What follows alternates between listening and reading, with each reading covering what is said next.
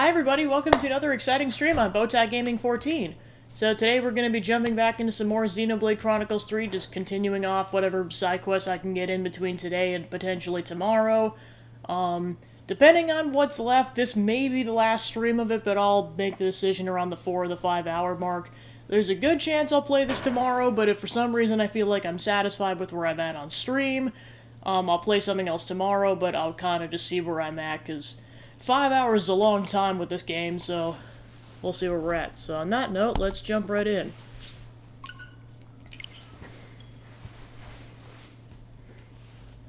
Last night I left off on, hey Joe, how's it going? Welcome to the stream, just booting the game up. Last time I left off on, doing Sagiri's side quest in, like, Colony Zero, and I think we had just gotten another one after doing her hero quest. So that's where I'm going to pick up today. So it's going to be another pretty chill stream.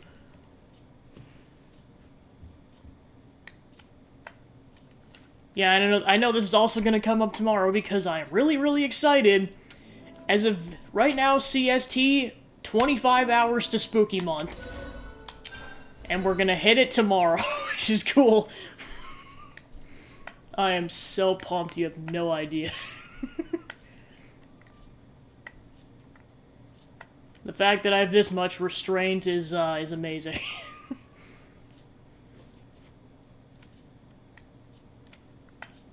Like I said earlier, the main reason I got all the decorations up already is because I have no time to do it this upcoming weekend, so I'm like, yep, just doing it last weekend.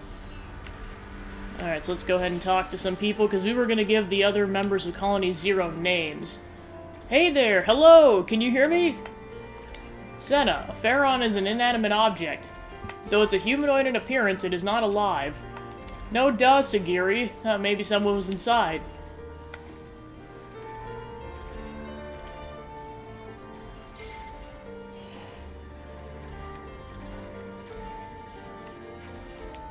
I've confirmed number 15's unit is unoccupied on present.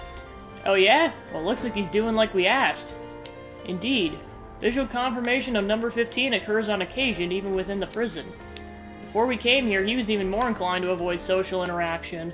One might call this a great improvement. Sagiri, what do you think of number 15 personally? At the least, he's a capable soldier. At the least? Amendment. I admit I also did not know what to do with him. Even I cannot predict his more idiosyncratic qualities. Understanding eluded me. However, I'm learning to understand others better as I work with them. That incident has awoken this new awareness within me.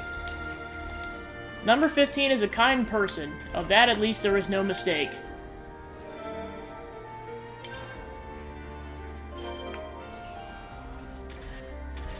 Can't wait for him to call us normies again. It's the funniest thing from last night. Basically just called the entire party dumbass normies, and I'm like, wow, 15, you are one of my favorite characters in this game now, because that's hilarious. I received a report on this relic from number 10. It reminded me how we got it restored in accordance with number 8's wishes. Oh, that's right. That was kind of tough, but since it made him happy, it's really all that matters. Number 8 followed orders with devotion. It's something that number 6 values highly as someone who respects discipline. That number 8 would hide the relic from all of us was, frankly speaking, quite astonishing. Heh, that might have been a shock even for you, Sagiri. On the other hand, it may be that was the real face of number 8. It could be that number 10 recognized this and wished to support number 8's wishes. I suppose so. Those two might actually be like two peas in a pod. They were both so curious. Indeed. Just understanding this, I can see there was a meaning to this relic.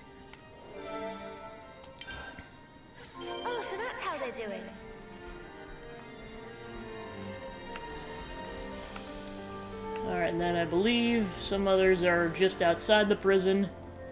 I'm in Colony Zero. I gotta start calling it Colony Zero. Oh, we actually hit level 5 with Colony Zero. That's cool.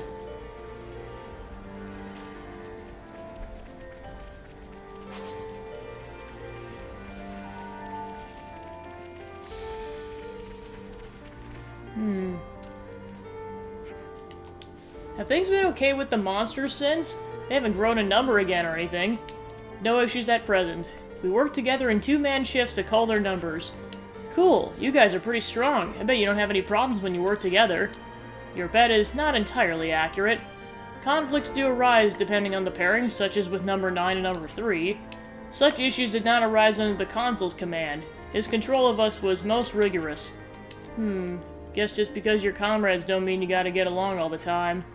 Or maybe it's because they're comrades that they argue sometimes. I mean, there's times I get into arguments with Mimi, too. You do? It wasn't always that way. I thought we used to avoid it, you know, subconsciously. But now that we're at a place where we both feel like we can tell each other whatever we have that needs to be said. I guess if that's the result, then the odd fight isn't such a bad thing, huh? I have never considered the issue from this perspective. I must process. Sagiri, if there's anything you ever want to say to me, I don't want you to hold back, okay? Oh, and not just with me, I mean with the whole of Colony Zero. I shall try. Maybe we could leave the prison grounds, stretch our legs? I have no objections. Where do you wish to go? Where was it where we all went to together? Mactha, Wildwood, and then around Capricorn Peak? Compliance.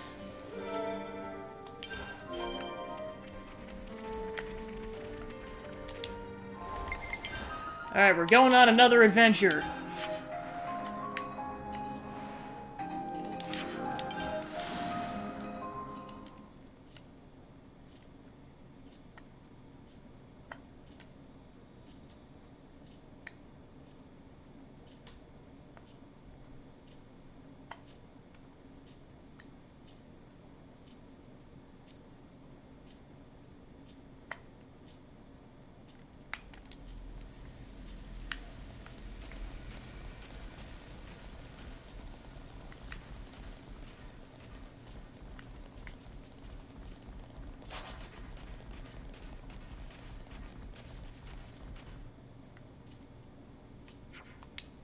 Gotta thank number 6 for introducing us to Wheelie Dealy. I concur. Without number 6 negotiations, outfitting the prison camp would have been impossible. I'm not the most loquacious of people, and I speak most formally. I would have caused misunderstanding, but number 6... Hey, don't worry about it, Sagiri. You're a great person, too. Anyway, can you tell me a little bit more about number 6? Like, what sort of name he'd be happy with? Number 6 dislikes pointless effort. He seeks to be concise in all things. As such, it may be best to avoid giving him an excessively long name. So then, should be something quick you could say quickly, kind of like Senna. Also, I would ask you to please consider something if possible, not just for number 6. Names that somehow incorporate their previous ID numbers. You mean like how I got the Se and Sagiri from number 7? Yes. Perhaps if everyone had a similar source for their name, it would be more equal. No one would have cause to complain. What's the real reason, though? I'd like to be the same as everyone else. Heh, you got it. Think you might be onto something. Yep, at this rate, I won't need much longer to come up with some names.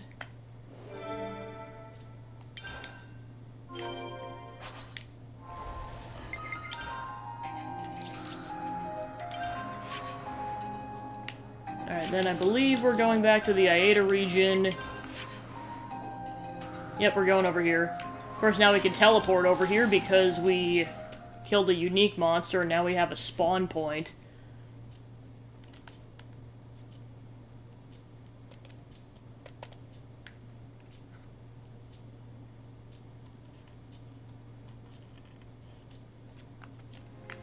Oh, that's a rare one. Sagiri, how are things between number 9 and number 3 since that time? Recently, I often see them together in the prison mess hall. Number 9 still does have become emotional at times, but overall they maintain a satisfactory relationship. Glad they managed to repair their friendship. Number 9's fluid emotions cause her to take a more aggressive tact with the others. In spite of this, number 3 did not give in in her attempts to improve relations with number 9. I hold great admiration for number 3's sense of perseverance and self-sacrifice. Yeah, just talking to her I can tell she really cares about the others. And number 9's trying to become an Offseer for everyone she's lost. They're both the same at heart, they just got different ways of showing it. Until now, I believe that showing excessive emotion would have had a detriment during battle. But with number 9 and number 3, I wish them to continue living by following their feelings. Good. That's why I gotta come up with some good names for them, too.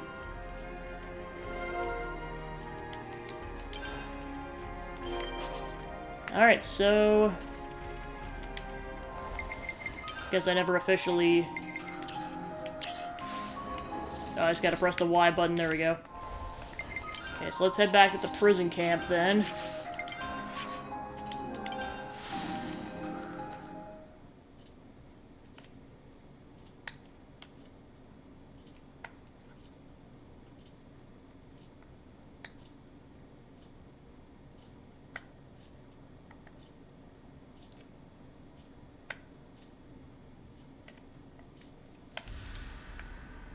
I was like, is it raining in here? What the heck?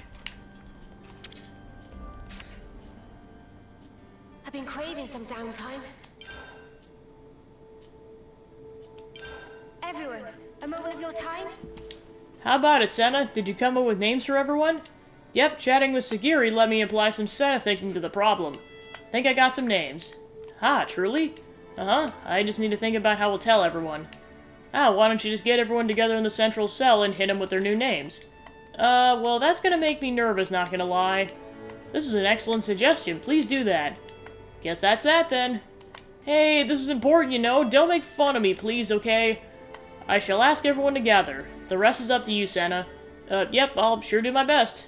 Sparks.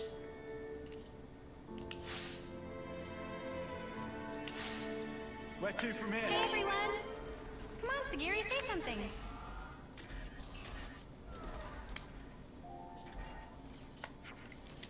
Everyone is gathered, number 7. Is there some kind of problem?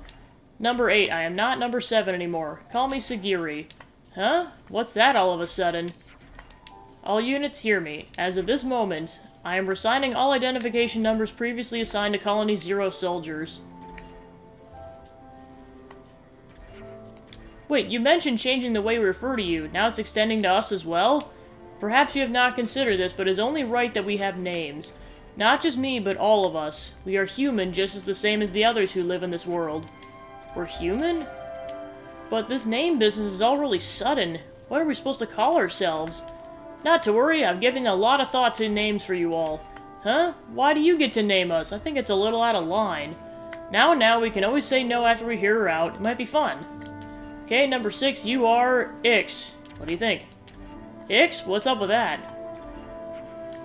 I mean, well, wait a minute, Ix. It's not too bad. Really like how short it is. Number 3, you are Trini. Trini. Number 3 is Trini. What's happening? I feel a little tingly. Is this what having a name feels like? Number 8, you will be called Illic. Illic. I got it. I'll be Illic from now on. For number 15, I got Biftine. Hey, what the? I go to Biftine from 15, really? That's barely any difference. I think it's good, Biftine. It's shorter than saying number 15 at any rate. I think it suits you, number 15. I mean, Biftine. It's like dumbass normies. You say so, number 3. Sorry, Trini. And you can be... How do you feel about Flyne? Flyne? You don't like it? Flyne the Offseer. Guess that's what they call me in the future. Better than number 9 the Offseer, anyway.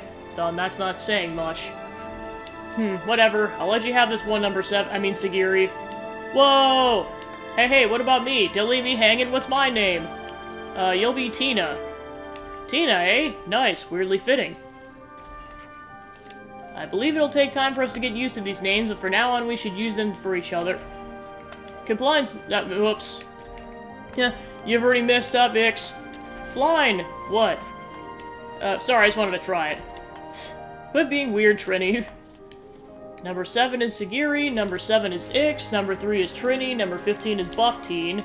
It's He's committed so fast to this. It's Biftine, man!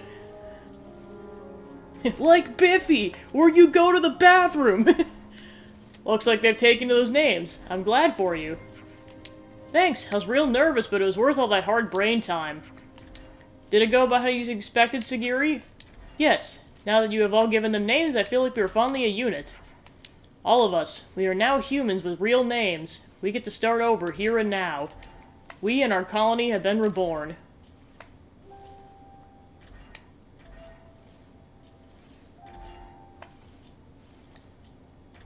Yeah, they really are all siblings in arms, because they're all kids, essentially. Alright, side quest complete. Okay, it doesn't look like any other side quests. Okay, so now they actually go by their names.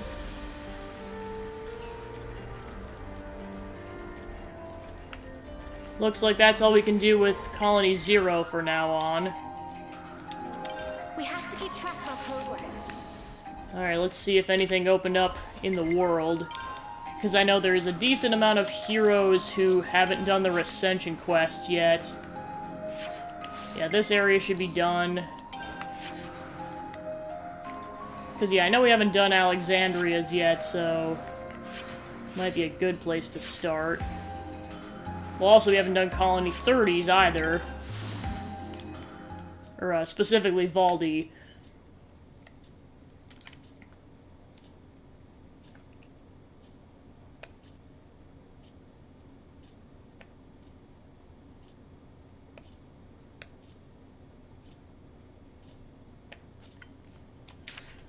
Alright, just to see if I can get anything to spawn, I'm gonna put Valdi in the party.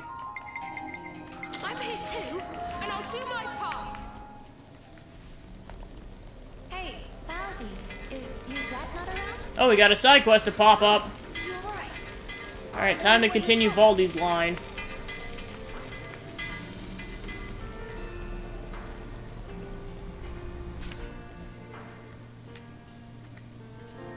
Yuzette, what happened?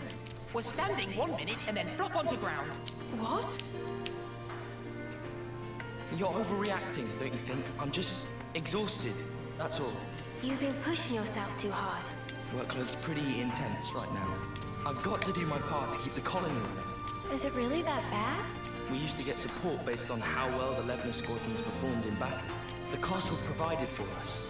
So now we have to work like a mudder to make up the shortfall. Why didn't you tell me? Didn't think I needed to. I thought I could manage well enough by myself. Now that's think of untruth. You said working hard for Valdi. Did not want sympathy vote. Hey! You said want to act dependable to get on good side of Valdi. Tried hard not to show weakness. Is that true? What does it matter? Fact is, I can't be lying down on the job.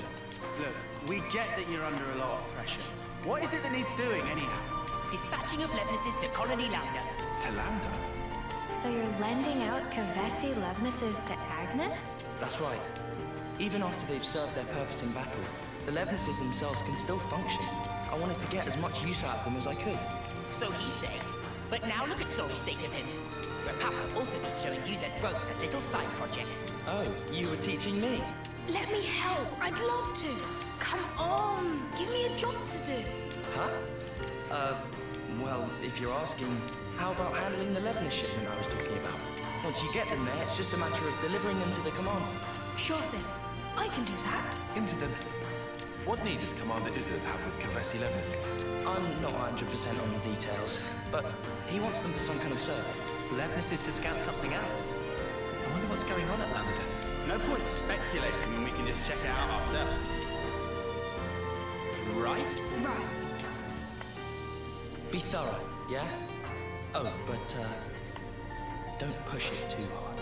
Oh, we'll be fine. You just take a lie down and make sure you're all rested up. So then, off to Colony Lambda we go. Alright, so this is officially Valdi's Ascension quest. I'm a mechanic. There's been a change in colony relations. Alright, so off to Colony Lambda to go talk to Izzard.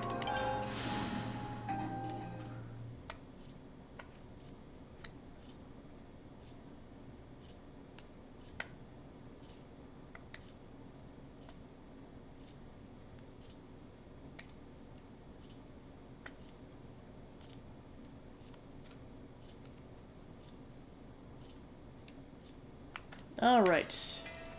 There's been a change in colony relations.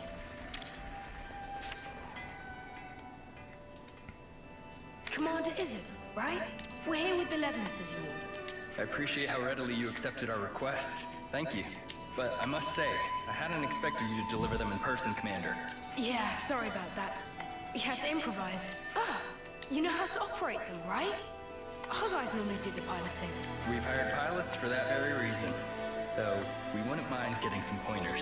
Oh, that's great. Our pilots have been wanting to chat with you too. Anything you need to know, just ask. Glad to hear it. Commander Izzard, I hear you're using the Levinuses for some sort of survey. Care to divulge? Yes, about that. We've observed recently that our water sources around the colony are being rapidly depleted. So you're using them to investigate? No. In fact, the survey branch has already identified the cause. It's the Ansels living at the top of the Great Falls. Ansels? But their natural habitat should be the Urian Mountains. Indeed. And their presence here has been affecting the flora. We're particularly concerned about their laying waste to the cure grass we use to treat our troops. That's an issue, all right? So you want to take those overgrown feather brains out of the picture? That it? Which is why you need powerful Levinuses. You're looking a bit worse for wear there, is he? You been running yourself ragged too? Do we need to go back to the spa? My lieutenant's also been burning himself out. Noah? We'll help you out too. I appreciate the offer, but Noah just sounded so unenthusiastic. He's like, fine, I guess we'll help. You underestimate this job, and you're going to collapse from overexertion too. Better to share the load. No? It'll make life easier. Valdy's really worried about him. Could be a nice little excursion. No one's gonna complain. all right then. If it's no trouble, we'll have this issue sorted in no time flat with you on board. Easy peasy. Just let us out. I look forward to this, Commander Valdy. Alright. Let's go take out some birds. Okay, let's see where they're at. Okay, they're over here. What's the closest spawn point? I guess that. Something. Are you an Izzard Paz tile?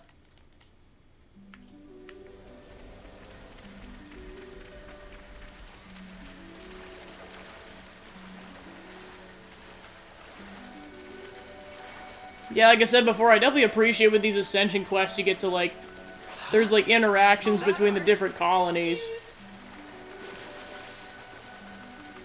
And you get to, like, basically travel around the world going to talk to people. It's cool. Definitely feels like, this world ends up being smaller that way, I suppose. Further up, right? That's right. There are skeeter nests around here as well. Oh yeah, these enemies are level 40. We definitely could have done this quest a while ago. But like I said, I wasn't... I didn't exactly put two and two together to be like, I should have the commander in the party in order to do this, or maybe like you have to do some of them in a certain order, and that's why this one didn't spawn in until now. Oh well, I had so much going on before this that this is kind of when it would have happened anyways. It'd be almost interesting to like see if someone tried to do like Ascension quests like as soon as possible to see when some of these would have opened up. That looks like them all. They won't be tearing up the cure grass any longer. I hope that now.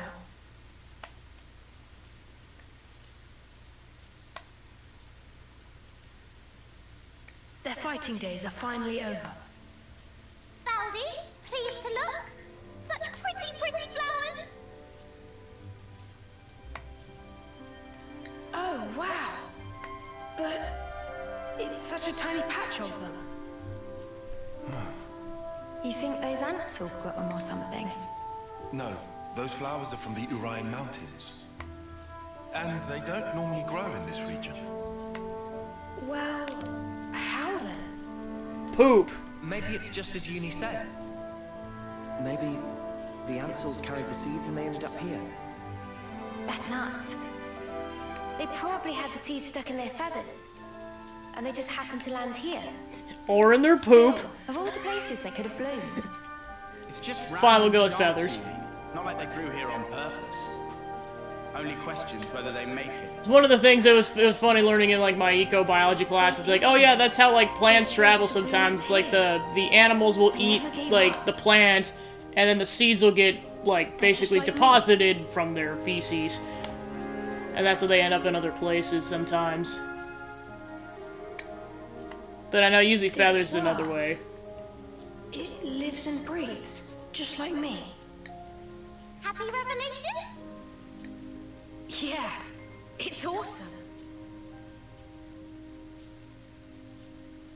Those kids like Shulk is like, let him get out every once in a I while. never thought we'd be able to find a serious anemone here. I never thought we'd be able to find a serious anemone here. You look pretty pleased, Tyon. Make us a cuppa then. Alright, so let's go ahead and go talk to Izzard, now that that's done.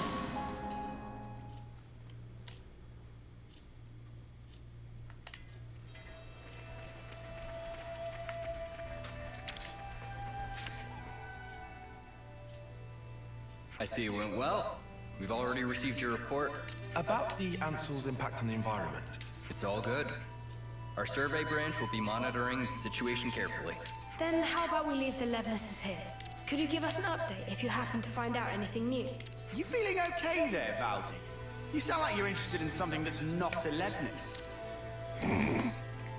Oh, come on. They're adapting to their environment. By themselves. It's such an amazing phenomenon. How could I possibly pass it up? Ha, how indeed. The most feared mechanic in Kevis. So wide-eyed and innocent. Huh? Up until we met in person, I pictured you as a cold, ruthless commander who would stop at nothing to achieve victory. That's the Colony 30 Consul's fault. Yeah, Valdi himself's got nothing but Levnis on the brain. Hey, that's me. Well, perhaps you're right. He's like, he speaks the truth, Valdi. But you're only looking at one aspect of the whole. Aren't you furthering a large-scale project for a new model? I hear it's a type of Levnis designed for a wholly different purpose. Huh? How'd you hear about that? The survey branch has eyes and ears everywhere. Oh, look at me and the fancy spy network I used to work for. You're talking about Doric. He's my friend. When he's finished, you've got to come visit. I believe I will. I look forward to building a lasting friendship with Colony 30. I'd be happy to accept your assistance in the future. Great, I can't wait. Good news all round, huh? Phew, now I'm friends with Izzard. Yuzette has so got to hear about this. Well then, let's not keep him waiting. Back to Colony 30.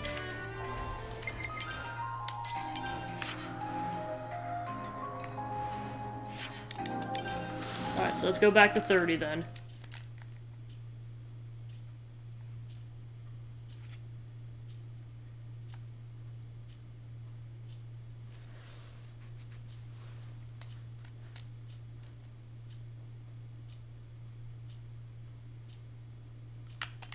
Something smells tasty.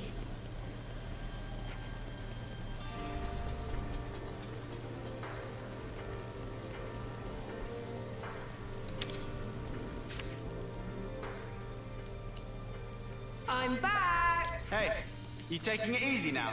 Yeah. You were gone for some time. It wasn't just a quick there and back. Yeah. One thing led to another. Sorry to butt in. Yuzette, the Nopod are in a real tizzy. Won't stop moaning about the lack of Levnite. Oh, they finally gone and used it up. Is it important? It's an ore used for Levinus maintenance. Tune them up with it and they're gliding like they're on ice. We're already negotiating with Colony 4 to get us some of theirs. I, don't suppose you could try to smooth things over with the crew, just for the time being. Oof. Well, I'll see what I can do. Yuzette, you know that transmission we received earlier? Well, there's a problem. How much is this guy juggling? There's not much point in him trying to recuperate here when he keeps getting pestered like this. What? What do you mean? You can't erase the shipment? Ah, I wasn't privy to the details. All I know is that some guy called Solon from Colony 4 told us to tell you. Hey, Noah. I know what you're thinking. Let's take this to Colony 4. Let's. Take some weight off this poor dude's shoulders, jeez. Alright, so let's head over to 4 then.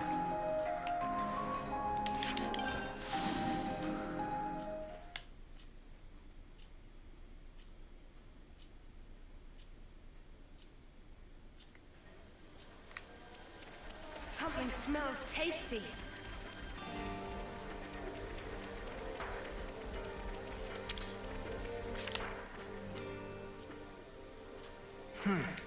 These are not good tidings. Especially when we're so swamped. Excuse me, are you Solo? Huh? Ah, yes. How may I help you? I'm here about the Levenite shipment to Colony 30. I was told that you couldn't send it, and I was hoping to find out why. Did you run into an issue? Well, we sent some of our compeers to Dana Desert, but we haven't heard from them since. I can't exactly leave my post, so I was deliberating as to how we should proceed. You said the desert, right? Anywhere in particular? The richest Levenite veins can be found by a landmark known as Glamrock, so you might try there. That seems like enough to go on, right?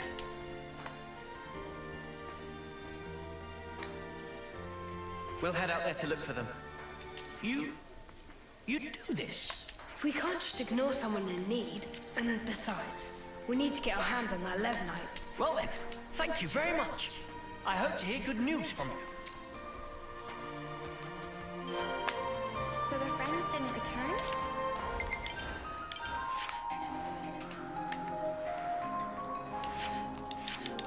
Alright, so we're actually going to the top of this mountain range, so cool. Alright, let's see where we're headed. Okay, we're going around this section.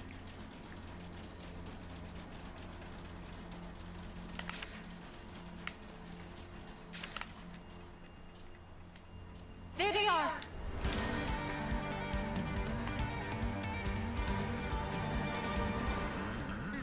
We'll have this sorted out in a jiffy. Let's rush them down. Fine by me.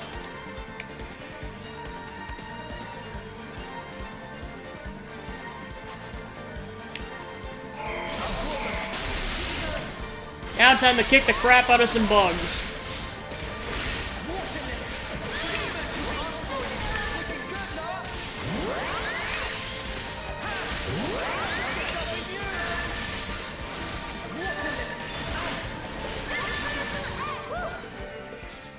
Wow, that was really fast, jeez. Are you alright? Yes, thank you. You saved our skins. Never seen monsters like that before. They really caught us off guard. Yeah, it's weird that those monsters were there. One would usually expect them to reside in their natural habitat, above the Great Cot Falls. So they decide to move house? This isn't walking distance we're talking here. They'd have had to have migrated from their old territory. After what happened to those mountains, the Ansels must have tried to take shelter beneath the Great Falls. I'll bet that's what pushed these guys out. And then they moseyed on over here to the desert. I suppose that's what happened when the Annihilator blew up part of the Orion Mountains during that one cutscene before the party took out the Kevis Annihilator. This is probably the consequences of what happened. Our squad leader just gave us an update. You're here to pick up the Levenite. If you want, we can just give it to you here. Saves you a trip back to Colony 4, right? You sure? Well, thanks. This'll at least take one thing off your Zet's plate.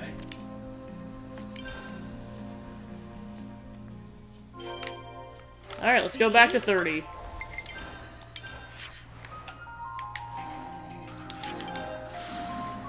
Get things done when I put my mind to it.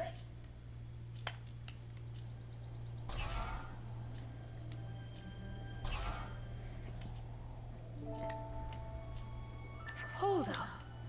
That Levenus. Hey, Commander. Good to see you back. Hey, Zuza. This little buddy's the Levenus we learned isn't it? Doesn't he want it anymore? To thank us for your offer of cooperation with Colony Lambda, they've sent us a fair bit of supplies and food. Wow. All this? I'll need to thank him a bunch. Ah, Commander, there you are. Guess what? Colony 4 just approached us with a deal to receive regular shipments of Levenite from them. What? What? I'll head down the docks and tell everyone. It's all coming together. It would appear that the bond between our respective colonies has been restored. Nice one. Huh? He hasn't even realized, has he? Come on, man! You brought everyone together, Valby. I did? It's really quite amazing. Even though you're all doing different things, you help each other out in all sorts of different ways. That's right. And when there's something missing, it always has a knock-on impact somewhere else. Sometimes you don't notice something's awry until after that effect has manifested itself. You know, the world's kind of like a Levis, isn't it? It's like a mesh of so many different parts, all interconnected. And because it's made up of all these different things and people, it moves. It's alive. So then, Baldi and Manana also belong to parts of world? Not just us. My buddies here are too. Not just some tools to be used, eh? Right, they're not. I'm just reaching for ideas right now. But hey, I'm a mechanic. And if the world's like a Levis, then I sure as spark should be able to fix it. I'll make a new tomorrow, where we can all live in harmony. Ambitious goal for Grease Monkey, but willing to keep on radar, with much giving of side-eye. Riku, gosh darn it. Was not compliment. Well, I believe in you, mate. Still get to give him all the crap for, like, okay, to be fair, he was about to, like, part ways forever with the Agnes people, but, like, him just bawling his eyes out and leaving Manana, that was hilarious. Just him being deadpan most of the game and then just being like, Manana, no! I know this doesn't canonically happen at this point, but I still can give him crap about it. Yeah, I'd almost have to look it up, but, like, I wonder if they've ever, like, revealed the canonical ages of Riku and Manana, because, like, they don't exactly say. I'm assuming they're, like, in their 20s or 30s, but I could be dead wrong on that.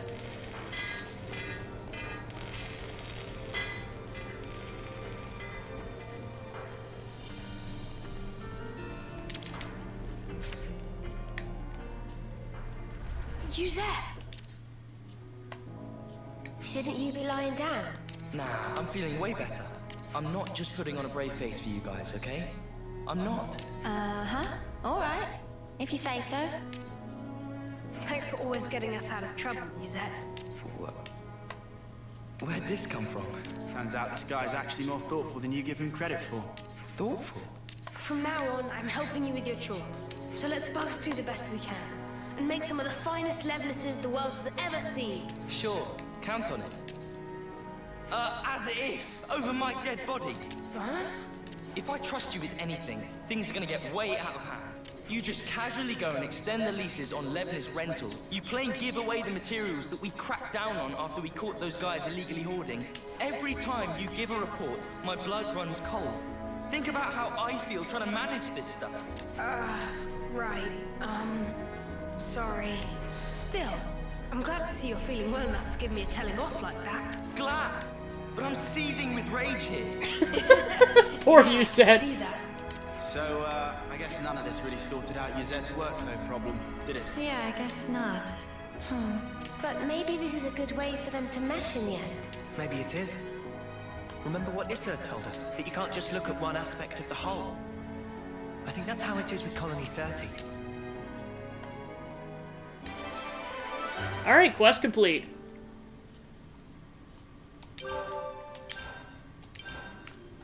Alright, then stuff probably opened up now that that's done.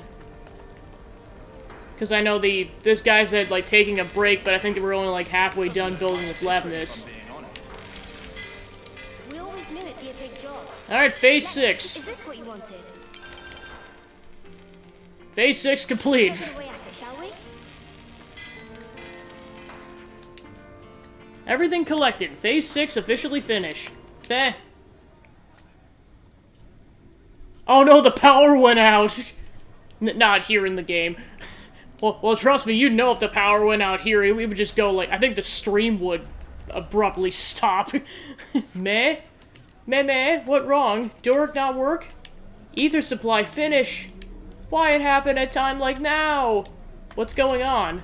Rapapa need huge amount of ether to build Doric, but it looked like we'd not have enough ether. Construction of Doric not able to continue like this. It impossible. How much does he need?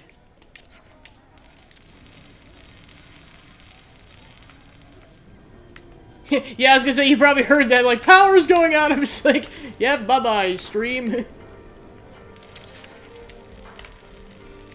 Well, of course, as I know, after Steven and Mal, like, blew a circuit in their house last week. And I was like, oh, please don't tell me that bad luck came to me. Trying not to run too much power in here, but with it being an apartment complex, you wouldn't think I'd have that much of an issue, but it's hard to say. Alright, so where the heck are we supposed to drop the ether off?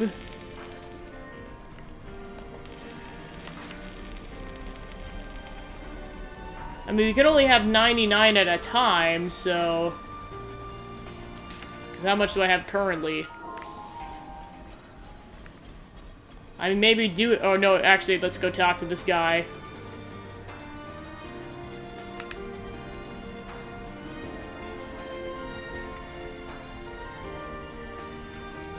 How long is it gonna be until we solve the ether shortage? Well, you said so. The shortage would likely continue for the foreseeable future, so... You're joking. Snuff my life.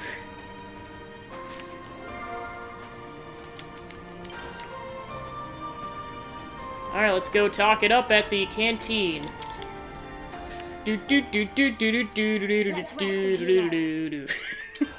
Figuring to make that joke at least once. Shall we put our heads together on this? How's Colony 30 been since last time? You're still short on either? Yeah? You said and the others are really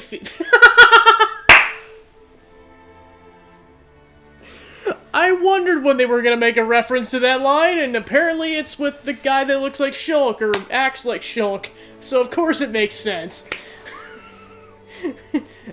Yeah, you said and the others are really feeling it! I wish there was a way I could help. Whoa, am I hearing things? Never thought I'd see the day. Knowing you, I thought you'd only care because you couldn't build Levnesses. Rapapa said the same thing. But you know... I had a talk with Izzard about sharing some of his ether, so I'm gonna go get, pick some up. You talked to the commander? I wonder if I could get a little more out of the other colonies. If I do that, we could get back to work on Doric. How much do you need? Okay, yeah, there's no way we're gonna be able to supply that much, because our cap is 99. Rapapa mentioned we need 2,500 ether cylinders. 2,500? Oof, I think that's something you really can't help out with. Then how about Colony 30 earns their ether from other colonies in exchange for some kind of service? Like when they lent Colony Lambda Levnesses. Good idea. Maybe we could send Colony 30 mechanics out on jobs. Their mechanics are highly rated. High enough to build a Levness unit that could beat silver colonies. Oh, cool! I'd love to go meet Levnesses from other colonies. You're gonna go, Valdi? No way Yset will let that happen. What? Don't you have a whole fleece of Nopon sitting around with nothing to do? Oh, that's right, they can help out. But who should I pick? I can ask Rapapa. We've got a bunch who owe you a pretty huge favor. Dinky Dinky, Widge Widge, and Pulley Pulley. Nice, let's give them the good news. Okay, that is a good side quest name. There's no ether! Everyone panic!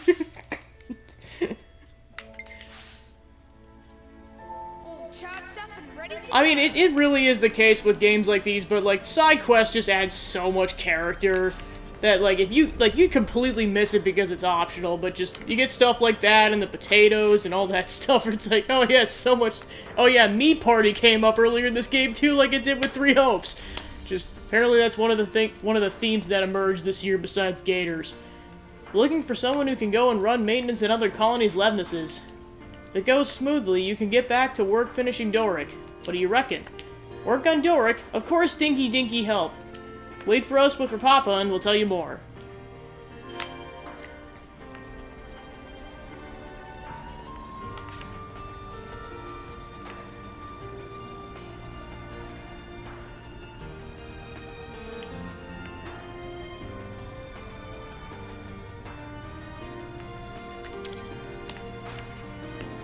We're looking for mechanics who can travel to other colonies. Would you like to help? You'd be doing Valdi a favor. For Valdi, Widge Widge C. Widge Widge happy to help. Thank you. Could you wait at for us at Rapapa's place?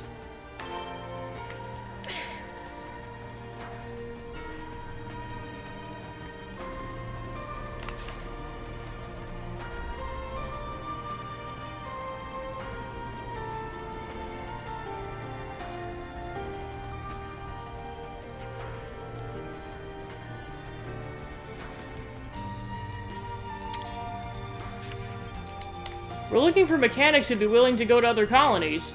It'd really help Valdi out. Puli go to Colony Iota too? Puli do it. Good man. Wait for us at Rapapa's place, yeah?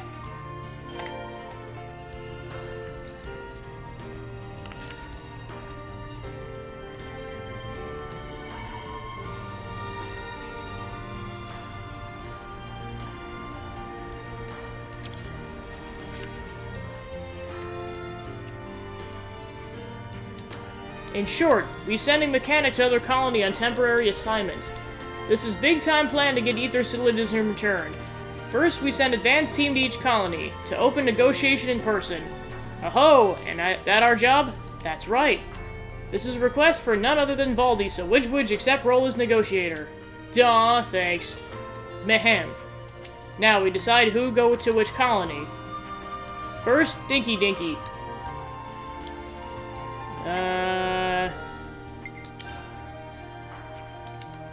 Colony Gamma it is. Dinky do you proud.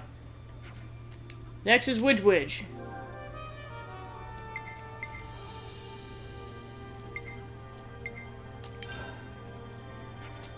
Lambda's a good colony. Widge accept. And last is Puli.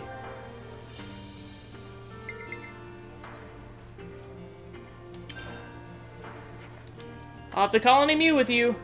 Not send to Colony Iota. Nope, give our regards. Everything looked good. Good luck, everyone, and now where can we send you, Rapapa? Meh? Rapapa go also? Are you not going? Meh.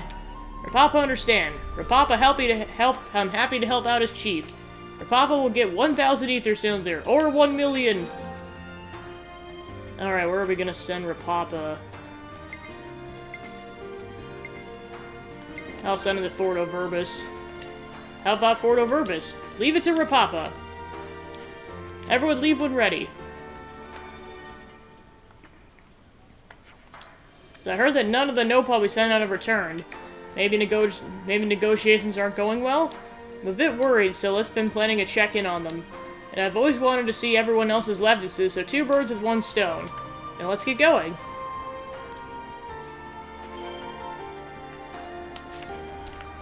Well, and of course, like, basically there's like 3 different options you could send each Nopon, so like, there are so many combinations in terms of how this could turn out.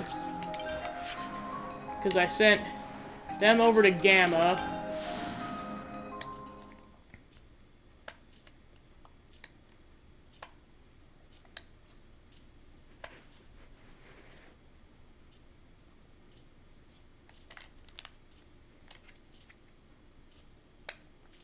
Because I believe it's like 4 Astra could be how many different combinations you get out of it.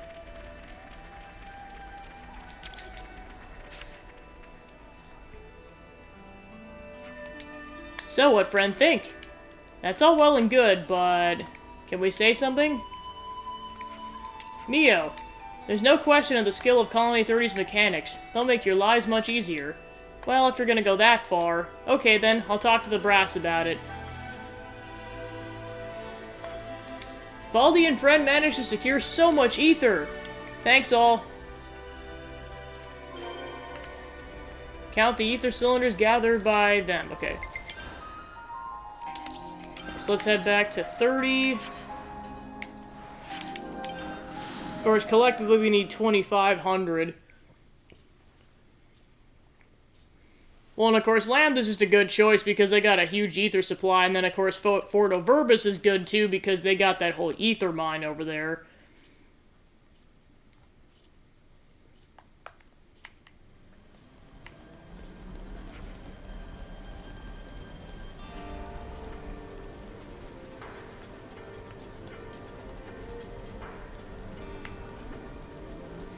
Okay, so it looks like they're all back.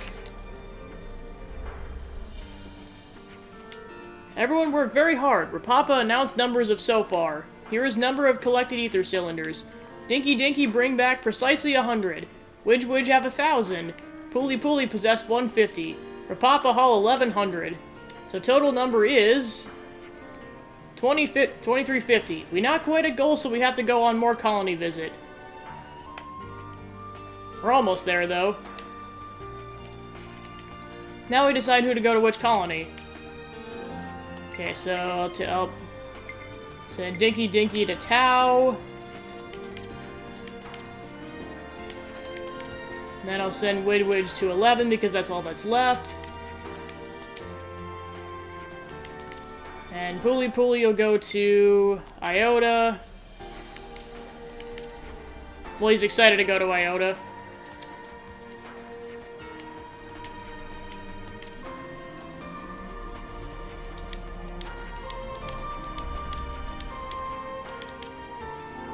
And then I'll send them to Colony 4.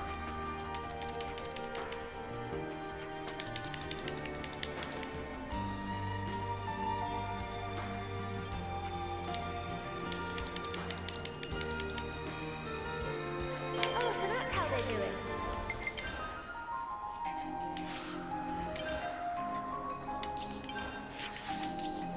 I might as well stay in this region, so let's go talk to the Colony 4 Nopon.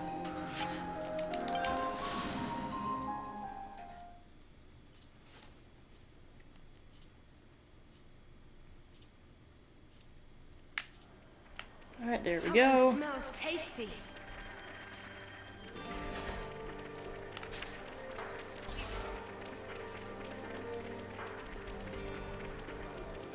Alright, let's go talk to Rapapa. So, they say, ergo, therefore, Rapapa do very best to that is meh. And point is, me busy too, please not waste time. Meh, meh, meh. Rapapa spotted. Valdi. Well, this explained a lot. We also hear from Solon and people of Solon. Us certainly wish to continue association with Colony 30, so may venture prove fruitful, meh.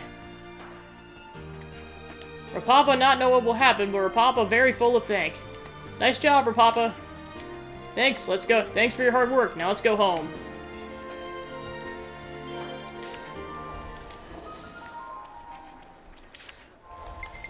Alright, so ideally that should have done it. Because we only have to collect 150 more ether cylinders.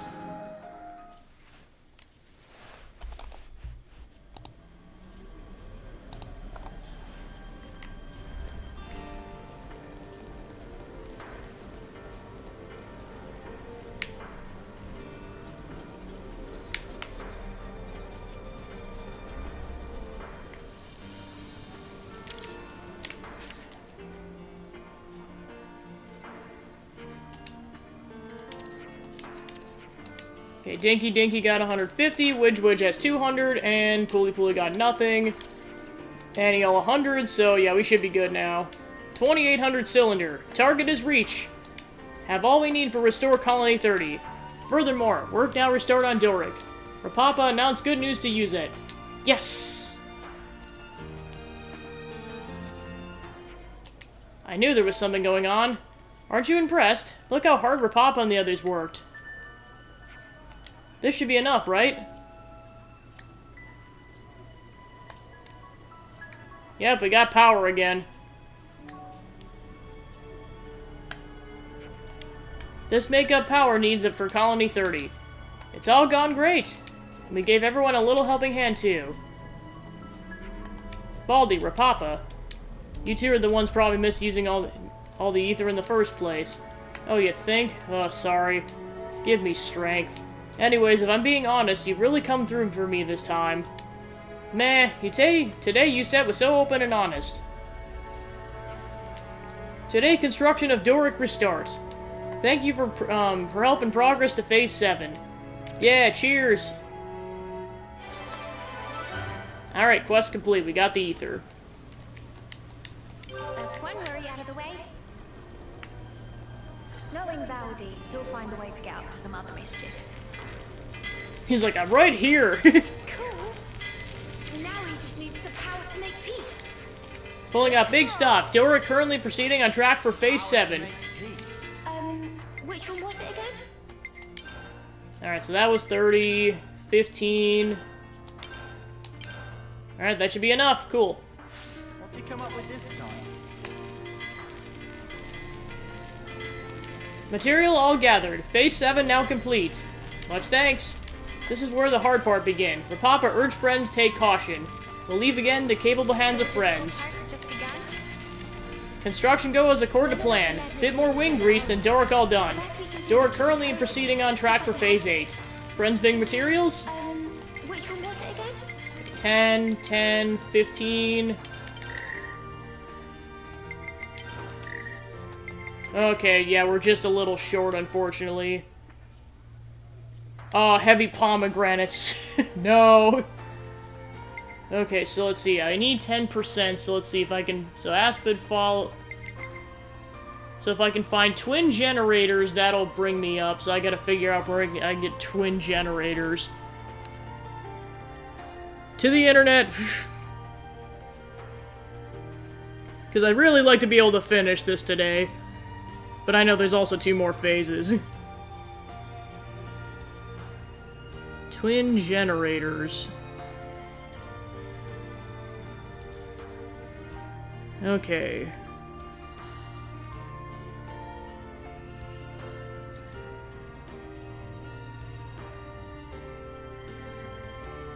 Okay, found in the Aida region. Doesn't specify, but it looks like it's the Aida region, so... Alright. So let's go to the Aida region, then. Not exactly sure where they are specifically, but... So it looks like we need 3 of them. I just figure I'll have the better luck of getting those because they're common drops.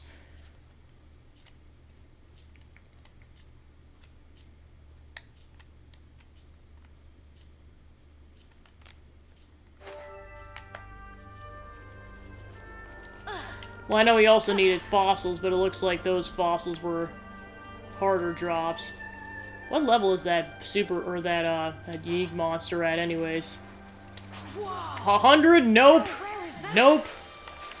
And that thing is, because the party max cap is 99, that is technically a super boss. Just barely, but it technically is. Probably try once the party's at 99, but I'm not sure.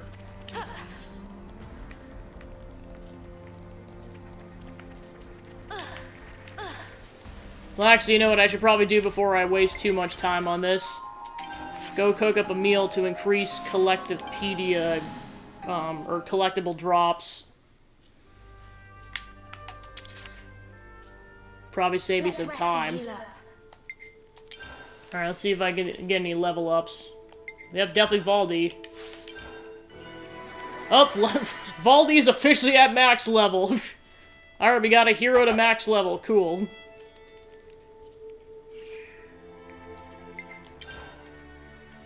And that's another quest I have to figure out eventually, is getting those other 4 talking points for Ionius' strongest.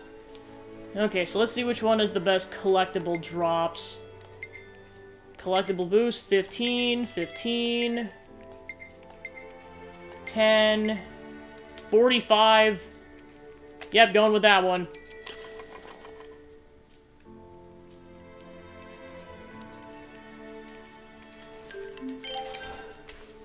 I couldn't eat another bite. Personal hygiene is every soldier's duty. Good, save. We have to keep track of our progress. Where to from here? Alright, so I'll have to go get collectibles.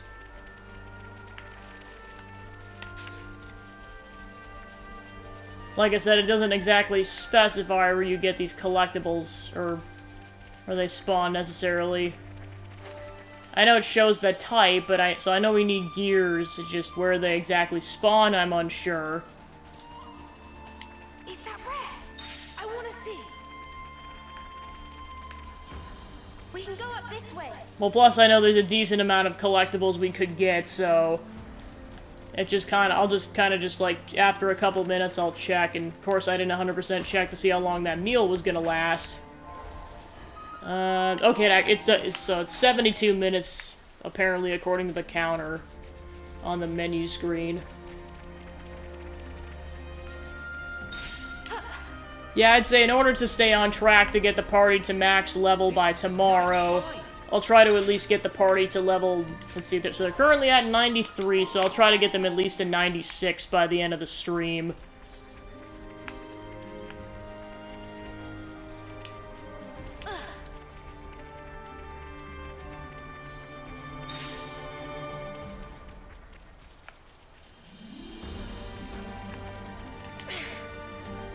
Alright.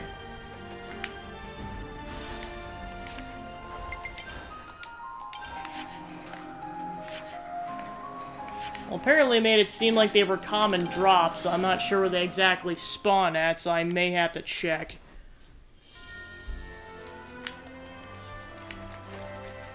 Oh, right. Haha.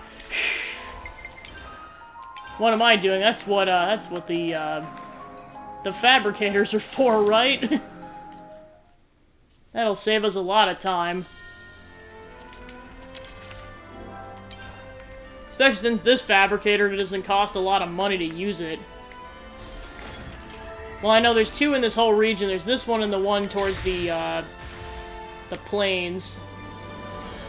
Alright, see what we got off this drop.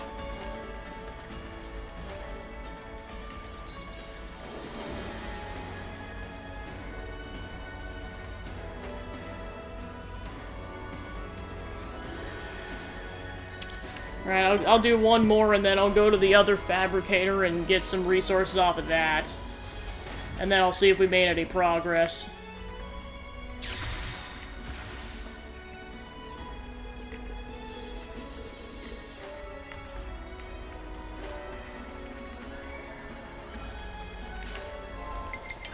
Okay, so now let's go all the way over to this fabricator in the corner.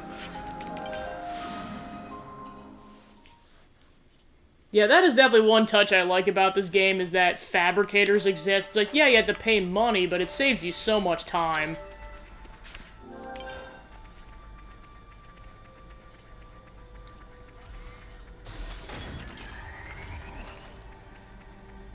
I suppose you might get a lot of mechanical drops in this area with it being a battlefield and everything.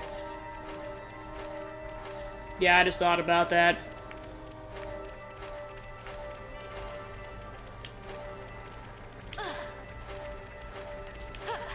A lot of glow plugs, jeez.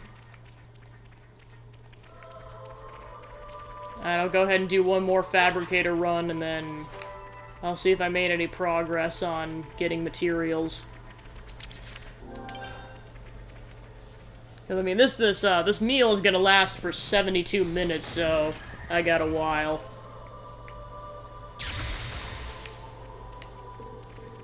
Is that rare? I want to see.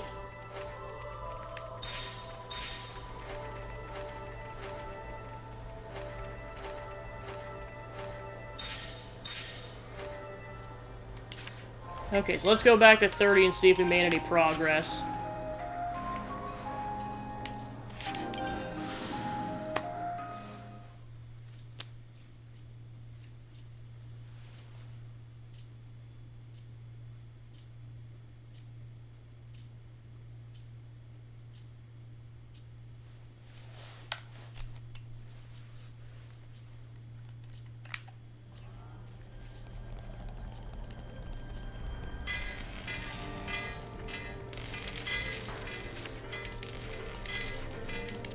Is this what you wanted?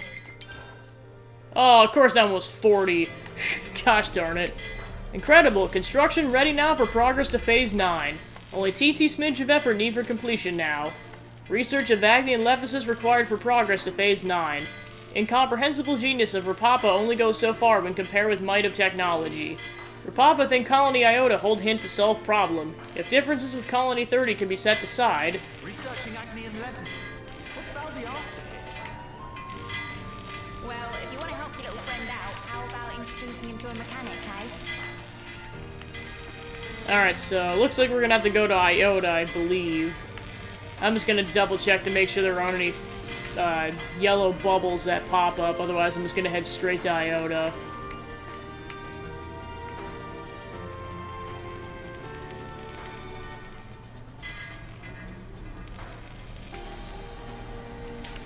Alright, so now I'm gonna head to Iota then. Let's go talk to Alexandria and co.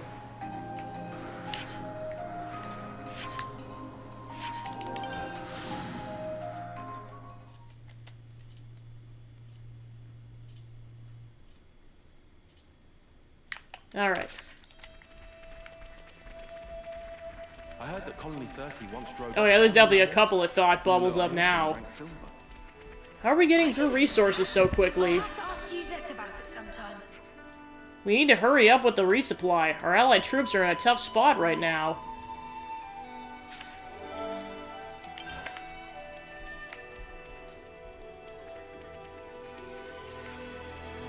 We won't be receiving provisions from home anymore, so watch how you get through the rations. That's not the person. Okay, I guess I gotta wait for this person before that pops up. Okay, there we go. We're at 20% of our remaining stock. Suppose they had so much, but now they're almost out. Alright, so the canteen's over here.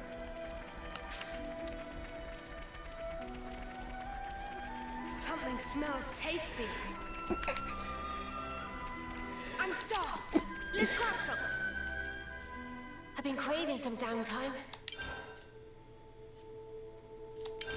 Shall we put our heads together? Okay, so Alexandria has to be in the party for this. Colony Iota storehouse is going to be in trouble pretty soon.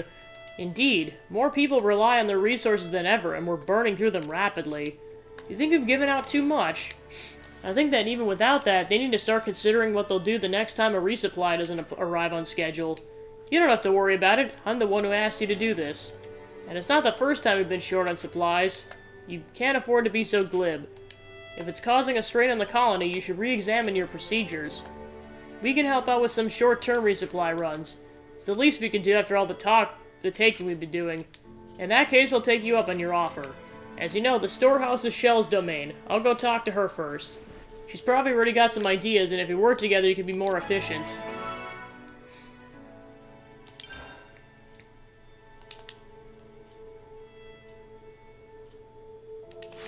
So I wonder if you have to do Alexandria's hero quest before you can proceed with that. I'm guessing that's the case.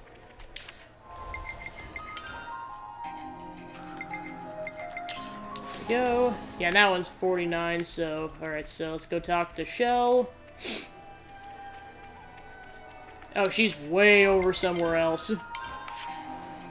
I think I have an idea of where she's at. Yep, that's what I thought. She's in the hidden stash cave, or part of the cave.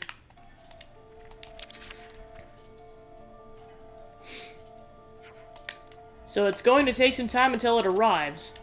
I thought it might. We just have to stretch the shortfall out through rationing, so that if you're low on supplies, we can help. If we all work together, we'll get it done in no time. All of you. We talked to Alexandria about it, and she told us to ask you. This is something you've already prepared for, isn't it? Could you bring it up to speed on the situation? Okay, I get what's going on. As you've seen, we're sending out the best of the best for mine and Riza's squads.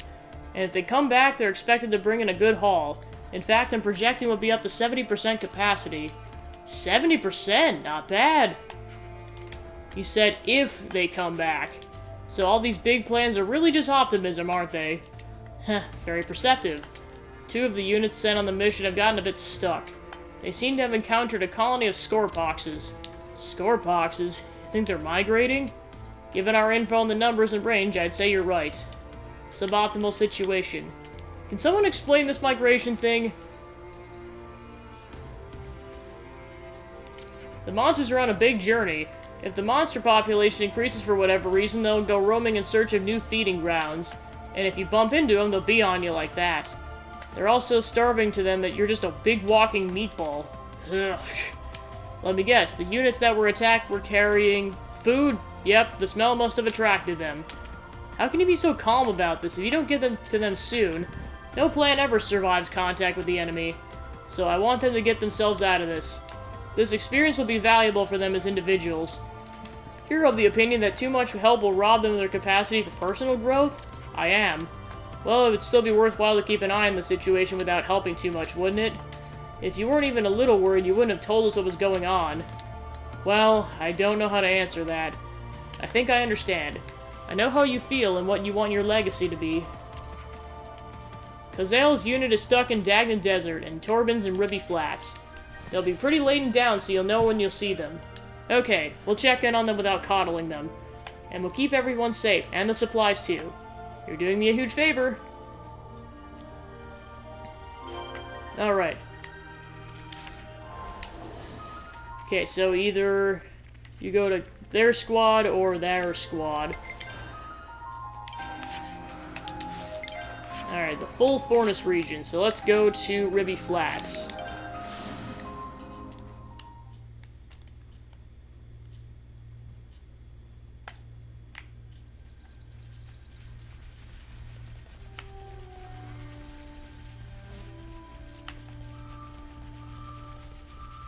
Look at them go!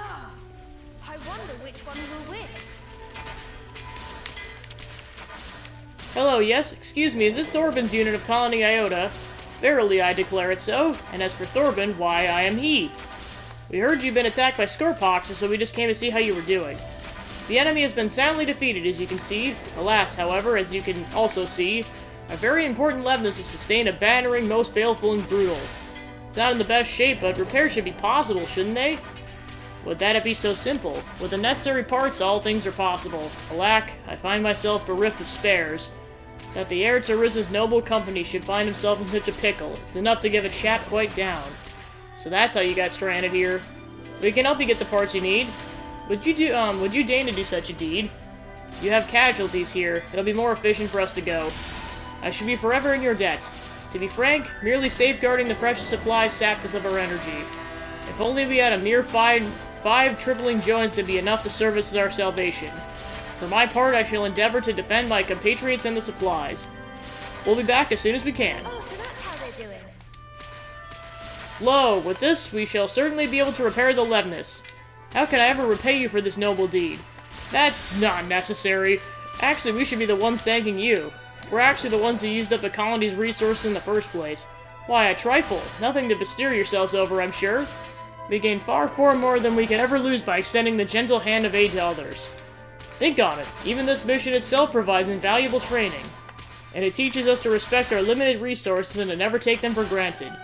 But above all these vital and priceless things, it has afforded me the chance to become acquainted with all of you.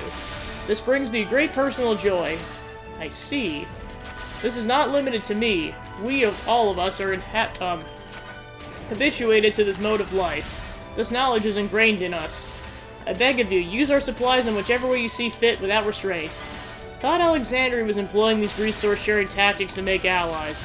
But is she also just using it to train the newer recruits? Just how far ahead is she planning? Alright, so then let's go to their squad in the desert.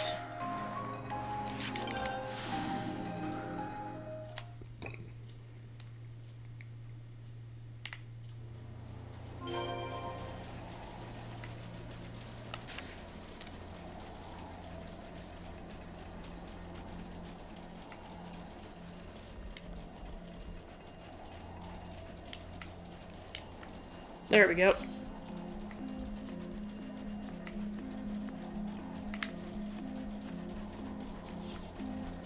Oh, that's a rare one.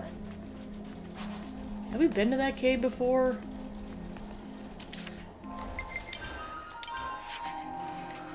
Yeah, we have.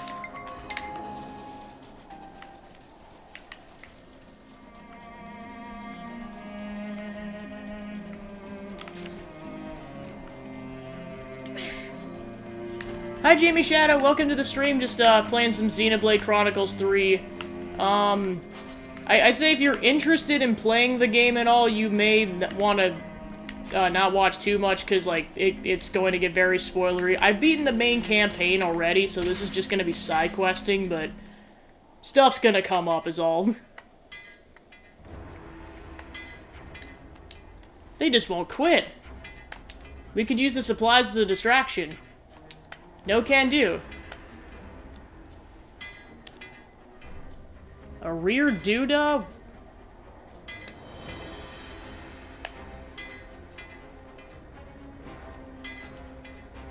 No can do. That's our absolute last resort. Can you clarify what you're referring to? I guess I'm missing something here. Sorry. Give me 3 minutes, then. Oh, okay. Got it. I'm like a rear dude. Yeah, okay, yeah, got it now. Trust me, I've been quoting that constantly this whole game. I'm just like, what's touching my butt right now? Huh, are you? There are quite a lot of them. Should we buy you some time? Please do. Yeah, it's been the best part about having finished this game is, like, I can fully enjoy the memes and not worry about getting spoiled anymore. Yeah, because I just finished the main campaign last week. Yeah, I was gonna say, this okay, so yeah, you really don't have to worry about spoilers then. Yeah, I was gonna say, this game has been a delight from start to finish, and just... Yeah, of course, that one moment, like, Chapter 5 going into Chapter 6, that just blew my socks off. I was in a funk for a week straight after that, not gonna lie, where I was just, like, just contemplating my life. It's like, curse you in! Everything's working as normal. Repairs all done? Yep, thanks for the help. We're going to be a little delayed, but we're going to get back to the colony. But there are still score boxes. Not to worry, we're taking a different route. Our plan is to take a path that another unit's already is confirmed as clear. You're so chirpy about it. Does this happen often? Well, it's the first time I've run into a monster migration, but there's always something popping up. You get used to it after a while. You gotta be especially calm in command when things aren't going exactly according to plan. They've been looking to Shell for that all this time. And I just thought that this time we'd have to fill that role. Kozel's tapped to take over from Shell when the time comes. That's why we got this mission, and why we had to get supplies that attract so much attention. There's a bit of not wanting to overtaken by Thorvin, too. What are you talking about? It's nothing to do with him. I'm sure Shell knows how you really feel. Keep up the good work. Will do, and thanks. Alright, so now time to head back to the supply area. So I know you said you beat the game, like, how much did you complete, like, in terms of, like, the hero quests and some of the side quests? Because I know I'm currently working my way through all those. Nice to see you back. I heard all about your exploits from the returning units. It was just like you said, Shell. Everyone was thinking how to live up to their responsibilities. I think I understand why Colony Iota is such a major player now. You finally appreciate how great Dame Alex is? Just one thing. What exactly is Alexander hoping to accomplish? Securing allies through resource sharing and simultaneously training the newer soldiers. They're closely linked goals. Dame Alex doesn't like to repeat bad experiences. When Colony Iota was hoarding its resources, we had a big problem with internal conflicts. The rich only want to get richer. There were no mutual aid, no cooperation, just bad faith and selfishness. Dame Alex knew that wealth and resources doesn't necessarily translate to quality of life. I see. But is it the only reason? Yeah, I was gonna say, just like, I'd say it kind of goes in order. Like, obviously, Noah and Mio is canon-ish, because I know the worlds get separated, but it might as well be canon. Those two, it's a bit more subtle, but, like, that's definitely shippable. I'd say, like, Lance and Sen, I'd say I could go either way on it. Like, I could just see them being muscle buddies or actually a couple. I could see that swinging any direction on that. I'm a pretty skeptical person myself, but Alexandria is strangely cold at times. Has she always been like that? Dame Alex still doesn't believe in herself. She can't bring herself to. We've only been able to watch over her, but we what? Dame Alex has to change. That's all I can say for now. Please just keep watch over her. I understand. We will. Anyway, that was a bit of a tangent. We managed to get to 70% capacity just as planned, so you can get back to work as before. I can't thank enough for helping out on our people. Well, and then, of course, there's also the Riku and Manana ship, because I don't know if it's ever spelled out anywhere what their ages are, and based on their demeanor, I'm assuming they're, like, in their 20s or 30s, but I don't know if it's ever explicitly stated anywhere what their ages are. But especially after seeing the ending, I definitely ship that. My gosh. Well, then there's the other, like... You completed all the hero quests and got most of the side quests and ranks. Okay, so yeah, you're pretty far along then. I was kind of plugging through the other half that I didn't get to before I finished the game. I did Teach's and Sagiri's last night, and then I did, yeah, let's see. So yeah, I just did Valdi's, and then I'm kind of on track to do Alexandria's at this rate. And then I know I gotta get through a few more, like I know there's Tritons, Gondors, and Monikas, Kamarabis. I already know what happens with Kamarabis. I'm not gonna... Well, I mean, I guess I could talk about it. I know they basically bring Ethel to the transporter, and they basically make her a, like a term tenor again. And that's how you get her as a party member, like... That was, like, the one thing that was spoiled for me, but it wasn't even that bad. I guess the one, like, there's probably certain plot points I would have been angry or upset about if I had found out about them. Particularly what happens between chapters 5 and 6. If I had found that out early, I would have been like, aw, man. Which is why I am definitely a stickler for, like, other people who are playing this game, like, I believe Tom Fox just is kind of in the middle of chapter 5. I'm like, I swear if anyone spoils that for him, I'm just gonna be like, no, that's not okay. I know there's other people playing the game, but I know he's the one that's, like, currently still playing the game. Especially to that extent, because he's only, like, halfway through.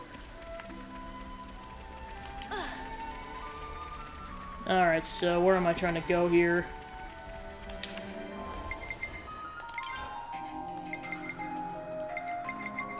Okay, so I finished that side quest, so I may just not have high enough... Or, wait. Gotta keep learning my lesson here.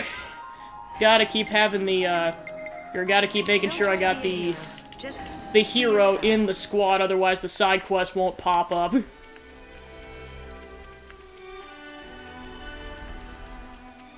Because I'm assuming this is gonna be either a side quest or, like, the official trigger for the hero ascension quest.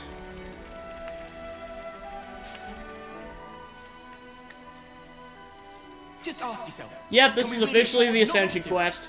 Please convey this to Dame Alex. Look, I'm telling you, there's no way she'd agree. You seem to be having fun. Mind if I join in on the pleasantries? Huh? Dame Alex? We can explain everything. Don't trouble yourself, Chickadee. I'll hear it from him directly. I want to hold a tech summit with Colony 30.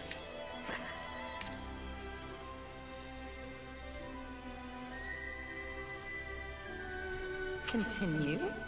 I know you're reluctant, but now that we've been released from the Flame Clock, and the wall between Kevis and Agnes has crumbled, now's the perfect time to institute a tech exchange. If it's successful, it could even lead to stronger, more lasting peace. You had problems with Colony 30 in the past? We fought against them before, just once, but they absolutely wiped the floor with us. Never before or since has Dame Alex misread an enemy to that degree. The bitter aftertaste from that event has lingered for years, giving us all headaches. Oh, jeez. Who's bitter at whom now? It doesn't sound half bad. Let's have a technology summit. Really? Dame Alex? Kevis's Colony 30 stands at the forefront of technology. This is not a problem in the slightest. Truly, not even a speck of one. Now we've done it. Chickadee, contact Colony 30. Tell them I'm coming. Yes, understood.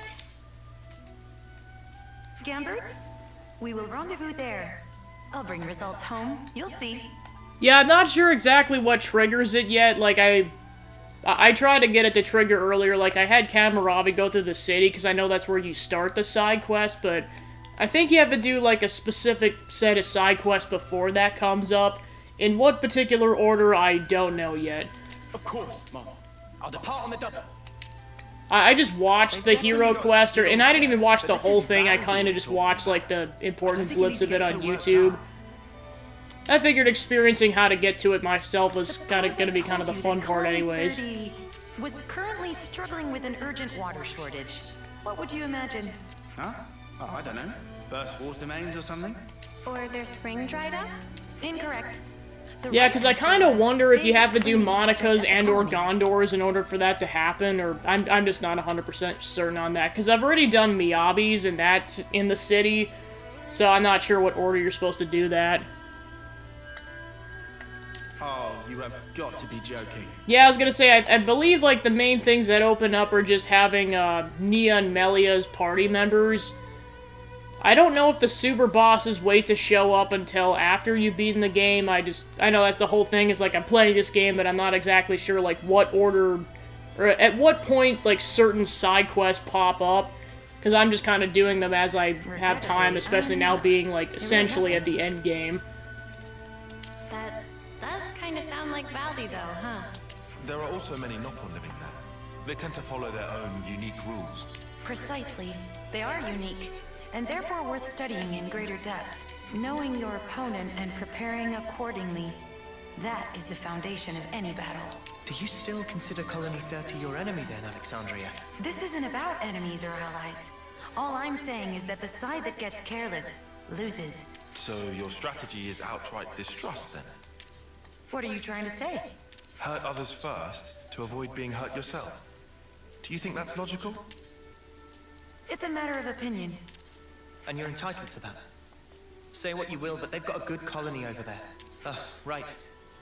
If you don't mind, could we attend this technology summit of yours? We could help introduce you and Valdi, too. Yes.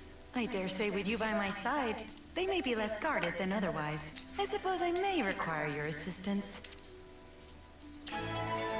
Alright, so that's officially the start of the Ascension quest. Oh, so that's how they're doing. Alright, so let's head over to 30. Because I know, I got the Levnus in Colony 30 up to level 9, and it said you had to talk to Alexandria, so I was assuming you had to do this before you could continue that project. There's been a change in colony relations. Yeah, there's been so many funny moments of this game over the year, or kind of over I guess the past couple of months I've been playing this.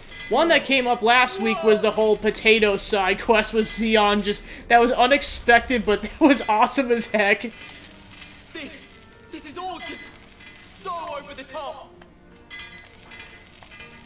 Oh, I suppose, yeah, well, I mean, to be fair, I could just go back and do the final boss whenever I wanted, but I accidentally wrote my save with what I did before I completed the game. So I can't go back to that, but, I mean, I'm kind of before the final boss anyway, so I don't think it matters too much. Welcome. Hey, it's Valdi. Hey, pal. How you doing? I say this because during, one of his side quests that just came up, like, earlier in the stream, at one point he says in his dialogue, "I'm really feeling it." So the meme has come full circle on that. That was delightful. Not too shabby, I suppose. Riku, Chief. Friend Valdi! Banana Miss Friend! No need to be shy, Chief. I envy you your energy levels, bud. Well, I mean, he is a kid, or a teenager at oldest. Glad to see you in high spirit. Thank you. And yes, I'm pretty good. Who's this? She's the commander from Colony Iota. You got the message, right? Oh, you're Alexandria. Thanks for reaching out. It's Alexandria, actually.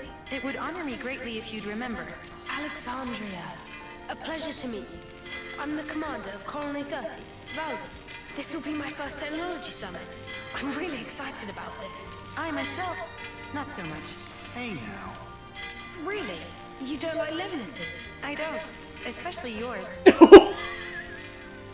Wow, she is very blunt and to the point. Roast the poor kid, why don't you? Wow. I see. Well, I'm sorry to hear that. Then I hope that by the end of the day, you'll learn to love them just as much as I do. Your credit to your colony, Commander. But don't you think you should be on your guard even a little? Why would I? We have no reason to fight. You might be the only one who thinks that. Obviously not. If I was, the others wouldn't have brought you. You trust them, don't you? Just as you do. Right, Alexandria? Yes.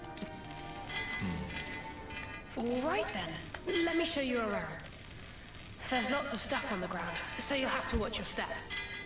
I have nothing to hide from friends. Feel free to look around. To be fair, he does seem like he doesn't really take it personally. He's like, well, people have their preferences. Yeah, I was gonna say, well, to be fair, that's probably the whole point of this Ascension quest, is figuring out what's really bugging her.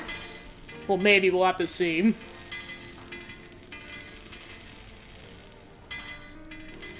Well, and of course she's on the younger end, too, because she's only a 5th termer. Everywhere I turn, there's hard-working Nopon.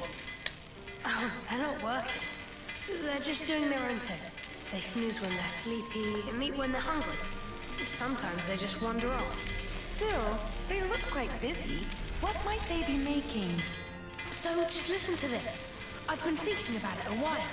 We're looking into constructing a smaller, stronger Levis, focusing on 3 pillars. Durability, serviceability, and ease of use. Actually, the whole premise of our work, like fixing things, might need rethinking. If you put too many features on one Levis, then you need more time and parts, and it ends up costly and hard. Not to mention the handling, so to get out of the cycle. All right, calm down now. Huh? But I was calm. I like this guy already. This new model design is really very interesting. Thank you. I'm happy you think so. Oh, hey, do you want to work with us? We've just been looking for team members for Project Bingo. Bingo? It's what I'm calling this new model. I was thinking about it, and when I figured it out, it was like, bingo. So we named it that. Okay, sounds great. Yeah, typical Voldy move. So I'd love some hands-on experience to really improve and... Gamber? By which, of course, I mean... So I guess one question I can ask too while I'm thinking about it is, like, as of what you've played up until this point, who is your favorite hero character? Sure I do. It's a question I like to ask people who have actually played the whole game, to well, at least talk to the hero characters, at least at the base level. What do you mean? Actually, now I have to think about which one's my favorite at this point. Because they all have different personalities that I really like, because, I mean, like, in terms of just, like, utter bluntness, I really like Gondor, because, like, it came out of nowhere at the beginning, but trust me, by the time we got to the beginning of Chapter 6, it was refreshing. To be like, yay, a familiar face, we're saved! But yeah, Izzard's up there for me. Well, I think my opinion of Xeon's gone up a lot, just because the whole potato side quest. Let's see. Guess Sagiri's up there, because, like, I like the whole, like, them getting their identities back.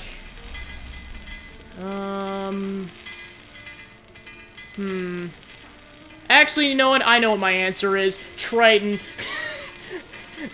That whole introduction to him and finding out that you can have a Mobius be a playable character, that was an awesome moment. That whole side quest, I was just dying from laughter. So yeah, my answer is Triton. I'll introduce you. He's not like, I mean, I still gotta figure out how to play him as a playable character with the other, or like with the 6 Ouroboros people. But in terms of, like, personality and everything, Triton is my favorite. He's Pirate Grandpa.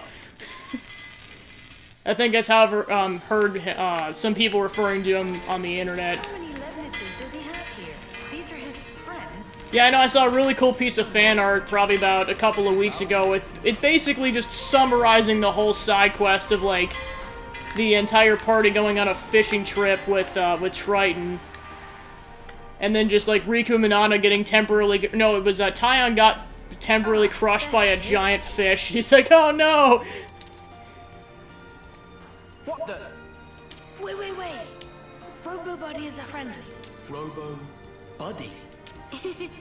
It's this little one's name. Where'd you pick it up? Oh, she was strolling about outside. It must have been on patrol, dude. Did you have to go and drag it in? Yes. It doesn't treat Kavesi as hostiles. Or does it not even What do you think, Lance? You're talking to a Blevnis nerd over here. But why would that be? Some error in the control circuits? There's no errors here, and she's not broken. You're conversant with Agnian technology? No way. Well, I guess I dabble, but there's tons of stuff I don't understand though. That's where I started tinkering with those that I do. First, the question of how Agnian autolevs operate autonomously. I think it's mostly to do with ether signaling, but I figured if we could break it down, we might be able to transmit stuff back to them from our side as well. Well, and of course with the whole heroes thing, that's just based on the base game, because we know there's at least going to be 2 more heroes with the DLC, and then whatever we get for the side story. Anyway, I spent ages It's going to be interesting, and I forget what their name is, but the one that got announced as part of the second pack. It's going to be interesting playing that. Back up. Are you saying you can control it? Well, it's not that precise, really. But at least we're friends now. Right? Is this for real? If they actually succeed at implementing this at scale. Yeah. It would turn the rules of engagement right on their sparking head. I was about to make a Ryuji joke, because, I mean, to be fair, he kind of looks like Ryuji.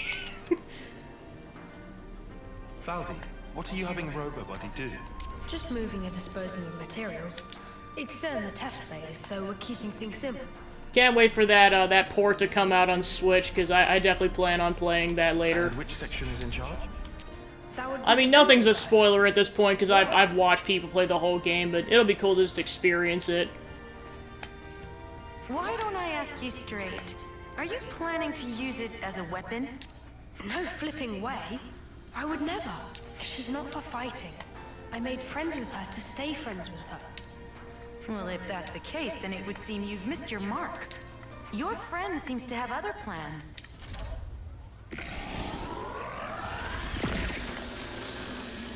Robobody, why? Yeah, I was gonna say, yeah, Monika's a really good defender class. Like, I found that out when I was level grinding. I'm like, wow, you can really just have them carry.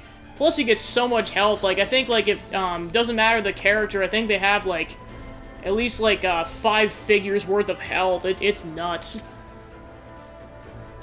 No use debating it. Ready arms. Gondor, I don't think I've used enough, so I'd have to use that class a lot more in battle.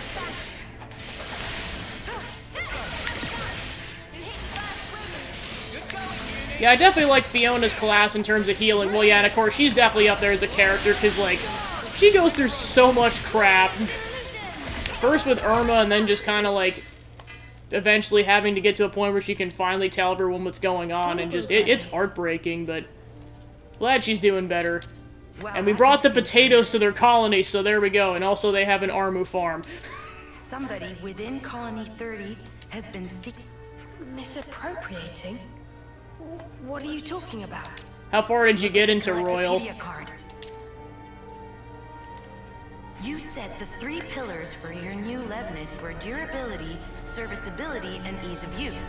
Yeah, and that was a cool touch with the final boss fight, is that, like, you obviously get to bring in your hero character, but then you also, like, most of the hero characters actually show up as ghosts to help you fight Zed. I thought that was a cool touch. And then also seeing all of them in the cutscene at the end. Okay, you're decently far in. Alright. However, you'll notice that the materials Robobuddy was collecting were waning lapis and venolium. A brittle rock and a highly scarce metal. What ought we to think about that? Oh, you're right. This isn't what I asked for. But hang on, Alexandria. How did you know to check our Collectopedia cards? I asked her to. I figured it might help, but it looks like I was right. Yeah, I think who did I take? Oh yeah, I took Miyabi just because I figured she kind of had a personal beef with Console Y. And, well, it turns out that X and Y are kind of just, like, extensions of Zed in a way, so, like, I feel like she kind of deserved to kick some Console or Mobius butt, if more than I think most people. Oh yeah, also when Nia and Melia joined up, like, that was a cool moment. No, Robobuddy clearly turned hostile and attacked us. It must have been under the control of someone. Yeah, and of course that boss fight went on for so long. I think there was probably only like a couple of minutes worth of cutscenes that like. So I think with I think I have timed it just because I can keep track of it with the stream. I think it was about an hour and a half between like all the phases from the moment I like entered in to the moment where like basically the ending cutscene starts playing out where N and M just rest in peace. Well, I guess sort of because they're still here. And that kind of brings up another thing.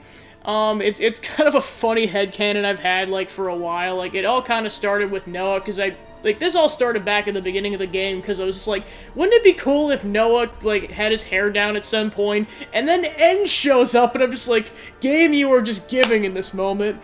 And then, like, of course you get to, like, see and interact with N throughout the game as it gets later on in the story and everything. And then I kind of had this headcanon of, like, wouldn't it be cool if N joined the party, even though I know that would never happen? And then technically he does.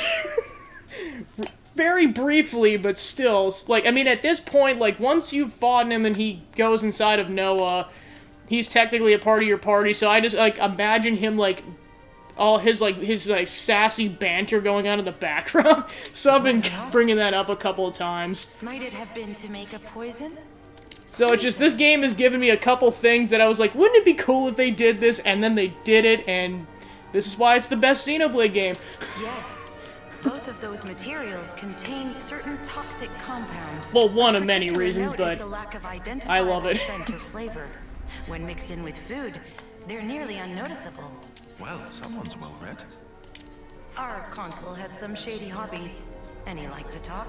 So, what would happen if you swallowed it? Depending on the concentration, dizziness, numbness, diarrhea, emesis, and in more severe cases, Enough. Oh, fantastic.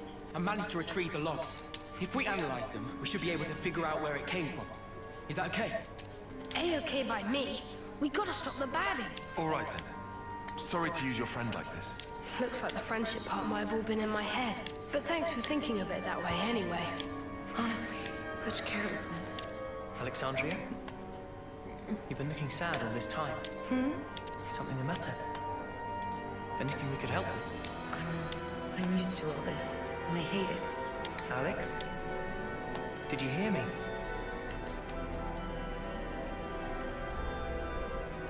Yeah, I was gonna say, I thought they were gonna get, I mean, to be fair, I know you kind of got a ability buff with, like, being able to use, like, the true power of the Sword of the End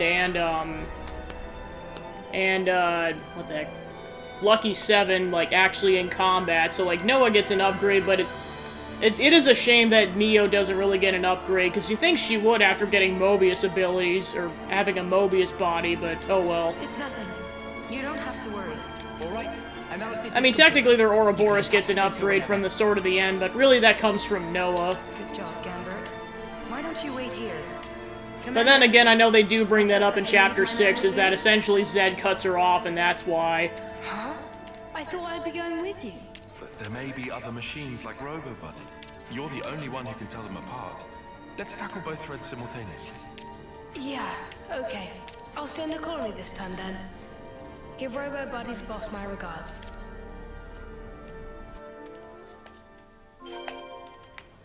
So another thing I just thought of, I know I saw some really funny fan art. It was like, I think this came up for both Senna and Kamarabi being flame blades.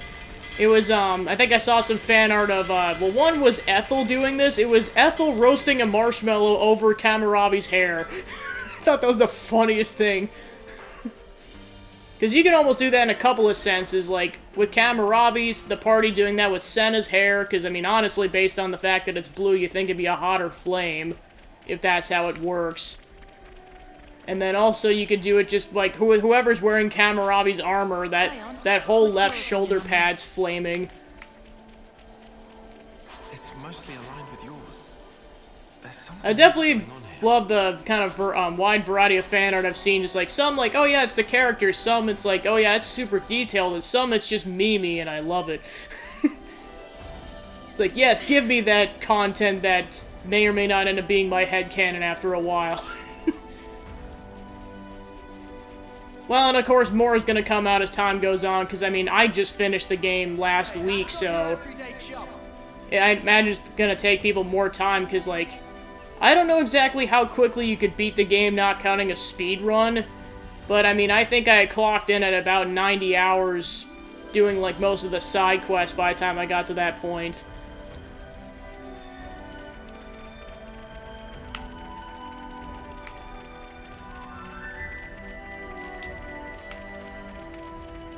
Yeah, I was gonna say, I know there's still, like, 3 months left in this year in terms of, like, figuring out my personal game of the year, but so far, this is it.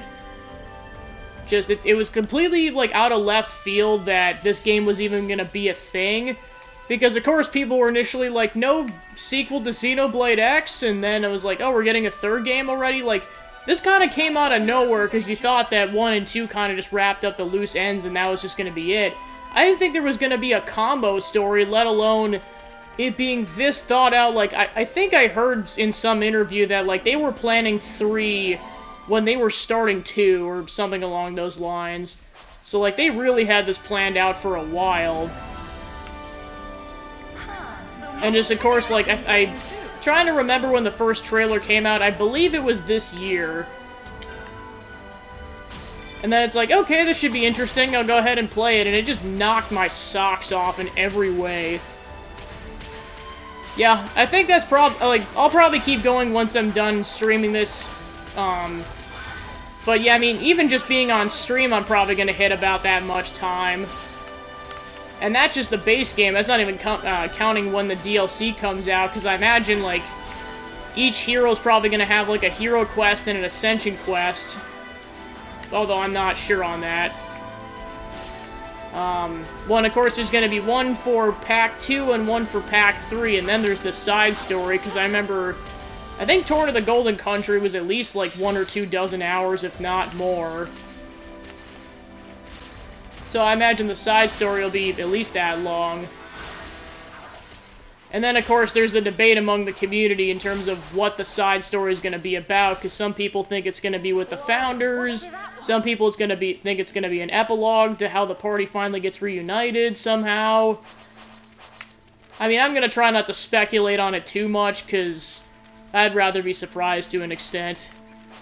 Alright, where are we going?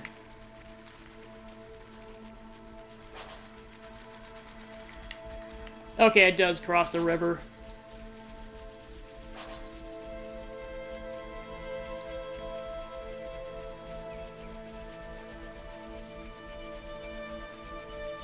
Yeah, I know the, kind of my general plan for content is that I'm just, like, wrapping this game up by the end of the month, because then I'm gonna be playing some, spooky month, or, games, or just kind of getting into that frame of mind for the month. And then I'm gonna hit up the next big game, which is gonna be Harvestella. I've beaten the demo already, and I definitely feel justified in that decision, because that game is so much fun.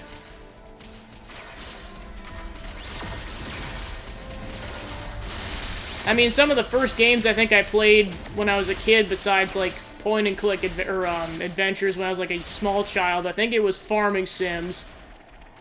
So having that also be, like, an RPG, I think it's a really cool combo. Well, and then, of course, Rabbids Sparks of Hope's coming out, so that'll be, like, the other main game I play. Plus, I had a charity stream last month where people could, where the logs run out. For a certain dollar amount, people could recommend a game I could pretty much beat within a month, so I got 3 games I gotta play for that to get caught up on the backlog. Oh yeah, and then Pikmin 4, oh my gosh. I am so psyched for that, and then, yeah, Tears of the Kingdom. I mean, next year's gonna have a bunch of bangers.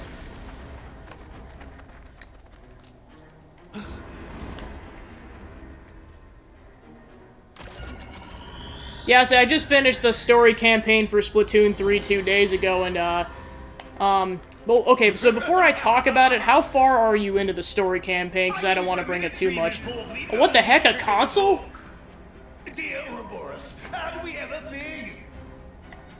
Oh yeah, and that was the other thing from the Direct, is that there's so many of them coming out. So he's alive? Okay, so you did finish the whole thing. That final boss fight was so hard. Especially the final phase, like, that was really get good, the boss fight. I'm still talking here. We don't care. I couldn't care less. How primitive can you get? You didn't really think you'd fooled me. No. Whoa.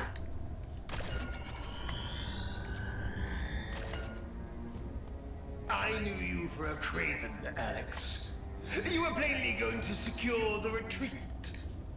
Oh, so you do have 2 brains. Everything's going numb. Oh, crap. A very special likeness, that was. Oh, it isn't fast acting, so relax. I formulated it for the water supply, you see. You're after Colony 30.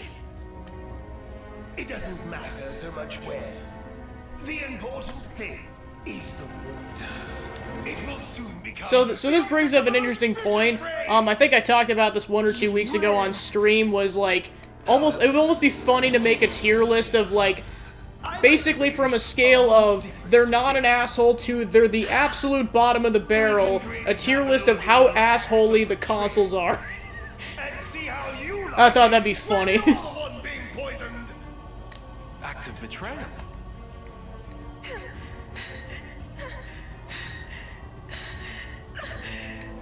Mother! Stop spewing your idiot lies! Oh dear. You haven't told your... And the thing is, I think that's why that really hit for Triton, because I was like, up until that point, I'm like, finally a console who's not an asshole. I mean, the worst thing he did was punch Lance. That was it.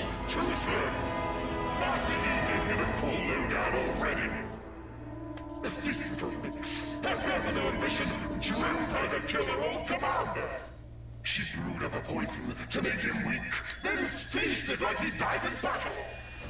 Whoa. She readied her accomplices, team leaders to shut them up. And they're still chumming it up today. Alex. Whoa. He's telling the truth.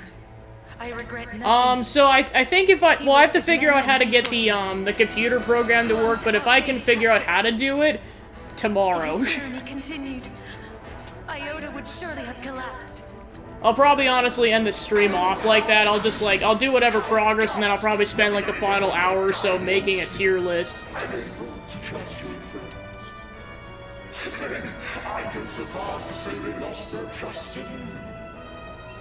That's right. And so, I'm not asking you to trust me. Okay, so I should probably explain how I'm doing this. So, like, S tier is basically being, like, they're really nice, they redeem themselves in some way, they're, like, an asset to the party. So, like I say, I'd probably put Triton up there, probably M, and then, like, the basically F tier is, like, kind of the bottom, and then, like, there's probably gonna be an even lower level, just being, like, this person is, like, absolute bottom of the barrel. So that's how I'm gonna do the list. Like, I'll probably just phrase it as, like, how nice is this console? For me, I'm choosing to trust you. But yeah, D is way, way down there.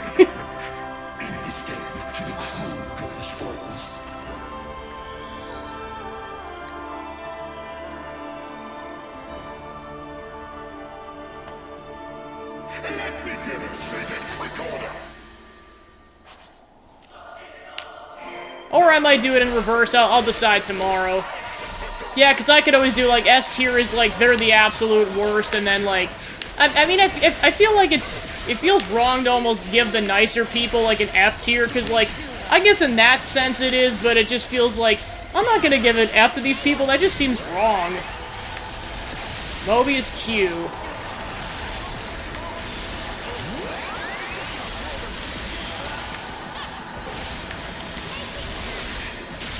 I mean, to be honest, I probably have a couple ideas for a tier list, but, like, that is the one that stuck out of my mind probably more than anything else, was, like, I should just start... One, of course, that's also why I want to do some of these Ascension quests, because I know that, you fight more Mobius in consoles, like, in the Ascension quest, because I know with Ashira's side quest, we let the console get away. Although, we technically know what their personality's like by this point. Okay, yeah, I'll go with that then. So yeah, like I said, I just off-stream, I have to figure out what computer program I need to figure out for, getting that to work, and then it should be smooth sailing at that point.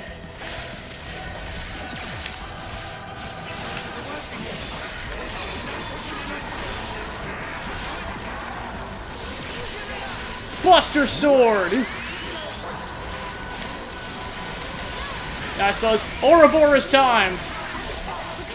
And speaking of, like, Ouroboros, that was actually, I got a major accomplishment. I was actually able to pull off the Sword of the End attack, because as it currently stands, it's barely possible. Like, the battle has to go on long enough, and they can't be too strong of an enemy, otherwise you'll overheat too quickly. But yeah, I think, like, at the very last second I was able to pull the attack off. I thought that was really cool. And then in terms of,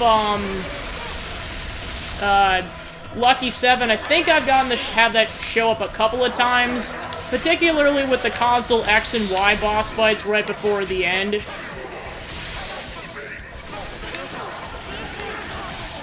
And then I'm almost done with, like, well, I still gotta get my characters up levels, but I got 4 of the Ouroboros up to the full extent. So I'm getting there. Oh, crap. Yeah, Noah doing work.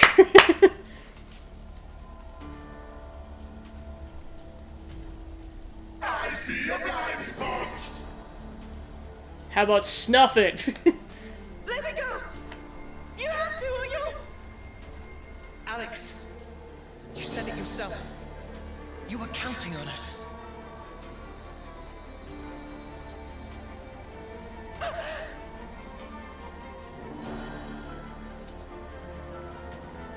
This here's my friend.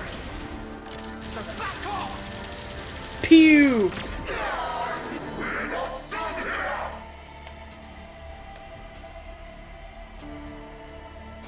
Haha! Lucky 7!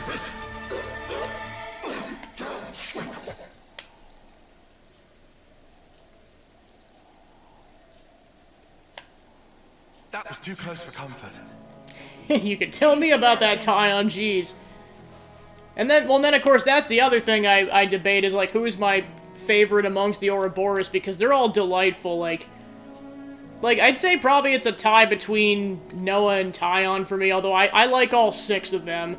Like, Tyon's definitely, like, the brains and kind of the strategies of the group, because, like, multiple times he pulls it out for the team in the story mode, like, hey, his strategy worked and it saved all their butts. And then also he's kind of just looking out for the whole team, and of course, at first, you're just like, well, why is this guy like this? But it pays off in spades for the party so many times that you cannot give him crap. And it's refreshing. And then just, you know, Noah just being Noah. Being optimistic and always willing to help, and then just, man, the struggle he goes with in Chapter 5, just geez Louise. I seriously thought you'd snuff it. Yeah, I was gonna say, just his whole thing with Izzard and Nimue, like, you kind of get his, well, I guess the whole Agnes crew, you get their storyline later, because, I mean, you start out the party, or the game with the Keva squad, and then gradually you learn more, so, like, you get his first, and then Senna's a little bit, and then Mio's later. Hey, I trust you. I knew you'd make it in time. But at least with Mio and Senna, like, they were together longer, so, like, Tyon's whole backstory, like, towards the beginning of his life in this iteration is, kind of a bit more out of left field, and you're like, holy crap. And also, it's just like, how could you blame a kid for that mishap? What the heck is wrong with you, that one dude in the back, in the cutscene of his past? Well, I didn't exactly have time to ponder it. You smug little clod. Well, then, of course, I was like, how could you blame him for this Izzard? And then it turns out it was Yorin the whole time. I'm like, okay. That was another plot twist and a half. Because at first, when they show up that one console with 4, I thought they were all just, like, elderly, and they were just sapping off of people like vampires in a way. But no, it turns out they're all different ages, and I'm like, okay, I wasn't expecting that. I thought it was just going to be a bunch of elderly people just trying to regain their youth somehow. But then I was like, okay, why is one of them really short? Like, what elderly person is that short? And I'm like, oh, that's why. It's Kid Yorin. But why? How can you do those things? You could have died. Yes, but that's just Noah's way. How have you survived this long if you're always so careless? I'm telling you, we count on one another. That's how we've learned to do it. And I'm Tyon, so I mean, I could say a lot on that. Perhaps I'm not explaining it right. But in any case, I think there's something rather elegant at the heart of it. So that's what you call strategy? I swear, you Ouroboros must be the most peculiar people I've met. Too peculiar to trust? If you were, I'd have been long gone. Thank you for trusting me. Right back at you. Let's get back to Valdi. He's probably getting worried.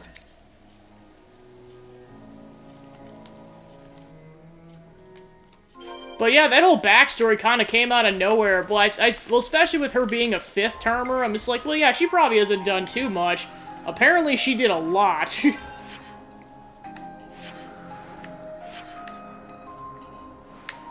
Yeah, and that was the thing, too, is just, like, it's kind of the progression some characters go through as the story goes on.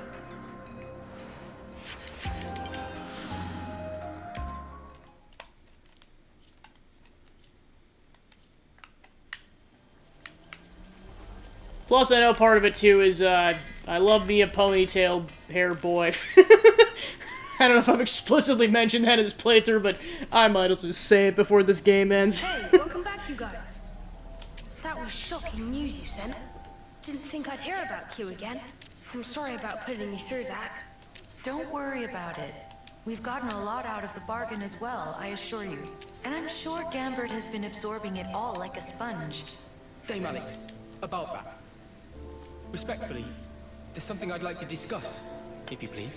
You want to stay here, don't you? How did you know? The Nupon are staring. Well then, Valdi. They're just standing there, menacingly! What would you say if I proposed a temporary staff exchange?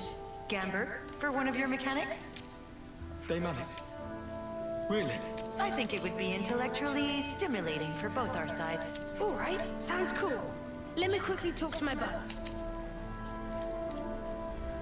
Dame Alex, what's brought this on? Pardon? Brought what on? Never mind. We got the okay. They say they'll move ASAP. Very good. This should help foster better relations between our colonies. What do you mean better? We're already fast friends. You're right. I misspoke. Gambit, come on. Gotta introduce you to everyone. Huh? What? Now? Hey, hang on! Well, that's one thing taken care of.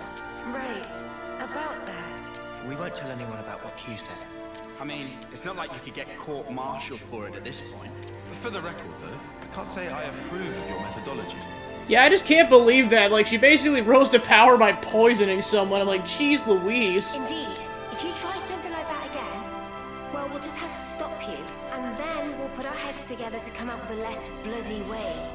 So no more agonizing alone. Got it?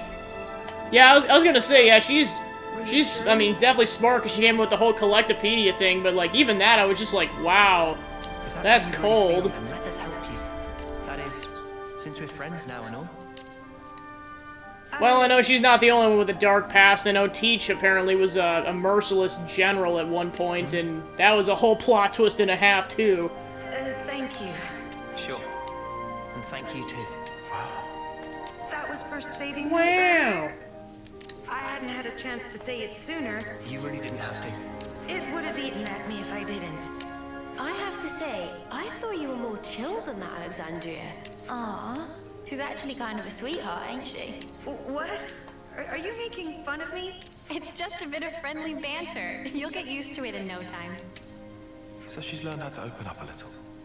Good for her. Alright, quest complete.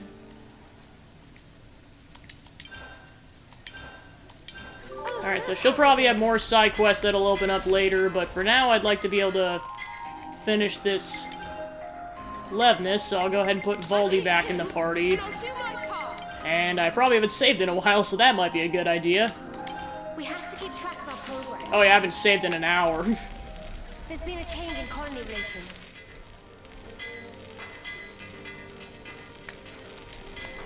Phase 9 is live combat test of Doric. This historic moment, so you'll be allowed to observe with Valdi. Test can be at Terra Wastelands outside Colony 30. We wait for you. Doric is online. There's been a change in colony relations. Alright, I'm not sure exactly how far away this is, so might as well warp. Yeah, I'm just gonna walk there.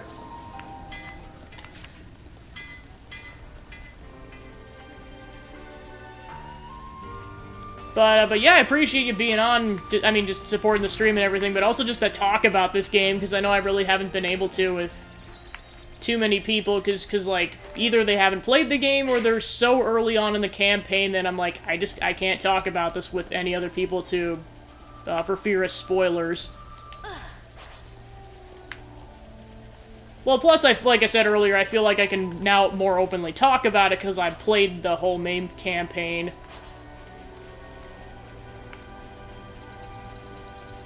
Because I think in terms of my plan for streaming this game going forward with the DLC, I'm going to wait until Pack 3 comes out, and then I'm going to stream 2 and 3 at the same time.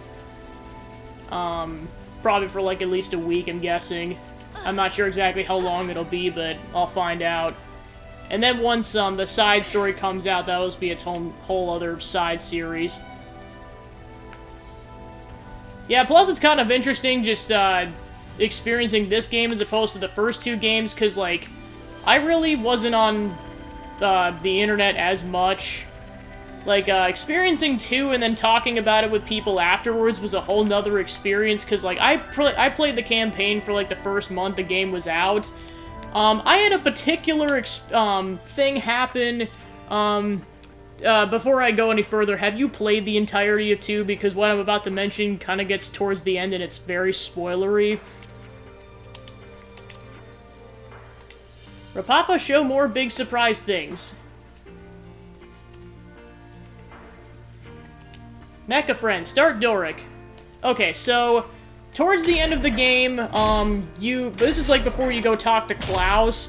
There's this one segment where you have to fight your entire party.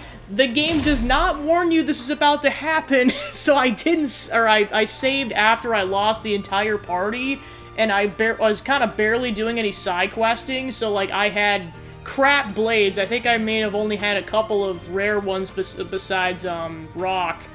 So and no matter what I did, I could not beat Morag. It was just a giant wall, and it was so frustrating because I had to play through the whole game again because I just could not get past that section, and level grinding took way too long. I think it probably took like an entire day to get up 1 or 2 levels. That's how bad it was. So that whole thing kind of left a sour taste in my mouth with that game, but then I played through it again and got more of the side quest done, and then it wasn't so bad, but just to have that experience happen and then to find out there was only like 1 hour's worth of gameplay left after that, I was like, come on, game!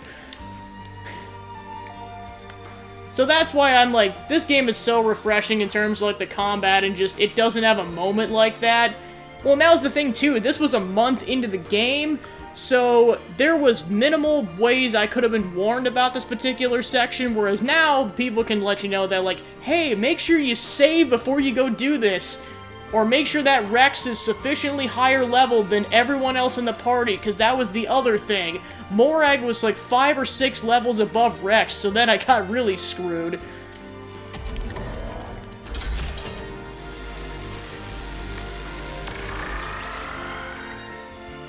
Because I know it also has, like, if you go beyond this point thing, you're at the end of the game, but that was just for the final Mallows boss fight, it wasn't for that. So that was just a poor design choice. What Doric possesses not regular running-the-mill weapon? Is also a high-frequency device to access auto-lev control system. Small world version? Doric can make friends with Levnises.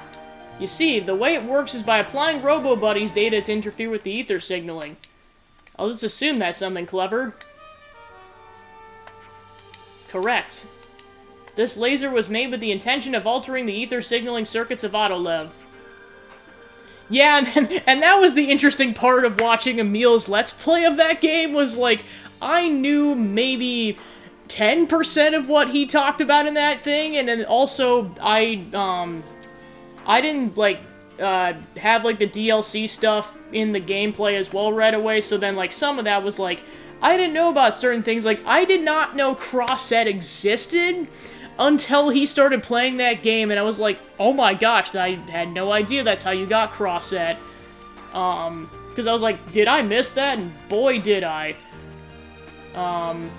Yeah, there was that, and then, well, yeah, and of course, just, I like the combat the least out of all the games, like, in contrast, I really love the combat in this game, just, like, the classes, the chain attacks, like, for Pete's sakes, that soundtrack is a banger. I mean, the whole thing, but just the fact that the chain attack has a theme song, the fact that the menu has a theme song, just, this has definitely got the best soundtrack out of the 4 games, and that's saying a lot, but I mean, like, I still like the soundtracks from the other 3 games, but this is up there for me.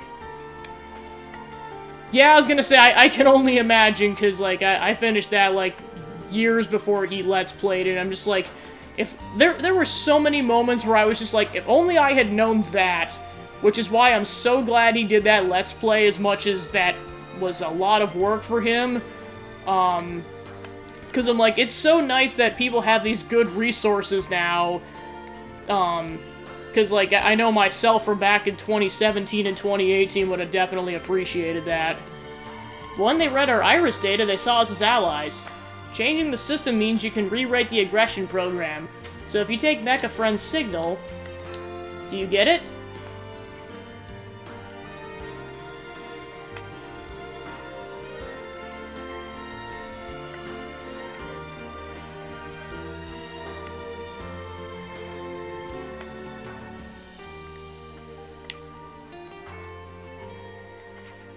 Nah. Hey, I don't think it's gone in. It did not seem usable in combat. Nah. It only worked with one nearby Levnis. Is distance problem or number of target hard to research?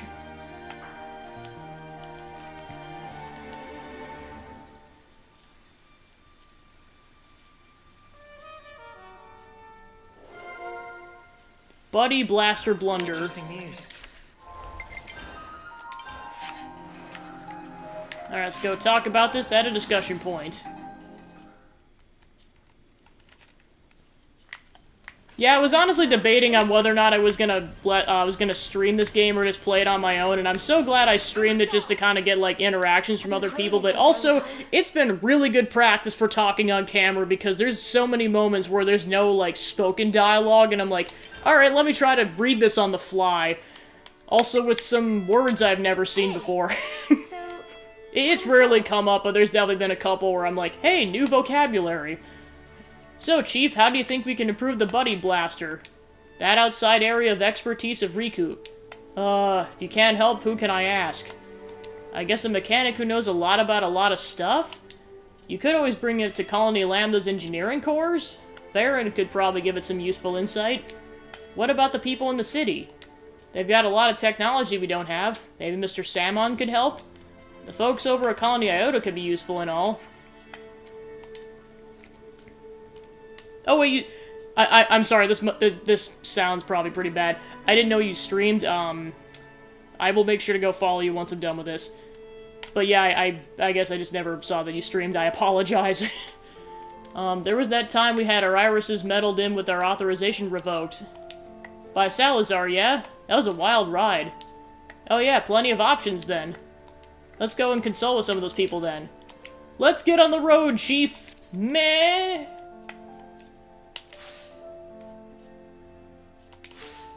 Yeah, I try to keep track of, like, whoever I know streams, but I know, like, the cracks seep through sometimes, so yeah, like I said, I apologize for not doing that sooner. I know it's been kind of my goal this year, is just kind of getting more acquainted with people around. Like, I know I've only been involved with some communities, like, this year, like, to this extent, like, I think my whole goal this year was to, like, start streaming and then start doing art. I honestly started it because Hypercole started doing it. I'm like, I should do that too, and then it just spiraled. One thing I knew, I was following John's community, and then it spiraled into Jiggy's, and then Josh Jepson's, and then it keeps spiraling. In a good way, but I did not think I was gonna get to this point.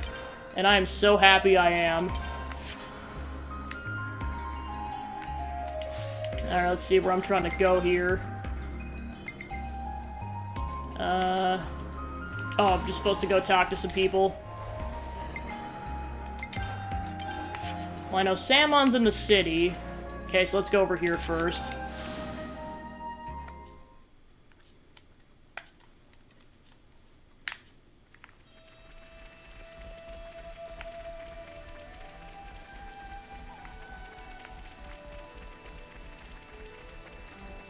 How long have you been streaming for?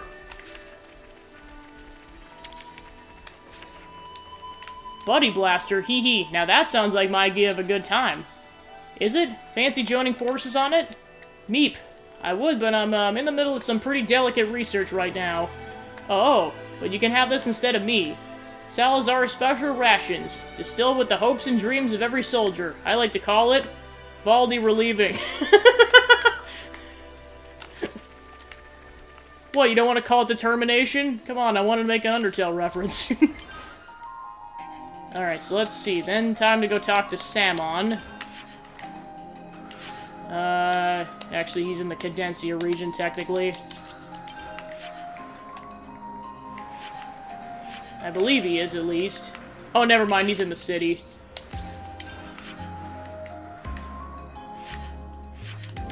I forget that after a while, he moves to the city and he's not at the port anymore.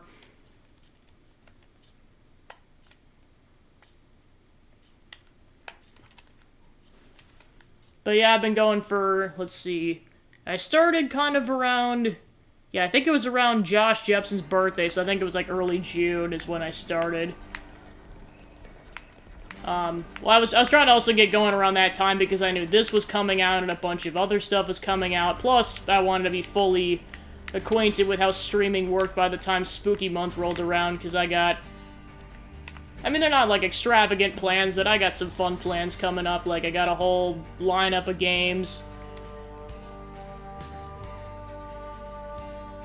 4-ish months? Okay, so you started this year, too. You want to improve practically the Buddy Blaster thingamajig? Can you do it? Samon not able to say without seeing real thing. Okay, I'll bring the Buddy Blaster here. It very large, Samon assume, would be difficult to bring. But Samon too busy for Visit Colony 30. Boo! How about this? Samon lend you friend of Samon. Chino can be help for you. Confine Chino in Estelle Harbor. Samon will send informations.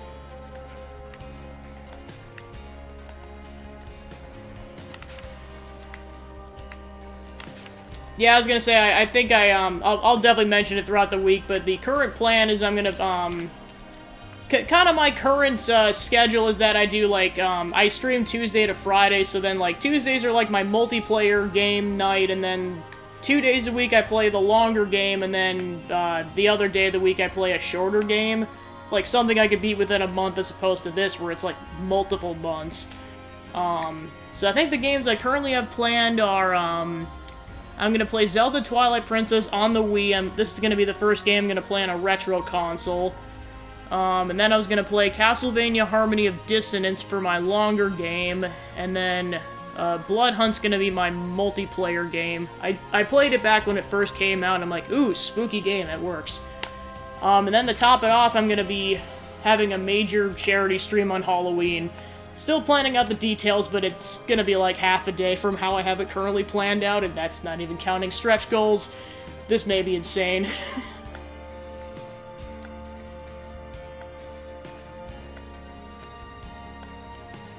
Yeah, I know, I try to find that balance too, especially with having a day job. Like, I'm so glad I can finally do this. I've wanted to do this for so many years, but I knew it wasn't practical to have this as my primary income just because I've heard the stories from a bunch of people about how it's kind of hard to break through for the most part. So I was like, I should get like a good daytime job so I can support myself so I can do this, and I finally got to that point, and I'm so happy to be at this moment in time.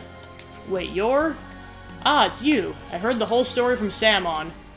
So can you help me improve the Buddy Blaster? But of course, I haven't been able to do anything like this in ages. Should be a lot of fun.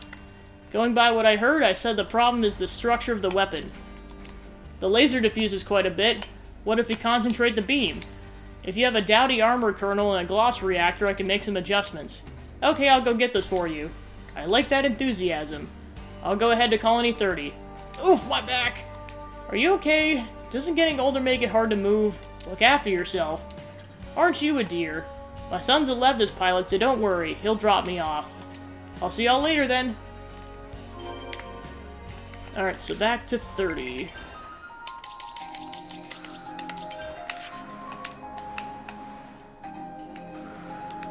Or specifically this area. Actually, I'll just go over here and see if that's quicker.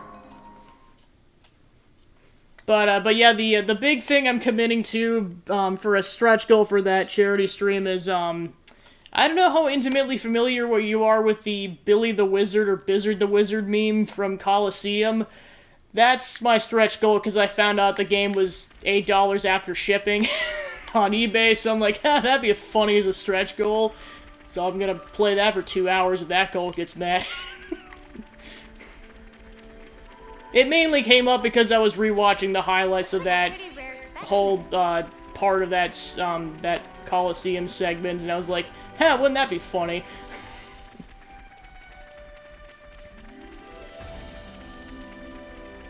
Plus, it's spooky themed enough, so I figured it kind of qualified. Plus, it'd be right around the 1-year anniversary of when Steven played it on his Extra Life stream. So I figured that'd be like even more coming full circle on that. And that's given it doesn't get donated for again this year.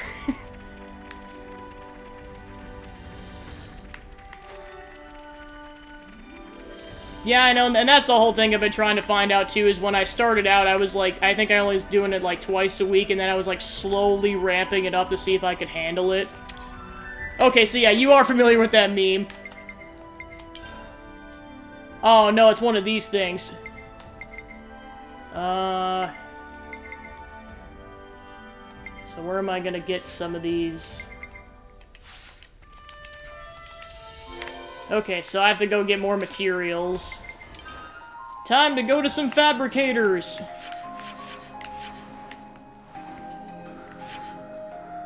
I believe there was one. Yep, here's one over here.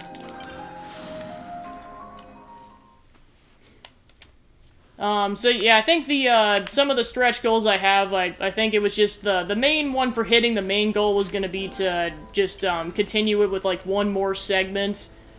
And then essentially doubling the goal is going to be the Bizzard the Wizard segment, just because I do have to work the next day, and I'm like, well, if you guys donate enough, I will sacrifice a little bit of sleep on this. But then I think it's like in $100 increments, I'm gonna stream, different Dragon Quest games that I have in my hero cosplay. And I'm gonna fully commit to that. Well, probably minus the colored contacts, because I've kind of found out that, I know I don't put them in the best, or it just takes me a while, like, I'm talking several hours. I don't think I could realistically do that, because to put in perspective, it takes me about 15 minutes to put on the rest of the costume, and that just takes up so much time. Well, especially if I'm doing it, like, right after work, I know that's not practical, because ideally I like to start, or I have, like, a half an hour lull time between, like, leaving work and then starting my streams up. I'm like, yeah, that's not gonna be practical. Yeah, I was gonna say, they're always so fun because, like, people just get so chaotic, especially with Coliseum. Like, I know some people, like, budget, like, several $1,000s for that. Well, especially for the fortune cookie events the last couple of years. Because, like, those are always super nuts, because I think, like, I've seen some people donate just, like, $2,000 to $3,000 for a game, and that's why I know I'm like, I'm not even gonna bother with that, because, like, I know I'm gonna lose. Unless it's a game I already want to see, like the Cold Stone Creamery game. I was just like, haha, I'm just gonna join in on Jared's bandwagon on that.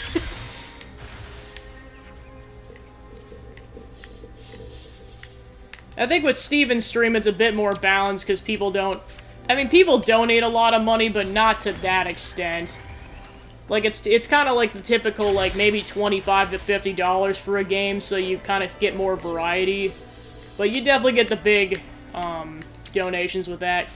Well, I know that's coming up in a month, and I'm looking forward to that. That whole weekend just gonna be chaotic, because, like, that's gonna go, like, Saturday going into Sunday. Oh yeah, Benny? Yeah, they donate a lot for that, jeez. Let's see, I'm trying to think of some of the other big donators. I know Rex Aura's up there. More will come to me as I'm thinking about it, but I just know Rex Aura's donated a lot. I think Colton's up there. Like I said, more names will come to me as it gets to be further. Yeah, Mr. Game Boy! Definitely Mr. Game Boy, holy crap. I think Gerbobbly to a certain extent.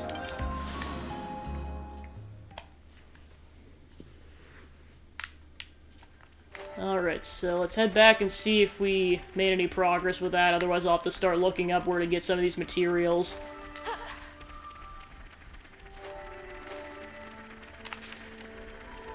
So yeah, speaking of, bringing up Mr. Game Boy, I was just, I was reminded about last Friday's stream, and, like, that was gonna be one thing I was gonna potentially do if I thought I was gonna finish up the game today, which at this rate, definitely no.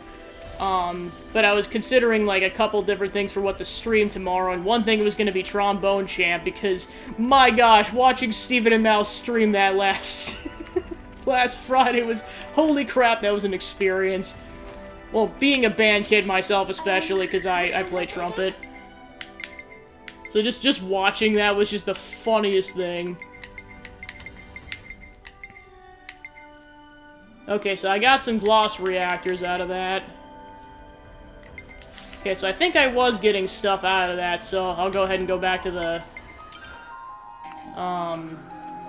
the fabricator and just keep churning out more stuff.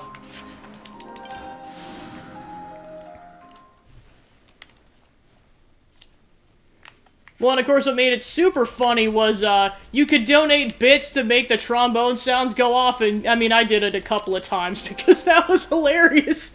And, like, seriously, somehow all three of them ended up timing, so it was, like, perfect. Like, one of them was, like, I mean, I was doing, like, the slow wah-wahs.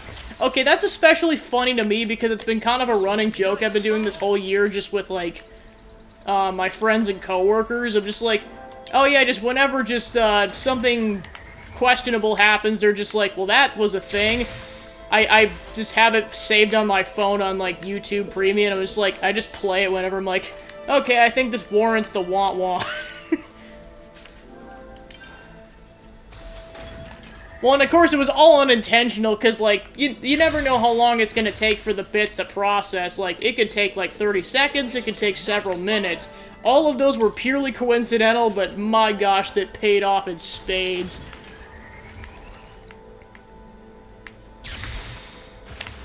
Well, and of course, I had no idea they were going to stream that, and well, of course, that was the day I found out that game existed.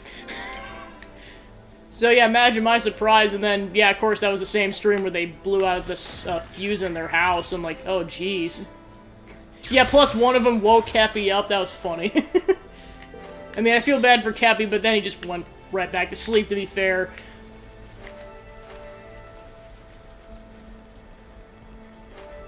Oh yeah, I remember that.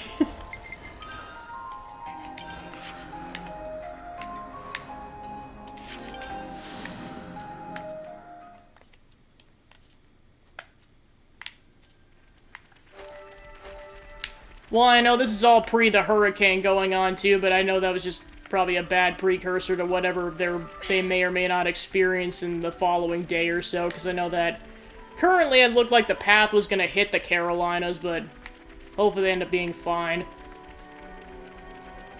Because I know Florida kind of got the blunt of it already, and... But yeah, like I said, I know it's going to hit that, I think a little bit of Georgia, and then I think it's supposed to go up and kind of hit, like, the states that are kind of, like, to the north of the Carolinas. I think Fiona's done, but yeah, I know Ian's fully going strong with that. Which one was it again? Yeah, pretty much. He popped his head up for a split second. He's like, I'm gonna go back to sleep now. Okay, so it doesn't look like I was getting anywhere with that, so I'm gonna try some other fabricators. Because, yeah, I still got 47 minutes left on that collectible dish. Okay, so let's go to the desert.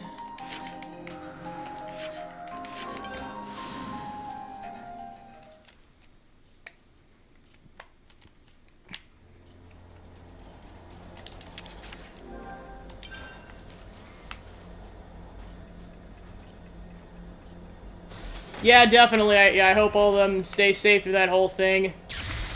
I know, just kind of weird just being, like, in the middle of it, just being, like, living in the Midwest and everything. 'Cause it's like, yeah, you got the forest fires off to the west, and then you got 2 hurricanes going off to the east. And then just meanwhile, like, minimal's going on over here besides the fact that it's cooling off for the fall like normal. And I'm just like, yeah, I'm good here.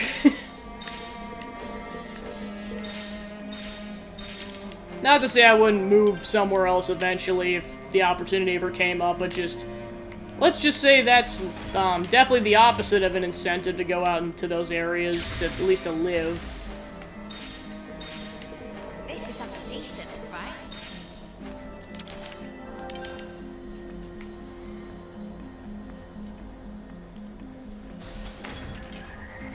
I'm definitely glad this is a feature in this game, because it makes farming for some collectibles not as bad. Like, I remember I think there was some pomegranate collectible that I had to get for a quest, and I needed 20 of those things.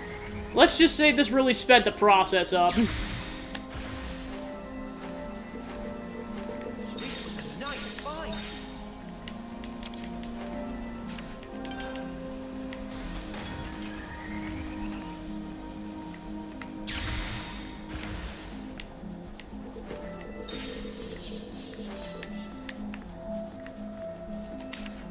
Alright, let's see if that did anything. Yeah, that's probably gonna be like the next, probably 10 to 15 minutes of this stream is just collectibles. There's been a couple of side quests like that. I think there were like 2 in the Cadencia region that were like that, and I didn't complete those until like way later in the game. I just finished the Nopon Caravan one yesterday, and it's all because I missed one caravan that I already went to. I'm just glad I didn't end up missing the location in its entirety, so finding it wasn't too bad. Yeah, there's so many design choices that I'm so glad they added. The Fabricators was one of them. Especially when you have side quests like this where you have to, like, get a percentage of, like, certain items in order to, or, like, basically things you build that you need. Okay, so I didn't get anything off of that. Okay, so let me go... I'm gonna try this for a few minutes. If I can't bear any fruit with this, then I'm gonna look up where you can get some of these collectibles. I at least try to make an honest effort before I try to go to the internet. Oh yeah, I mean, not, like, the thing is, like, that's all the quest is. Like, it's pretty much just being like, oh yeah, just find all 18 of them, and there you go. I'd have to double check what the reward was. I probably won't show it off on stream if you want to see that blind, but... Or yeah, just let me know what your preference is.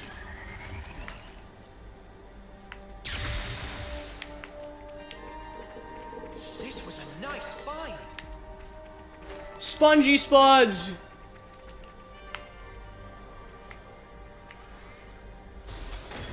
Yeah, I know another really funny meme that's kind of showed up in surprisingly multiple games this year is Meat Party. It first came up in Fire Emblem Warriors 3 Hope with one particular side story, and then it came up again in this game. So that's another running gag from 2022, apparently.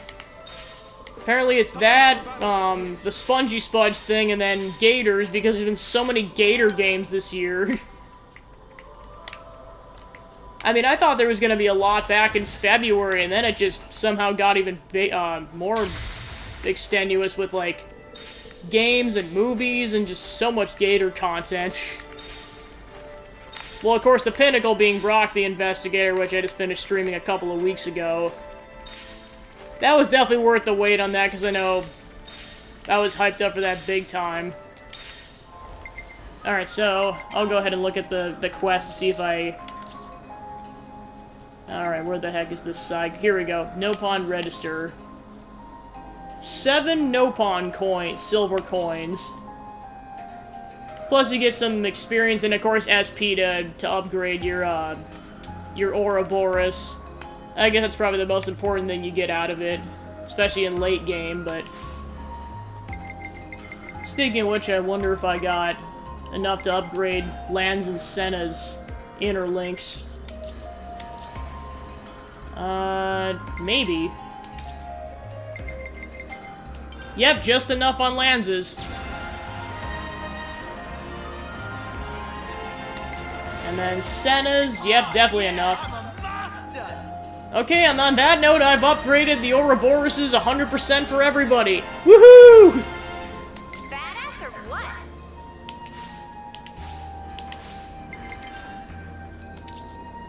Yeah, I got the rest of the parties yesterday, but I think I was like 20 or 30 short on Lanz and Senna's. I figure just by doing side quests, I get enough. Oh yeah, definitely, yeah. Farms and ninjas for sure. I mean, maybe it was just something I never really paid attention to on a year-to-year basis with, like, themes for games for a given year. Well, of course, I know the big theme with movies is, like, multiverse stuff right now. But yeah, I didn't realize there was going to be such a prevalent theme of all that stuff until stuff started happening. But then, and then, of course, we saw those farm games show up, on the Nintendo Direct, and I'm like, yeah, definitely farming. Which I am not opposed to, because, as I said before, I really like that genre of game. I mean, before I really started getting into, like, other kinds of games, I would primarily play, like, those kind of games, and also, like, simulator games. Like, I played the crap out of the Roller Coaster and Zoo Tycoon games. And then I got introduced to a bunch of Nintendo titles, and then it spiraled. I mean, that's the cool part about, like, being on Twitch and being part of all these communities, is just experiencing stuff I never would have otherwise. Like, to be honest, until I started watching Josh Jepsen more carefully, like, probably within the last couple of years, I honestly didn't know that Banjo and Kazooie existed, really. I mean, boy, do I know it exists now, but... I really didn't. Oh yeah, The Sims, that was another thing. Well, and another thing, too, is the My Sims games on the Wii. I mean, I know PBG ripped those games a new butthole, but, like, I still love them, and I don't care. They were my childhood, darn it.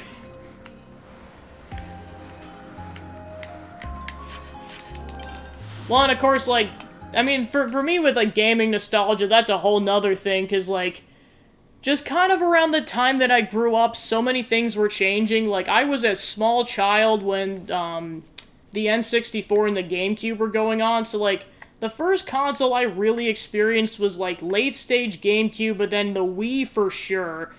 I experienced that whole thing from start to finish, like, at that phase in my life. So, like, I'm super nostalgic for the Wii games. Like, I mean, I know there's so many stories about, like, I remember when certain games came out. Like, I remember there being, like, the demos of Super Mario Galaxy 1 in gaming stores, and I would play that, and I remember it being around the holidays, I believe. Oh yeah, Stardew Valley, I played the crap out of that last year. That's definitely been a whole lot of fun. I think I got, like... I definitely didn't, like, complete it, but I definitely got... I think I was, I just finished completing that, I forget, that's not a clubhouse, I'm trying to remember what that building's called again. That building you're trying to restore, I got that finished, and I think that's where I said I'm good on this game for a while if I want to get to other projects. Or I guess, I know I shouldn't call it projects because I wasn't streaming at that point. Yeah, and that's the thing too, is that that's one of the games that got donated for during that charity stream, so I am for sure playing it this year. The 3 games were Elysium, what the heck is the game called? Dust and Elysian Tale. That's the first one I'm gonna be playing. Noah, you're glitching out. What the heck, man? Speaking of the characters glitching out, I've seen so many funny like YouTube videos about where like the characters are like, let's just say they're doing questionable, or it looks like they're doing questionable things because they're just doing that vibrating motion. Those are funny. But then the other 2 games are Yoshi's Story and Banjo-Kazooie, so I'm gonna be playing that for the first time. Like, I haven't even, like, I got it on N64 last year. I had such a backlog of games, I just didn't... I think I might have briefly just turned the game on to make sure it worked, so I didn't have a bad copy, but that was about it. Well, then, of course, it was kind of a ride, too, to actually see, like, what Banjo-Tooie and Grunty's Revenge were like, and... yeah, I can definitely tell Grunty's Revenge isn't the best game, because, like, Josh looked like he was suffering. Yeah, I was gonna say.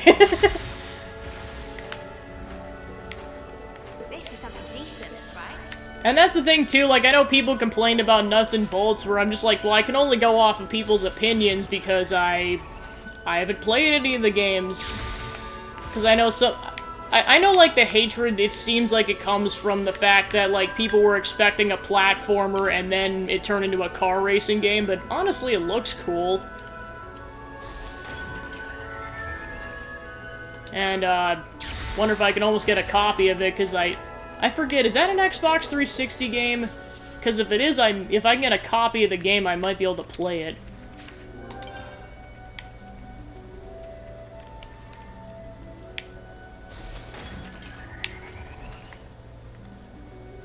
I know that was kind of a whole project, too, is that, like, my brother was definitely, like, a huge gamer back when he was younger, and now he really doesn't anymore. So I inherited a decent amount of his stuff, and I'm like, are you sure about this? And he said it was fine, so... I acquired a decent amount of consoles, including his Xbox 360, which he played religiously when he was a teenager. Especially a lot of Halo.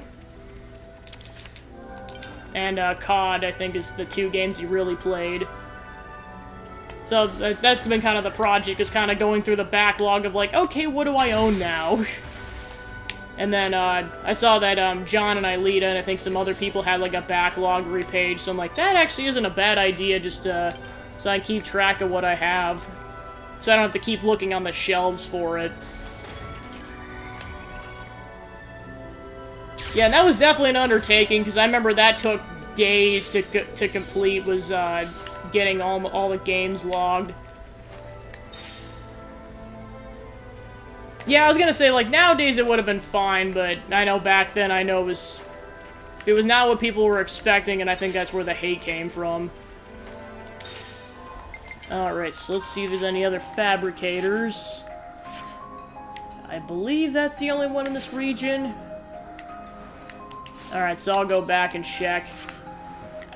If this doesn't work out, then I'm actually going to look up where you can find these collectibles, because at this point I'm just going to try to maximize time with what I can get, because ideally I'd like to start farming for experience probably in the next hour so I can get up to level 96.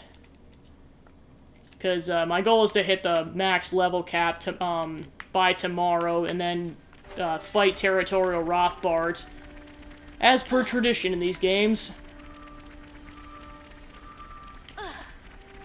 Eventually I'll probably look it up, but I've heard rumors that there's a level 200 super boss in this game somewhere. But I'm not sure where they are. Oh yeah, plus I know that was the whole thing, and of course that was another franchise I barely had any experience with until recently.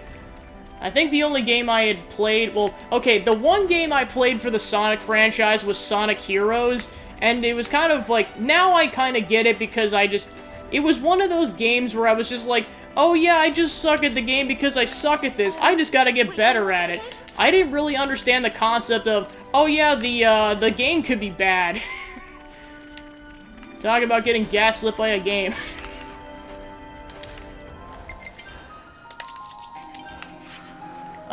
So I didn't realize that the physics were bad in this game. I thought I just sucked at it. So then I got really good, and let's just say I know most people are like, oh yeah, the Team Dark is the hardest route in that game. I think it's Team Sonic because of one particular moment. I think it's the Mystic Mansion section where, like, it's the one specific part where Sonic has to platform jump. I think I only got it to happen one time, where I was able to fully platform off, like, the 8 or so pumpkins. I could never get it to happen, and, like, that was the route I actually ended up finishing last. Because with Team Dark, you don't have to deal with that platforming section, because, like, the combat I was fine with, but screw that platforming section. Let's rest and heal. Well, and of course I played the GameCube version, and that was the other thing, is I didn't even know they ported it to another... I thought it was, like, a GameCube exclusive. I didn't realize it actually was on other consoles. Nope. So yeah, that was the only Sonic game I had ever played, initially, and then I think I played Sonic Rush when it came out on the DS. But that was about it. So it's kind of weird hearing about some of these games later on, well, especially with the Snap Cube, dubs. I know the Sonic the Hedgehog, or the Shadow the Hedgehog one came out recently, and my gosh, I had a field day with that one. It was the only one I actually caught live, like, while it was being released. I saw the Adventure Riders and 06 ones after the fact. Gosh, I love that dub, especially the devil. Just giving him, like, a New York accent like that, just, my gosh. Plus, just, of course, like the other ones, a lot of really cool and funny lines came out of that. Particularly the one about the parasocial one. I'm like, oh my gosh, I'm gonna use this in so many scenarios now. Jesus Christ, parasocial! You need to log off! Jesus Christ!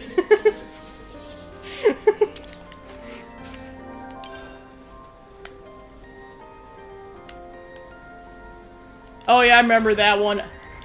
Yeah, I remember that one being a little frustrating, but I think I just, in comparison to that one Team Sonic moment, I guess that's probably why I never got angry at that, because I'm like, well, it's not as bad as that particular segment. But yeah, I'd say it definitely is my second least favorite route. Yeah, I'd say Dark's probably my favorite because of, like, the difficulty, but it was manageable because it was primarily combat. And yeah, and then yeah, because I think the first one I played was Rose, because I was just starting out. I'm like, might as well go with easy mode to start out with. And then I tried Sonic, and I basically hit that wall I mentioned. And then I tried Dark, and I'm just like, holy crap, is this actually easier than normal mode? What the heck? And then I went to Chaotic, and then back to Sonic, and then tried that level over and over and over again, and I barely got it. And of course, even then it was a close call, because that was like I think it was the final checkpoint. I almost died after I did that. I'm like, I swear if this is the one time I get it and I die, I'm going to be very upsetty. And luckily that did not happen. Because I was about ready to physically throw a controller at that point. But then I'm like, controllers are expensive, so I probably shouldn't do that. Even though it's carpet. Alright, let's see if that bore any fruit. Otherwise, I'm going to start consulting the internet. Which one was it again? Okay, so... yeah, because I didn't get any collectibles. Gloss reactors and Dowdy armor kernels. Alright, let's see where you get these collectibles at. Yeah, because even with, like, the enhanced collectibles meal on, I'm still not getting anything.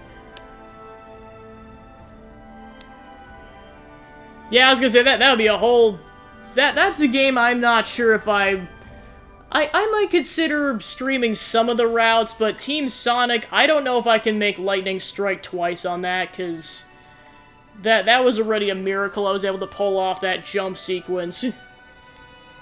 Alright, let's see. Dowdy Armor Kernel.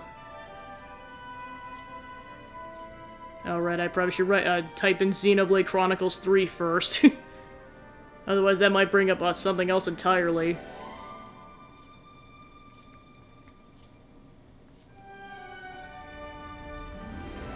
Yeah, I might as well start with that, because it's the thing I'm actually missing.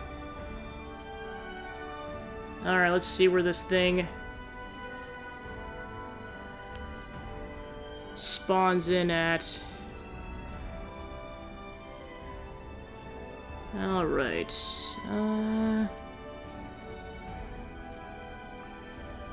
Okay, so apparently it's the Aida region. Surprised I never got any to spawn. Weird.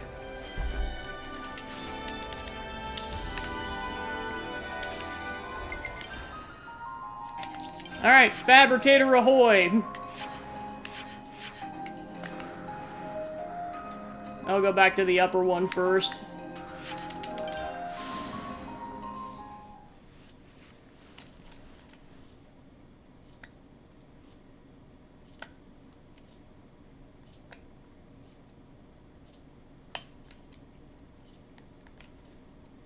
Well, plus I know with the Sonic games, I've kind of just heard well, especially recently, they've been kind of questionable in terms of glitches, so I know Forces is coming out, or no, Frontiers. I know that's coming out soon. I am 100% waiting until I've confirmed that it's not like some of the more recent games, because I'd prefer not to waste my my money on something that's not finished or polished or just unnecessarily glitchy. Because I heard Boom was pretty bad. Because ideally I'd like to play it, but I want to confirm that it's not a bad game first. Because I'm guessing they're probably selling that for like $60.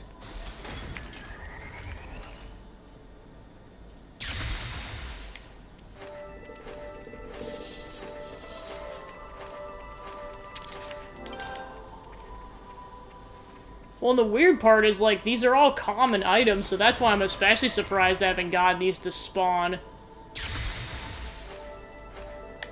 is something decent, right? Yeah, that could be something we could do coming up. Of course, I gotta figure out the whole, Twitch co-com situation, because I know, like, people do it, all the time. I've just never personally done it. Because I know most people use OBS for streaming, but for me, I'm using a Twitch Studios beta. I've just somehow gotten it all to work on this, this program so far. I may switch to OBS eventually, but I've heard there's been enough problems with it where I'm like, yeah, I don't feel 100% inclined to do this right away.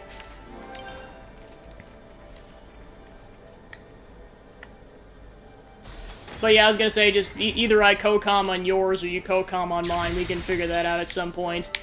I should warn you, though, if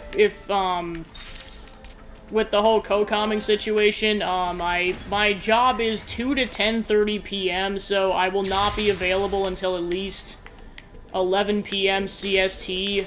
Or if you do it in the morning, I'm only available until 1 p.m. CST, so it might be difficult. Okay, so you use a combo as well. Oh yeah, this is definitely down the line a bit.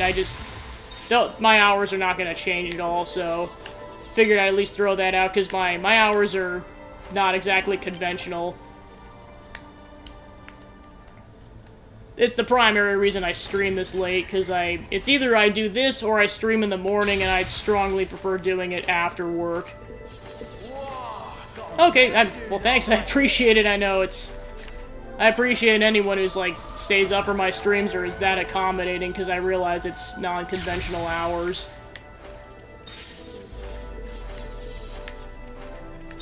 I mean, I know more people on, like, the West Coast are going to be more likely to be available because they're 2 hours behind, but...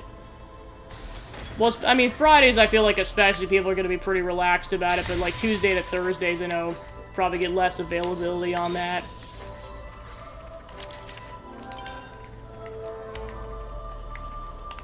Yeah, normally I'd be more available on the other 3 days, but currently I'm working on the cosplay weaponry, so that's kind of what's filling my weekends. Besides just kind of enjoying all the activities going around, going on right now, especially all the fall activities now that those have all started up.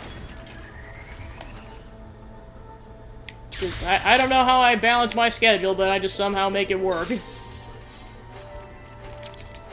Yeah, I'm just doing the final touches on the shield. I have to put the, for the hero cosplay. I just have to put the handle on it, and then of course, I'm kind of under a time limit, because I'd like to be able to get the weaponry done before PAX East, which may be in February, so I may only have, like, 4 months or 5 for that, if they go back to the normal time of the year that convention happens. I say there's a time limit because there's one particular step I have to do. Once I get, like, the foam situated, I have to put a pre-coat on there so it's easier to paint on, called Plastidip. That's a spray paint, and it has to be 50+ degrees outside, so I probably only have, like, a month, maybe 2 months to spray that, to get all that stuff sprayed. So I have to quickly put together the sword and the sheath and everything before it gets too cold. As long as I get that done, then I'm good, and I can take my time for the remaining couple of months, but I'm definitely under a time limit for that.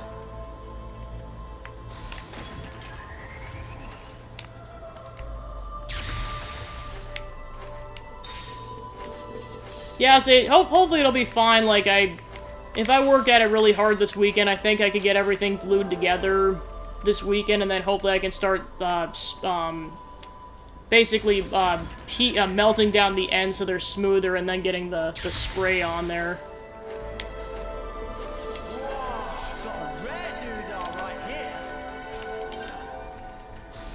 Yeah, I was gonna say, well, of course, it's kind of the final step of this cosplay is doing the weaponry, because, like, the goal this whole year was just getting the costume done. Of course, it's the first cosplay I'd ever done, so I was like, oh yeah, I figured this would be a good starting point, and I definitely learned so much about doing cosplay. Like, I mean, I did basic sewing in middle school for those, like, home ec classes. Nothing could have prepared me for what I was about to embark on, because the main thing I did was I sewed the purple coat for that. There were so many layers on there, like there was kind of like the base purple layer, and then there's like the leather accents, and then there were leather straps that had to go on there that are like buckle straps. I think ideally with the right equipment you could sew it on there, but you'd almost have to be like industrial strength, I'm guessing. So, because essentially you're going through fabric, pleather, and then actual leather. So basically what I had to do instead was I had to learn how to rivet, which is basically just adding like a bolt, basically right there to clamp something down. Because I know I was getting a decent amount of help and advice from my mom with like sewing and everything. I did not think I was going to get my dad involved in that project to that extent until that came up.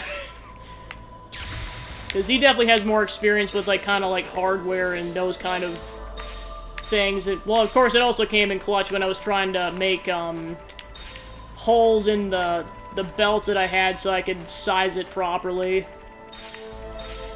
But yeah, I did so much with that project, and that's not even counting the weaponry. And then eventually, once I'm done with that, it's going to be moving on to my next cosplay project, which I think at least to get a good balance, I'm going to try to do a comic book character next, just to have, like, one of each. Because I really am into the Marvel content going on right now, so, like, I definitely want to do that. And then eventually there's more gaming ones come out, that I'm gonna do eventually. Like, I definitely want to do a character from this game. Which one, I have to decide that. Because I know I really only have like 2, maybe 3 days a week to work on it, so it takes a couple of months. Now that I kind of have the gist on how to do certain things, and now that I have the sewing machine actually at my apartment, I won't have to travel for that as much. But I imagine it'll still probably take a couple of months. Well, and of course, there's a lot of, like, pre-planning it's very necessary, because if you don't do it, you could accidentally slip up on what you're working on, and then you just waste time and resources. Alright, didn't get anything. Like, it is so weird, I haven't seen any of these pop up, because some of these are common items. I know I got stuck on this side quest, like, around, like, phase 3 or 4, because I just couldn't find the materials.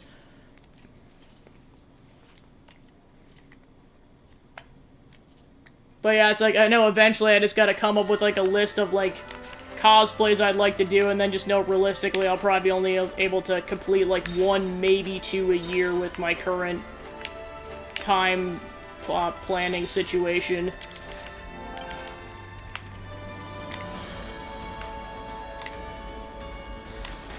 Yeah, because I know that the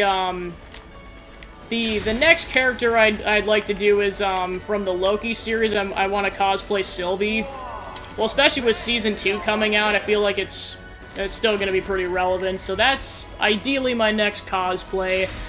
After that, like I said, it's probably going to be either a character from this game or from, like, the Fire Emblem Three Houses roster. Or something else. I'll figure it out when it gets to that point.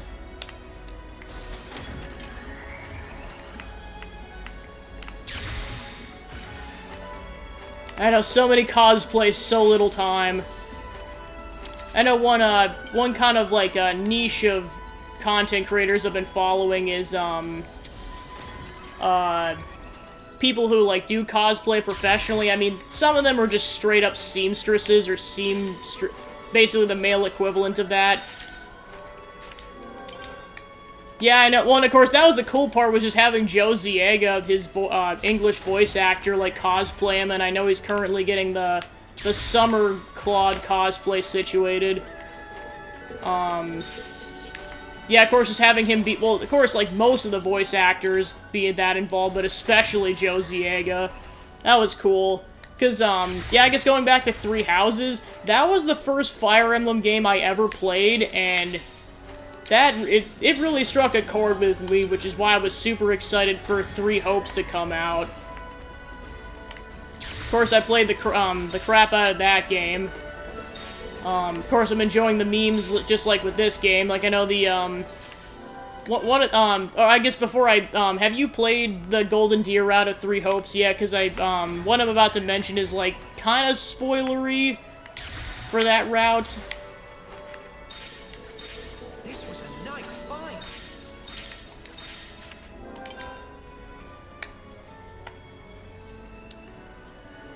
Yeah, I was gonna say, just because I know the whole game would be, like, a long time, because, like, I think I just did one of the Three Hopes routes on stream. I played Three Houses so much when it came out. Like, I went through, like, all 4 routes, and then just every single time there was a DLC, or a free update or a DLC update, I would replay all of the routes again. So I think I easily have, like, 200 to 300 hours clocked in on that game. Because I played it, well, because here's the thing, that game came out, like, mid-2019, so that was the primary game I played during quarantine, once it got to be 2020, especially since the Ashen Wolves DLC came out, in February of that year. So I just played the absolute crap out of it.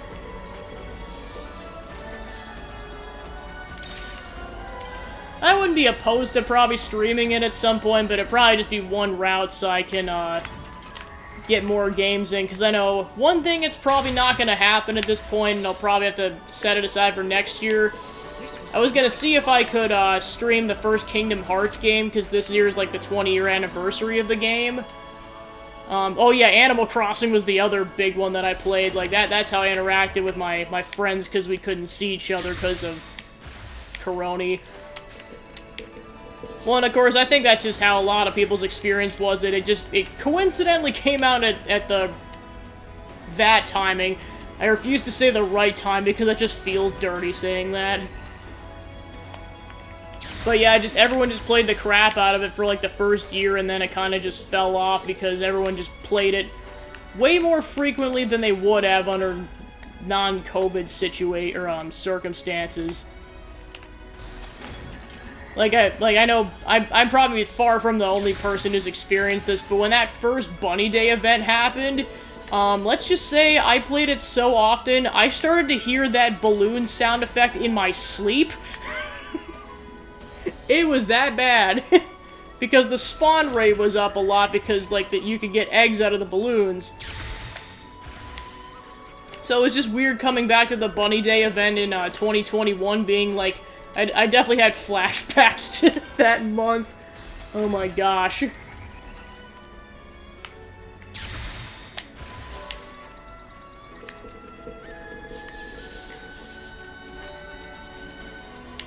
Alright, I'll do a couple more and see if I can get it to spawn.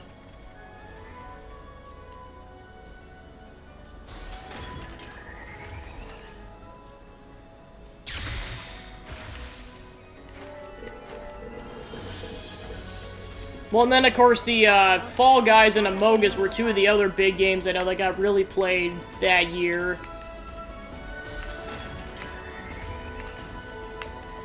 Yeah, now there's a couple of things that are forever ingrained in my vocabulary, which is calling Among Us Amogus and then just saying sus all the time. I could definitely tell when I was starting to say it in public, though, because, like, there was definitely some moments naturally in conversations to be like, that's really suspicious, and I'd be like, oh yeah, that's sus, and then I realized, oh right, none of these people know what that means. Or they've just never heard that particular slang of that word.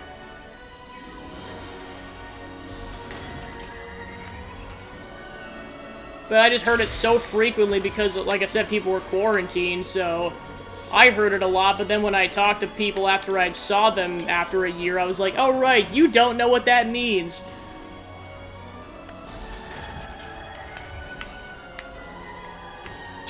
Yeah, I was gonna say, I can't even imagine, like, just, yeah, tackling all those games, because I know there's so many. I mean, I watched, Barry Kramer's video on kind of, like, the chronology of that whole series, and I thought it was just the main 3 games. I didn't realize there were, like, that many side spin-off games that have, like, important lore to the entire story. Because, like, the first 2 games kind of came out one after the other, and then there was a large gap before 3 came out, and then, yeah, apparently we're getting a 4th game now. I'm surprised. I thought it was honestly going to be it after the 3rd game, but apparently not. And of course, thus begins the speculation of what Disney franchises are going to show up. Especially since they just barely started scratching the surface with Pixar. And then, of course, a lot of people speculate, are Marvel and Star Wars going to show up? That's a whole nother thing.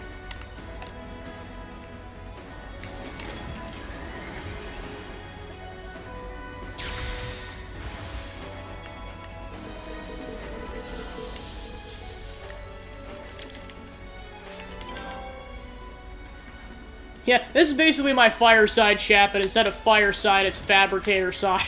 It's like, yep, just watch me farm for collectibles and hopefully get what I need. And then just chat about random stuff.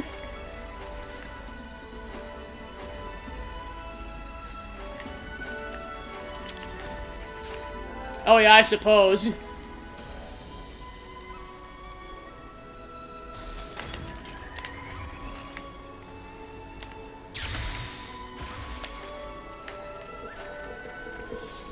Alright, so let's see if that bore any fruit. Well, it's entirely possible that some of these collectibles... Actually, that's one thing I should probably check, is if any of these are spawns from enemies. Because then I probably just wasted about 20 minutes if that's the case. Yikes.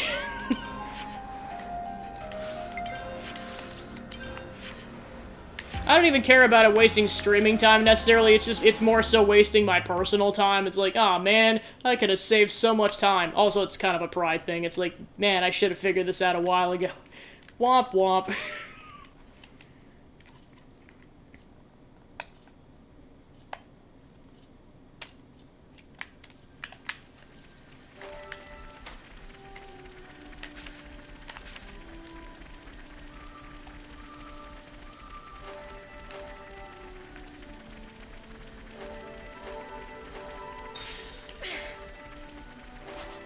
course, they're still collecting after, on the page even after I did all the fabricator. That's how far behind it was. Jeez Louise.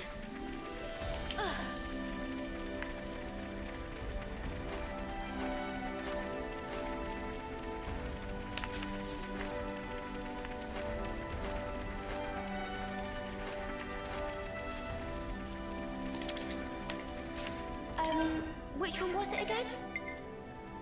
Oh my... Okay, so boy do I have a lot of dowdy armor kernels now. So now I gotta figure out where I get gloss reactors, because I need, like... Okay, so what is that? 60, 75, 90... Okay, so I need 4 rounds of those, and I got enough dowdy armor kernels, so I need 12 gloss reactors. Alright, let's see where I get gloss reactors at.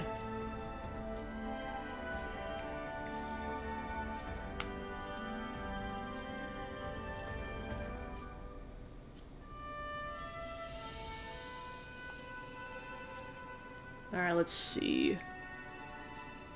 So those show up in the sword area, or sword march. Alright. Well, my party should be able to handle it. Well, of course, the bad news is that there isn't a fabricator, so I actually have to go run around and get these things. And I have to get 12 of them. Oh my gosh.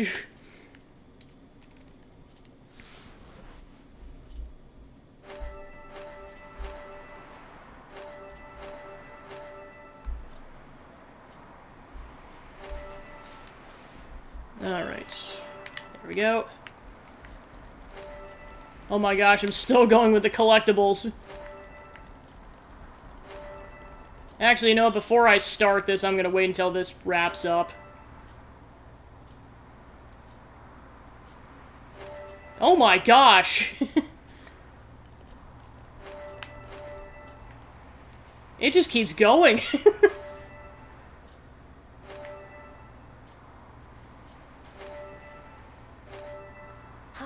How much of a backlog was there? Jeez!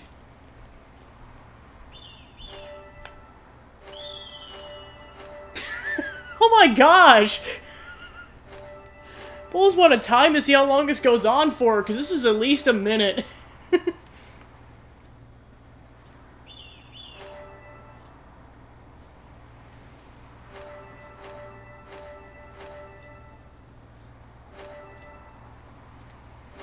I mean, that's still a lot, though. Yeah, I was gonna say...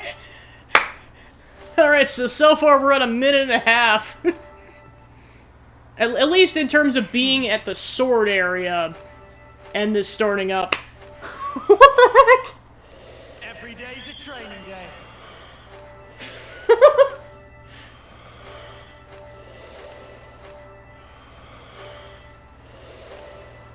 Well, the thing is, it means I haven't maxed out on any of these items either because okay, so there's the dowdy armor kernels.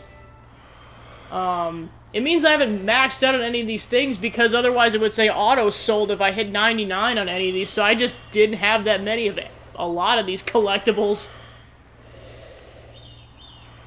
Alright, we're at 2 minutes. Holy crap!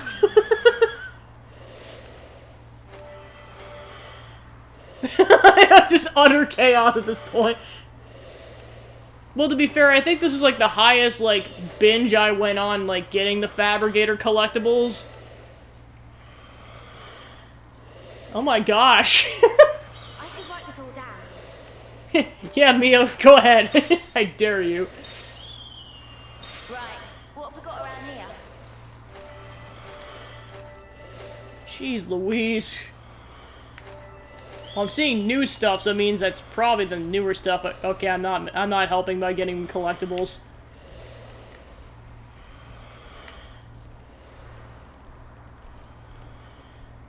Yeah, holy crap.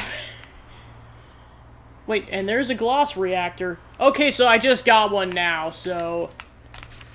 Just to confirm that...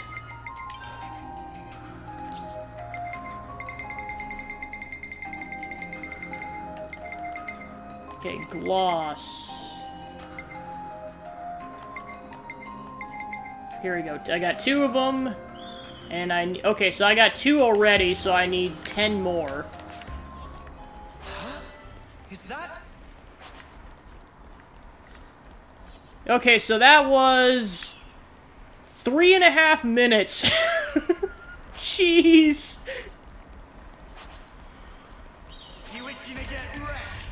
Well, the nice part is I can at least get this container because my party's high enough in terms of levels where they're not going to get insta-killed. Well, and the thing is, the backlog was probably almost double that because it, like, I stopped doing collectibles probably a minute or so before that. But at least while I was timing it in this area, it was 3.5 minutes. Good gosh.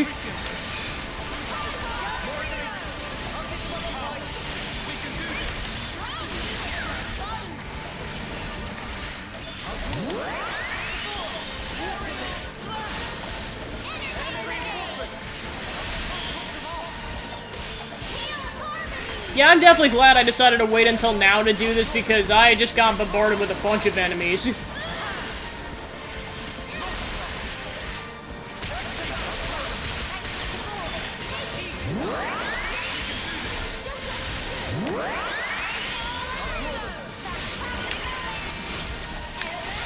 I think from what I saw online, I think there is a level 125 super boss in this area, so try to avoid that.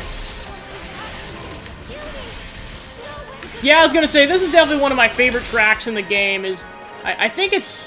I like all the battle themes in this game, but this is definitely my favorite.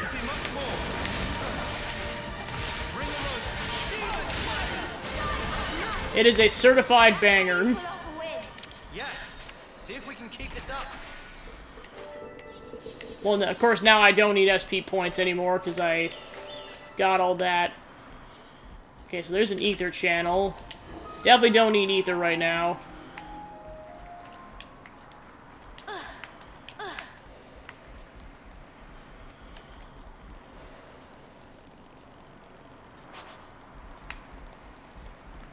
Okay, so time to... Well, actually, I'm just gonna double check really quick because I don't know if I collected any while I was busy.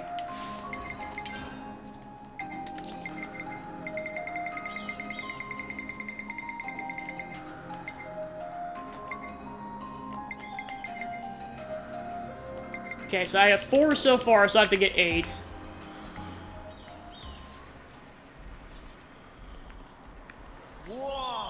Oh, red doodle right here. And there it is. That's one of the quotes I've been saying constantly, like, especially ever since I got to, like, Endgame. I'm like, this is really funny. Oh, yeah, definitely the Mobius theme. Holy crap.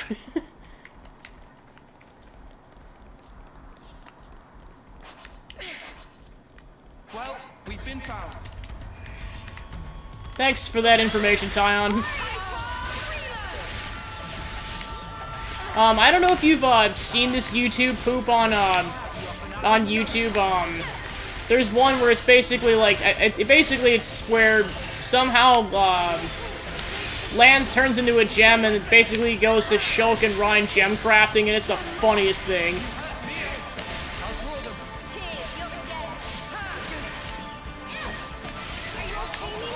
Just, it's one of those YouTube poops where it gets better as time goes on somehow. Alright, I think they can handle this. Okay, Mio's alive now. Somehow she ended up here. Did you watch these drop my stuff? You can all count on me. Good job, Baldy. Yeah, actually, you know what, because this is, actually, you know what, I might be able to link this really quick. Alright, let me go find that on the internet. I'll be right back. This will only take like 30 seconds because I watched it really recently.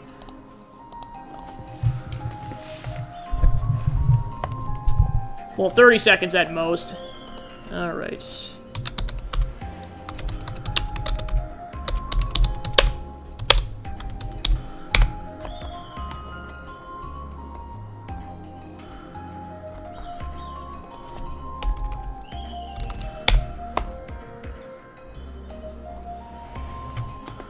There we go. Cheers, you're a gem.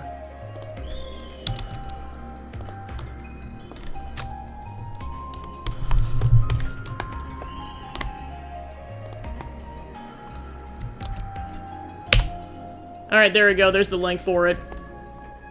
It's about 30 seconds, but my gosh, is it a banger.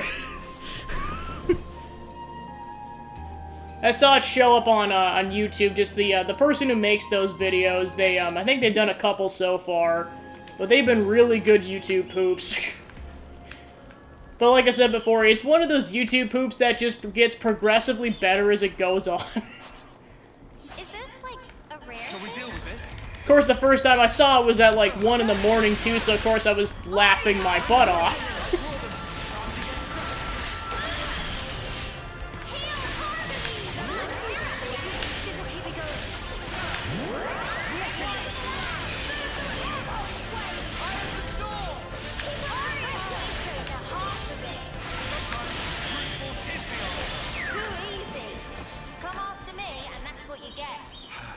If only you didn't charge off on your own.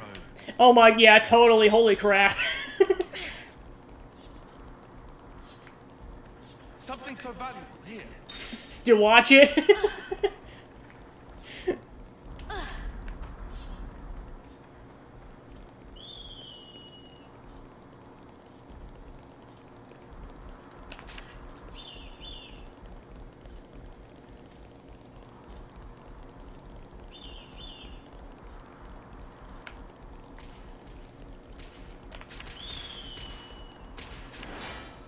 Suppose I haven't done this yet because all these enemies are really highly leveled.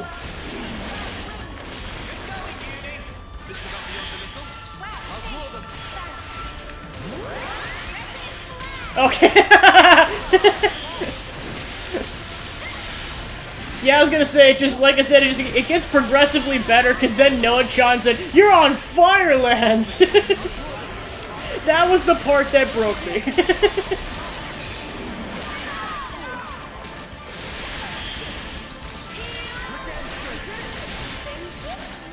Yeah, like I said, it's not like I purposely go trying to look for these things, it's just the Twitter algorithm knows where I'm at. It's like, hey, this is a video you think it'd be funny, and yeah, rarely is it wrong.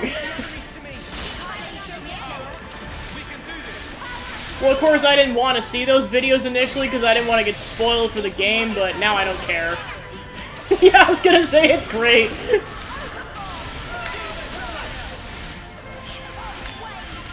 Well, of course, the YouTube poops and Xenoblade games kind of go hand in hand because, I forget what his name is, but, like, there's one guy who did, like, a bunch of YouTube poops with the first game and then a little bit with X. That's kind of where it all started, and, like, it was to the point where I think even Emil started quoting some of those YouTube poop moments. And I can't watch some of those cutscenes the same way because those exist.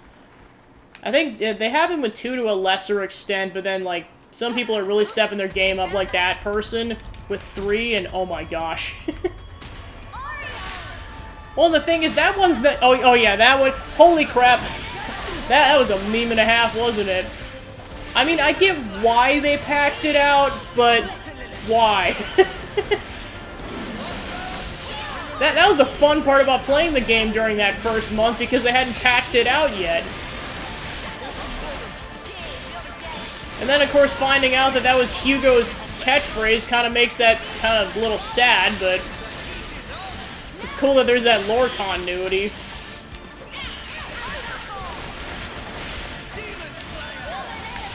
Yeah, I was gonna say, yeah, personally, I like that. I kind of hope they left it in, but it's too bad that they didn't.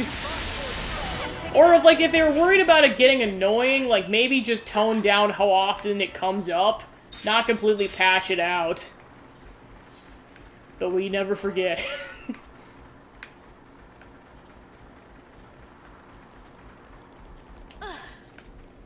Well, and then, of course, like, the, Uni's line of, like, hear that, Noah? Lance wants to give a meteor. People are almost at the point with that line. I'm like, oh, no, trust me. That line by the More Ardanians came up way more frequently than that. And I guess maybe just with, like, how it's been randomly generated on my playthrough, I've heard it a bit, but, like, Not to the extent that I think some other people did. So I guess I just never got it. Yeah, I was gonna say that was the line that came up a lot. I was like, oh no! Hugo, no! Okay, so let's see how many I have to collect still. Speaking of collectibles, that was one interesting thing I found out is, like, with farming for enemies, is that, like, the enemies don't reset unless you die. I say this because, like, I did level grinding, and I'm like, why aren't the enemies respawning? And then I died, and then they came back. I'm like, okay, so apparently that's how this game works.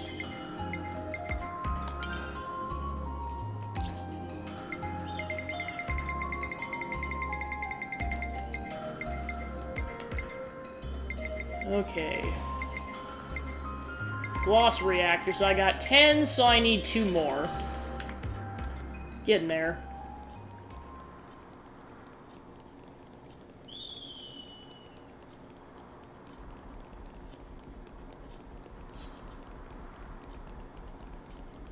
I mean, one thing I could do, are you, active on, any, like, what's the word I'm looking for? Discord servers, like, or I guess which one are you most active on? Because as I come up with, or I find more of those YouTube poops, I can post the links for those. Or I can DM you, I suppose that's another thing. If you're interested, of course, I don't want to thrust all that on you.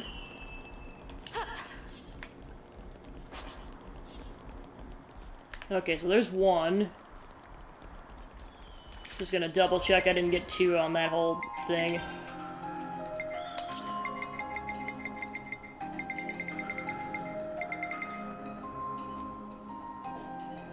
Yeah, definitely, holy crap. Alright, so... Alright, I got 12. So that should be enough then. Yeah, this is really making me work for doing all these, side quests, jeez. Also, like, how many times that Senna said puns, and I mean, I definitely get where she's coming from, because, like, you kind of, like, open up with humor sometimes to kind of hide the fact that you're a little bit of a shy person. I definitely resonated with that whole vibe. Because I know there was, like, one time where she came up with, like, a potato pun, and she was, like, trying to kind of get into the conversation somehow. Yeah, that was, like I said, just like, that's kind of one reason I definitely resonated with Senna during this whole playthrough. It's like, I totally do that sometimes. Why you gotta do this to me, game?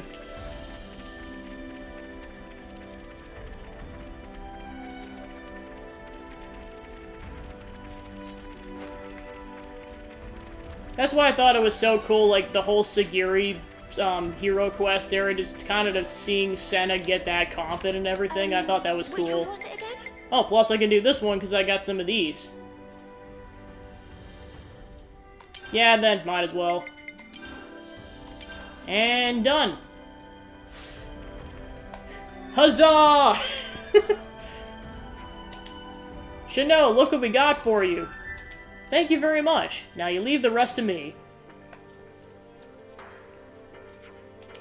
And that's all nice and calibrated. Meh, second test start. Buddy Blaster, fire!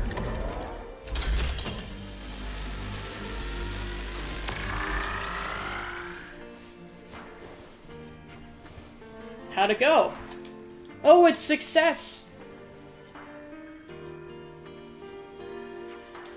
It looks like the output is a bit stronger now. Quite a few places are glowing. There's just one little tweak left to do, Shino. Oh, nice. Yeah, see, I try to just find as much of a balance as possible, because I know it's like, especially for people in those communities, that's the only time I ever get to really talk to them is that on stream, so I guess I don't feel too guilty about, like, being on there too much, but then also just definitely making time for people I hang out with IRL. I'm really sorry, but could you give me a 3-fold transitioner and a bullet screen? Can do. Plus, I try not to spam because I don't want to come across as annoying. It's kind of just a personal preference. Come on, Lance. Yes, sir. Is this what you wanted? Oh no, there's no. There's more. Why you gotta do this to me, game? All right.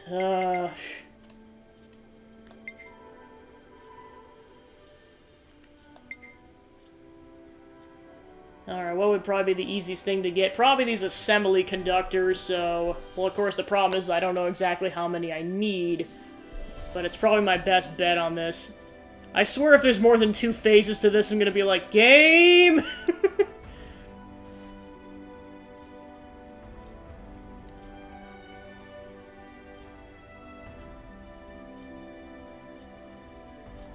Alright, let's see where I can get these things at.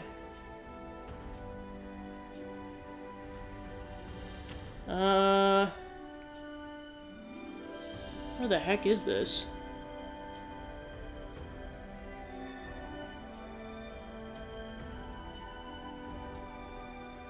Oh, Keva's Castle.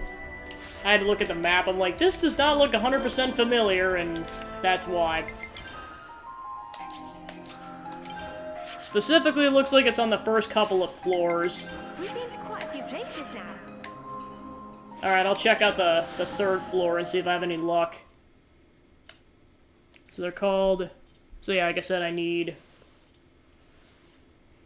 think it said, like, I probably should have done the calculations on that crap.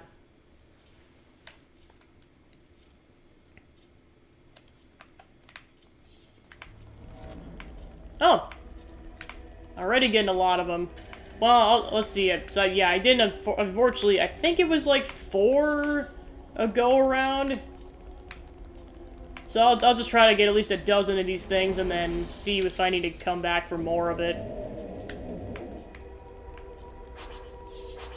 Guys, get ready to fight.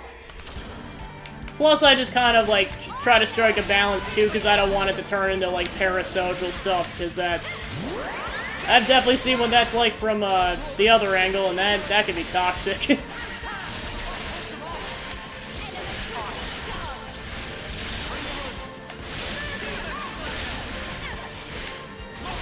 Well, plus, now that I'm streaming, it's kind of... The lines are starting to blur a little bit, because, like... I've had some of the Runaway guys actually come in and, like, raid on my streams, or, like, come in on... be in the chat and stuff. And then I've had, like, people like Jiggy and Trill help me out with the charity stuff, so... It's getting weird.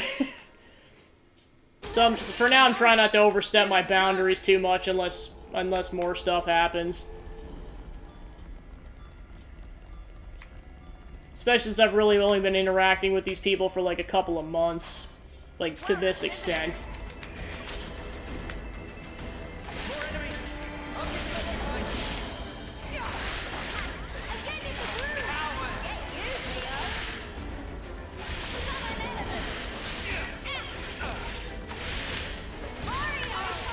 I mean, it's been nice having that collaboration, though, because I don't think I would have done a charity stream that early on in this channel's lifespan if it wasn't for that Pokeathon thing. Because, like, normally I was gonna do one, like, probably this starting, like, this holiday season, because I know there's a lot of opportunities that come up. But yeah, then that came up, and I was like, well, I'm available the Tuesday of that week, so let's do this.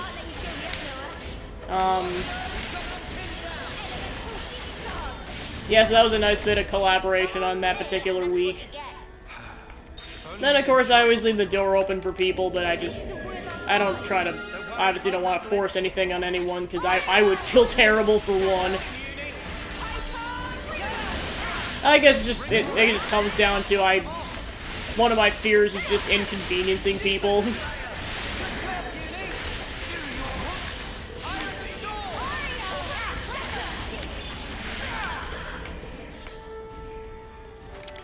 What are you hiding, little guy?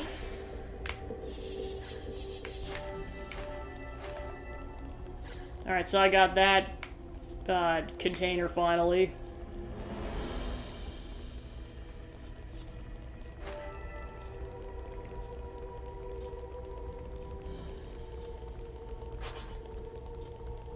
Wonder if there's a unique monster in here. Nope, it's just a location.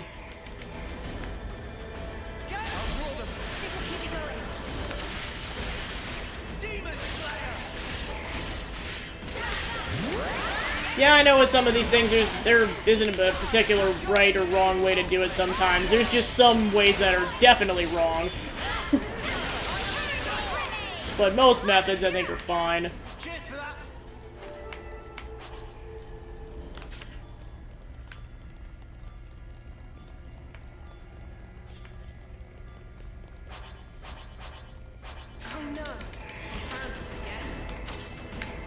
Well, and also I think it comes from the fact that I think I donate a decent amount or to like some of those streams, so I'm just like, well, I think I'm still like enough like in the viewer ratio as opposed to the collaborator ratio, where that's why I really don't want to overstep boundaries.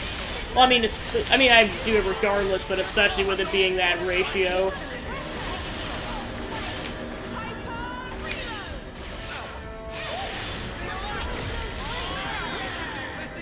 Well, and then, of course, there's just been, like, some people like Joe and Zachman that have been, like, super supportive, and I've definitely gotten me teary-eyed on occasion, because I'm just like, I just didn't think people were going to be this supportive of the channel, and I didn't think it was going to get this far this early.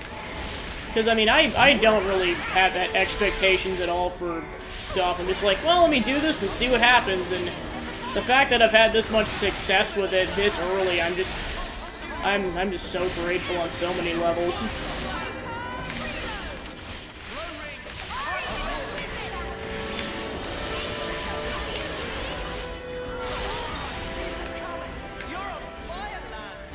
Like, not gonna lie, the day that I hit 50 plus followers and I start to go towards affiliate status, that's gonna be emotional.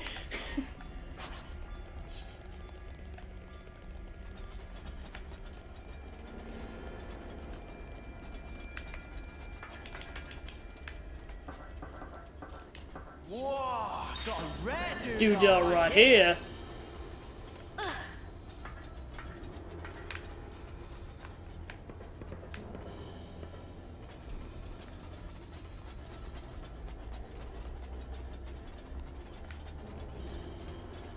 Oh yeah, definitely seeing, like, the cool stuff that other people do. Yeah, you're just like, hey, what if I tried that?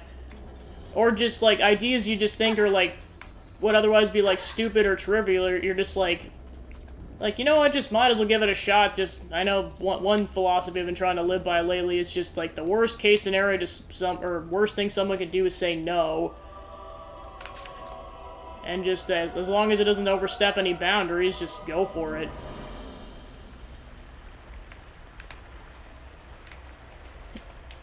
Oh, I see. Once you get to this point, you're stuck. Red dude right here. Swimming in the sewers. Doot doot doot doot doot.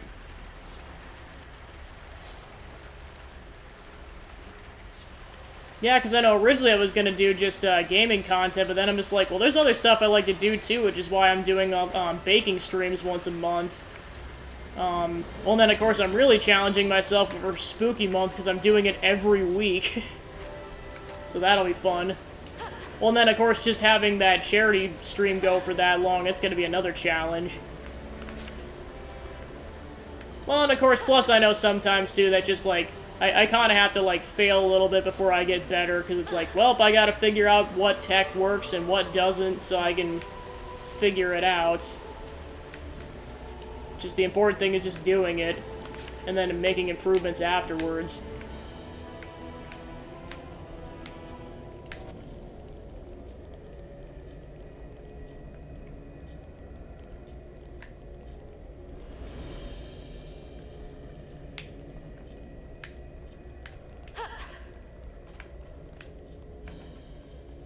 Yeah, it's honestly one of those things where it's like, if I had asked myself back in January or February if I'd be at this point, or in, like, this year, I don't know if I would have believed myself when I said I got this far. Of course, you just never know what time's gonna bring out, I suppose.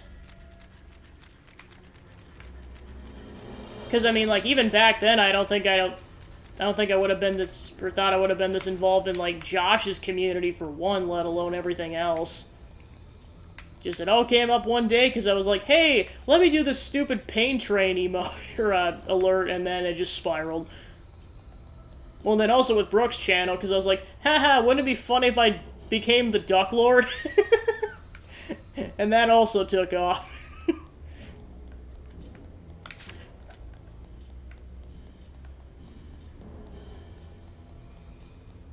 Alright, let me see how much I can do now that I've gotten some collectibles.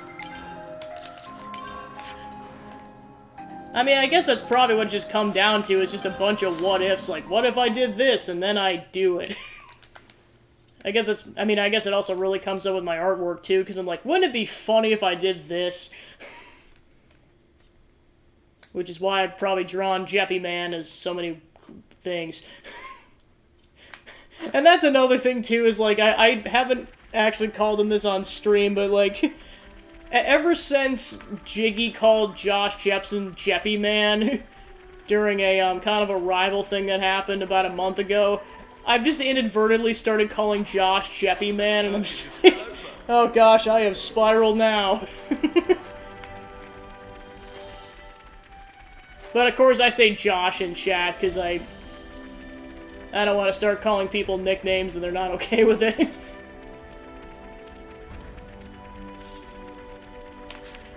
To be fair, I can blame Jiggy for that.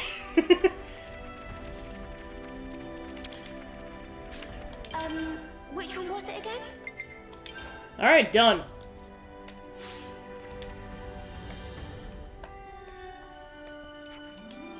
Shino, we got the stuff. Oh, thank you. You leave the rest to me. And that should be that. Meh, third test start. Buddy Blaster, fire!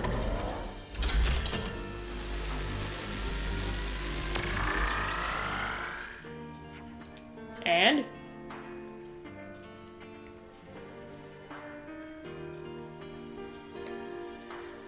Whee!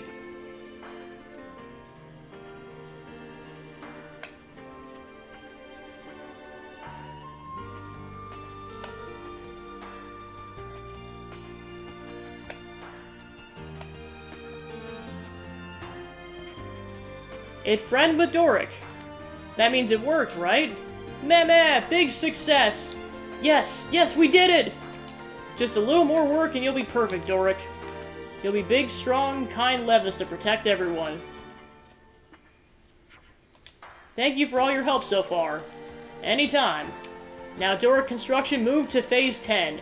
Only thing left is hard work of Rapapa and team for final adjustments. I'm quite invested now, dear, so I'd like to stay till the end if that's alright. Yeah, I was gonna say that was a really fun moment, because, like I said, I don't expect anything, but it came up during that charity stream, and I'm just like, well, and of course, I went back and watched Brooks' stream at the end moment, because it was fun to kind of see, like, what led up to it, and that, because, like, when I'm busy with streaming, I'm not gonna see that part of it. But yeah, that was super funny. I was down for the count for a few minutes on that, because that was just so shocking and hilarious. But yeah, that was fun. We'll also I've been raided a couple of times now. It's definitely it's an adrenaline rush for sure. Oh wow, how long has Tim been making content? I mean, I know he's like at least in his 40s, like I think almost 50 actually, but how long has he been making content? Because what is that? 2005? He's been at it for that long? Well, actually, I suppose John's probably been at it for about that long, so yeah, I suppose that checks. Just, I really only started following Tim, like, when TRG started in, like, 2011. I mean, yeah, I suppose with him being older, yeah, he probably started, like, well, did he do content, like, on another website before YouTube? Because I always try to keep track of, like, who actually was doing stuff before YouTube was a thing. Oh my gosh, he's been going for that long. Holy crap. I guess I just don't think about the people who started in the 2000s, because, like, there were so many people that hit their 10-year anniversaries this year.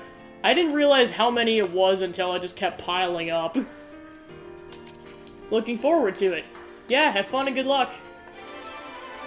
Alright, quest complete. On to Phase 10!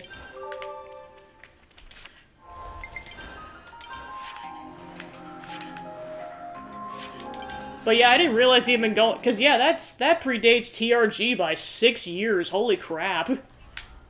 Well, I guess Emil's been trying to think of when his first Let's Play was, like... Might have been around that time, I forget.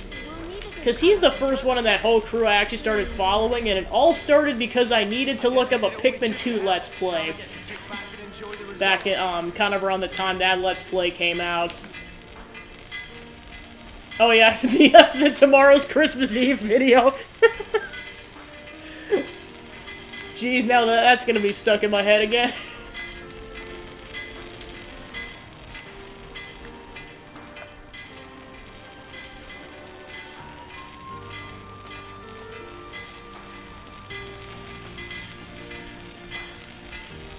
So I guess how do you initiate Phase 10 is the problem.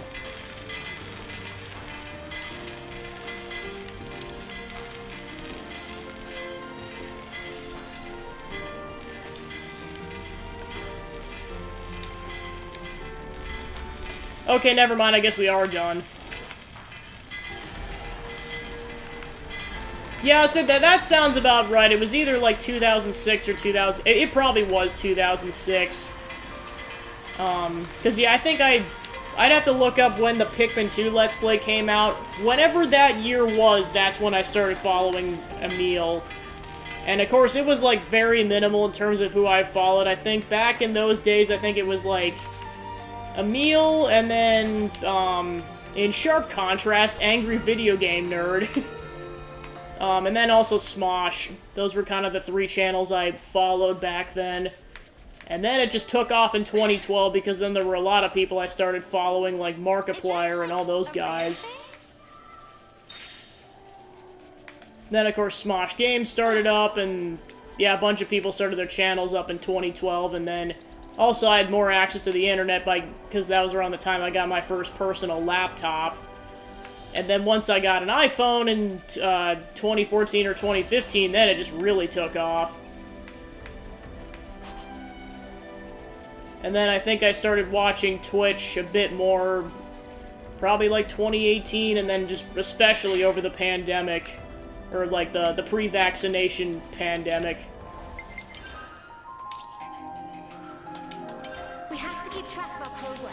Yeah, of course, most of those guys, I think I started, the TRG guys, I started following because of Coliseum. Like, I didn't know who most of those people were. Like, I knew the 3 guys, obviously, and then some of the people they had collaborated with. Like, I knew about Steven, I knew about Tyler and Josh, and then, oh yeah, definitely Massey, and then, Tom Fox. I think I saw him for the first time when I started watching his animations of, like, the Mario Party segments, especially the Pinball Madness one. Gosh, I'm just going on a nostalgia roller coaster just thinking about this, because I know I just haven't really talked about this with anyone, just kind of my experience of how I encountered all these people for the first time. Oh yeah, Bridge series, because yeah, I forget that, like, Team 4-Star have been doing that for so long. Well, I know they're one of many channels, but they're the first ones that came to mind. Because I know there was the Helsing Ultimate Abridged one, like, that had been going on for, like, almost a decade. They just spaced it out, so, like, each episode was a year apart from each other. And then, of course, there's the big one, which is the Dragon Ball project. Gosh, there's just so much content that I just... Gosh, it gets me nostalgic. Oh yeah, Nebbit 12. Oh yeah, I forgot about all those too. Yeah, I've definitely been watching content just kind of through all the ups and downs, because unfortunately you got the bad eggs in some of those scenarios, but... I mean, it's just one of those things where it's just like, I want to assume someone's not going to be a total piece of crap, so I'm just going to just assume that they're not a piece of crap unless it comes out. Otherwise, I'm just gonna live in fear my whole life. Or just if anything feels off, just avoid the person, which I personally have never felt that way, just... I guess I just gotten lucky, I suppose. Well, especially hearing about the news about the, one of the Try guys. Yikes. Something so bad here. Like I said, just assume people are decent until you find out they're not. And then just sever ties immediately. That's all you can really do. Alright, it's been a while since I've saved, so I'll go ahead and do that. We have to keep track of our progress. So then the next thing I was gonna do is gonna go back to Iota to see if anything opened up now that we've done Alexandria's side quest.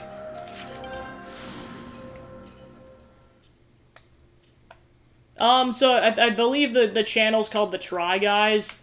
They're kind of a YouTube channel where they, like, as the name implies, they just try to do a bunch of stuff. One of the members, hardcore cheated on his wife. It's like, big yikes. And of course, the last, like, couple of days, the internet's just been roasting the crap out of him. I think Ned's the perpetrator. My queen, does something good smell good around here? You do know it's Dame Alex's birthday soon, right? I had to cook up something scrumptious for her. Oh my gosh, the birthday side quest! There's a birthday side quest! Yeah, I think, I mean, like, definitely look into the details on your own time, because I know, like, more is developing as it's going on, and I don't want to accidentally misquote something. This is just from what I understand. Basically, he had been cheating on his wife with one of the... I believe one of the crew members of their channel. But, like I said, definitely look into that on your own if you want to be 100% certain on the details. So yeah, I think that, the day I found out about it, like, a couple days ago, like, that was the day they officially announced they were permanently severing ties with Ned.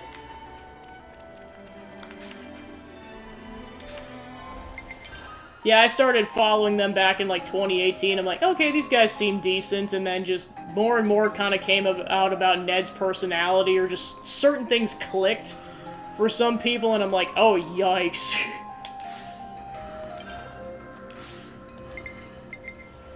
I mean, like, here's the thing. It's awful. I just know it's not the worst thing someone could do, because, like, most of the times when these scandals come out, it's about, like, you know, the person's, like, was secretly a pedophile the whole time.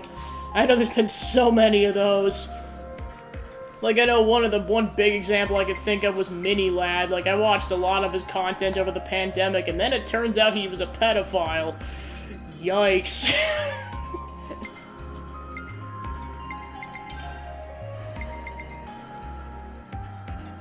Yeah, condolences to his wife, my gosh.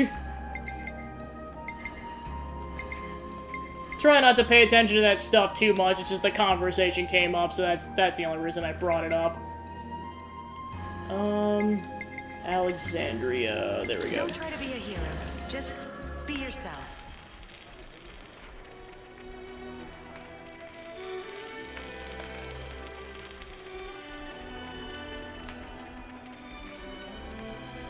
Because, I mean, that's the only real bit of, like, I guess drama, like, that kind of stuff that's happened, like, well, this year. Do we have any snacks? Yeah, I was gonna say, this just came up, so it's very recent. Yeah, no problem. Okay, so I gotta find the other bit. Break time's over. Yeah, and like I said, definitely feel free to do your own research on what's going on, because like I said, I don't want to misquote anything, because I know misinformation could spread like a wildfire, and that can lead to even more disastrous consequences.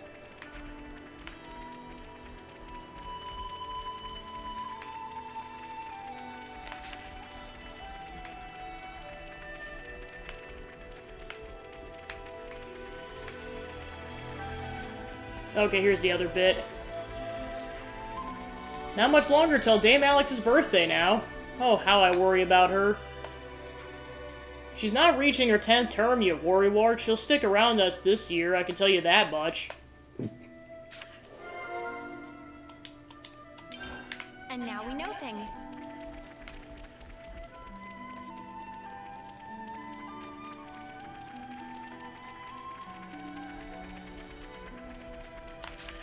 Well, and of course, I'm honestly glad, like, the way I ramped up watching content has kind of gotten, like, heavier as the years have gone on, because, like, I'm definitely, like, wiser now, because I know, like, after seeing all these, like, scandals and, like, bad people come around, I'm like, I definitely know better. Like, I'm more likely to detect shady intents from a person online.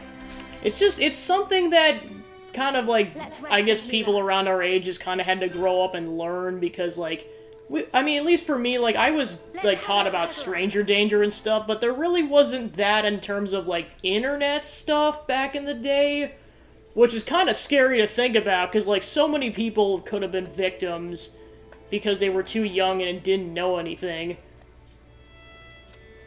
Sorry if I got this wrong, but everyone Colony Iota is talking about your birthday, Alexandria. I think I just wrapped up that train of thought. I just want to make sure if there's anything else I was going to say about that. But yeah, I was just, I know they were like, especially since I said I was around like 16 or 17 at the time when all those channels started, like in the early 2010s. So like it was, so like, because I followed so many people, I could have easily been a victim in that scenario. Just, it's kind of a miracle that I got out unscathed, or just I was never, like, harassed in any way. I'm honestly shocked. Just looking back. I mean, even now I think I've gotten out pretty unscathed.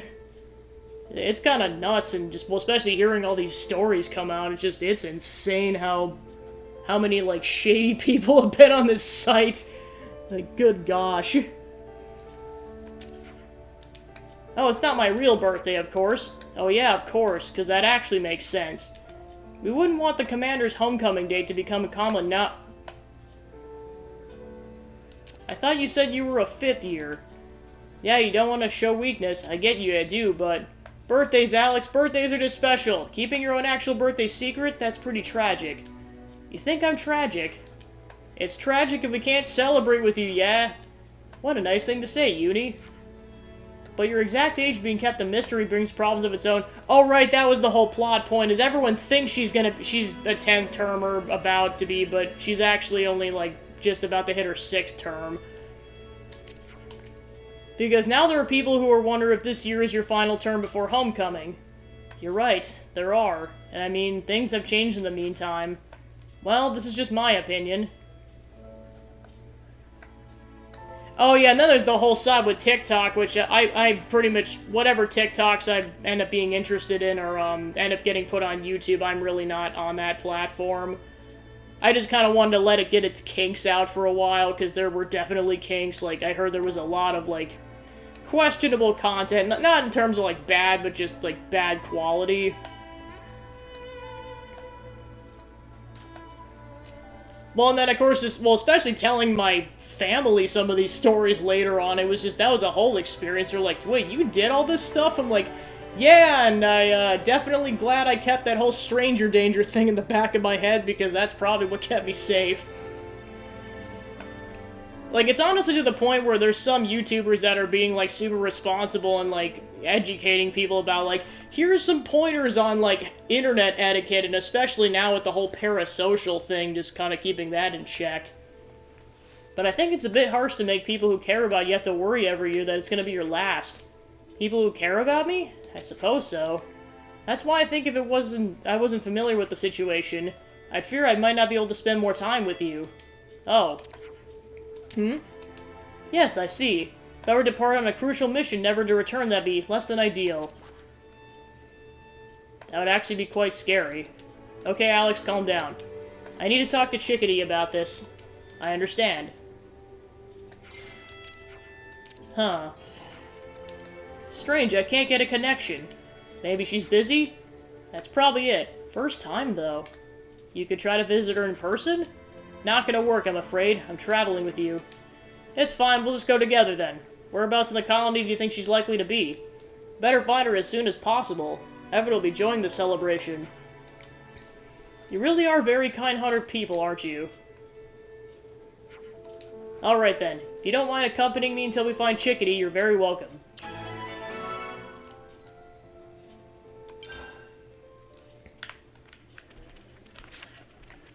Yeah, I was gonna say, like I said before, I kind of get the highlights from YouTube, and then, of course, the, I forget if it was a TikTok or not. Of course, one of my, of course, one streamer I've been following a lot lately is Point Crow and Alpha Rat and that whole crew since, like, the pandemic started.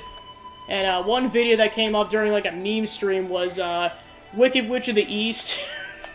That whole thing was a gem, especially since I had seen Wicked the Musical, like, a couple of weeks before I saw that, so then it just really hit hard. No idea where your little favorite is, I'm afraid. What a way to talk, and after I've come specially to see you. I never asked you to, Dame Alex. And here I thought we were friends. You're so cruel. Are you pulling my leg? Of course I am. I treasure our little chat, Sequoia. Okay, because we're teammates, I'll tell you this. I'm the only one who can put up with your attitude problem, so you better appreciate me. Sequoia, are you actually jealous? Is that why you're so cruel to Chickadee? Huh, what? No, I just don't suffer fools. Fools!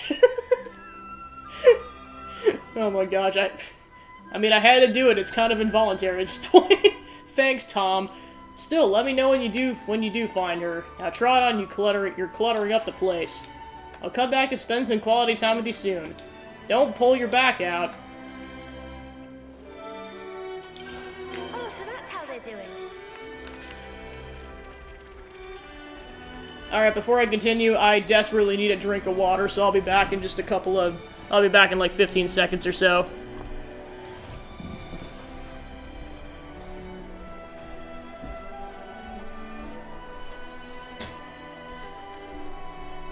Right, what have we got around here? Every day's a training day.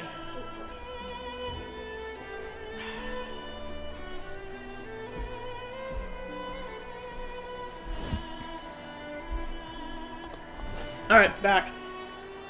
I was gonna say, now that I think about it, I think this is the longest I have talked in a row. Because I've probably been talking for off and on for like, probably 3 to 3.5 hours straight. Not seen Chickadee. Curses, any idea where she might be? Why is he so scary? Sorry, no. That's okay, we'll just keep looking. Say if you find her. Ah, Dame Alex. Yes? Happy birthday. It's not my birthday yet. If you've forgotten the day, I remember. Just wanted to say. Okay, now he's totally the opposite of scary. You're an odd one, Riza. Oh, so that's how they're doing. Yeah, speaking of the whole Fools thing, during my personal playthrough of Miitopia when that came out last year, which, by the way, that was, I know it was technically a port, but it was definitely one of my favorite games that I played last year. That's why I made the Dark Lord. Because why not?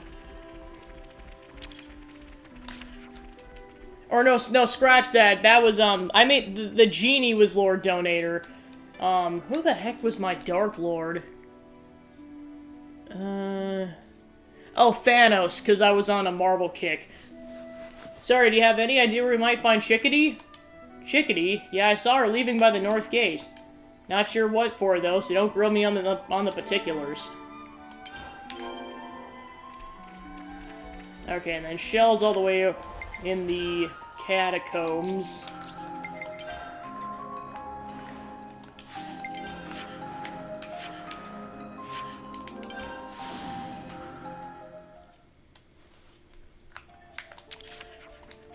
Chickadee hasn't come this way. You haven't been fighting again, have you? Again? No, nothing like that. Sorry, couldn't resist. You just spend so much time with her. Yeah, I was gonna say that whole thing has been hilarious, and then, of course, just seeing John's initial, like, 2 streams of that game during Fortune Cookie, just... the whole town of Greenhorn was just a bunch of Johns, and then it was, Aardvark Matt Damon was the Dark Lord. Well, and then, of course, he just made, Duke Nukem, his Great Sage. That was the funniest thing. I'm a bit jealous, that's all. Honestly. Anyway, shouldn't we send off a search party? I forget if it was during, Reese's playthrough or not, but, I know someone made, like, the Eiffel Tower thing. I forget if that actually came up during the playthrough or not. Yeah, John, his wife, John. Well, and then also, it was that, and then also Cole losing his shit in the background. That just made it even funnier. I mean, they all were, but especially Cole. Oh, right, yeah, that was her Dark Lord. That's why I remembered that. Holy crap. Jeez. Anyway, should we send out a search party? No, that won't be necessary. It would just cause her needless worry. Still, not good optics for the lieutenant to be AWOL, is it? Your claws are well and truly out today, Shell. You think? Then I guess you better pay me a bit more attention. If I hear from her, I'll send you word, okay? Oh, so that's how they're doing. Alright, time to go to a rest spot. I mean, you definitely know this because you played this game, but, like, time flies when you play this game. Like, I think I was telling, like, one or two other people about this on, like, previous streams, but I'm like, yeah, 5 to 6 hours just flies when you play this game. Oh yeah, every single time that story comes up. Well, and of course, it's interesting thinking back to, like, when it happened, particularly the fact that Tyler was, like, significantly younger, because I know Reese is kind of one of the older members of that whole crew. And then meanwhile, Tyler is, like, I think one of the youngest people. Speaking of which, that was a revelation I found out, and that was largely due to the fact that I didn't watch Josh or Tyler until, like, a bit later. I didn't realize those two were the same age. I thought Josh was, like, 2 to 3 years older than Tyler, at least. So that was kind of a... You know what it was? I think it was the facial hair on Jepsen. That made him look a couple years older than he actually was.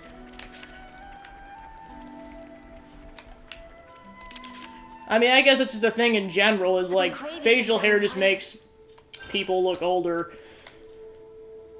Well, of course I know the big example of that is Mr. Beast, because I could have sworn he was like 30. No, apparently he just turned 24.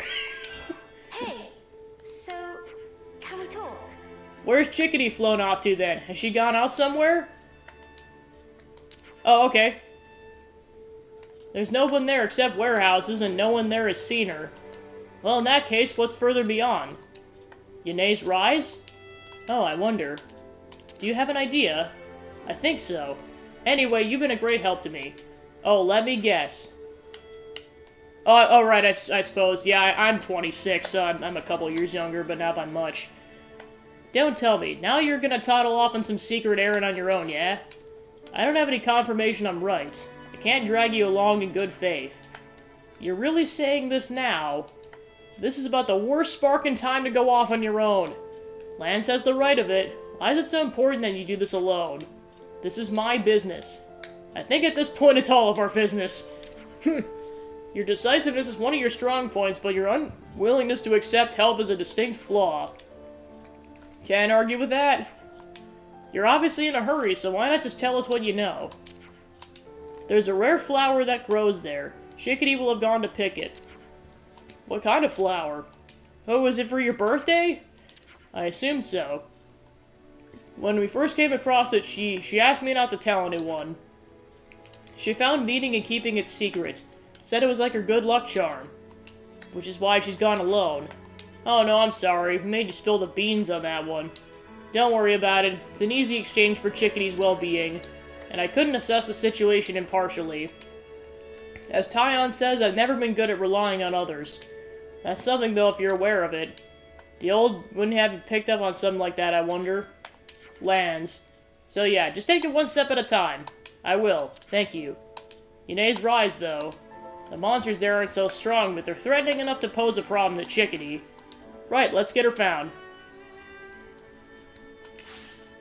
I mean, I know it's probably the whole joke, but I just find it funny that, like, she's a Gormati or a cat girl, and she's named after a bird. This game. Alright, so looks like we're going over there.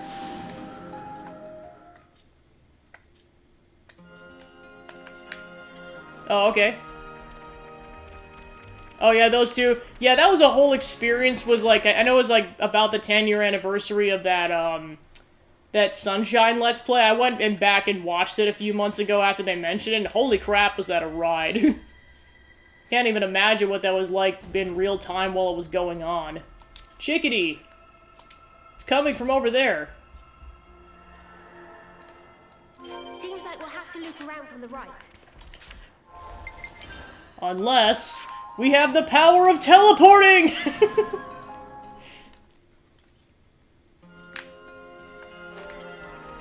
Oh, there's a unique monster. Well, I haven't fought a unique monster on the stream yet, so... You know what time it is. Time to squash a bug. It's like a pretty rare specimen. It's time to Crafty Angsky.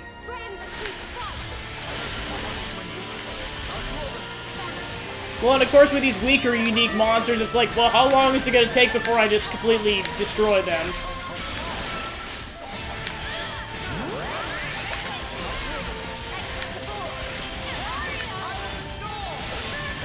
Pew!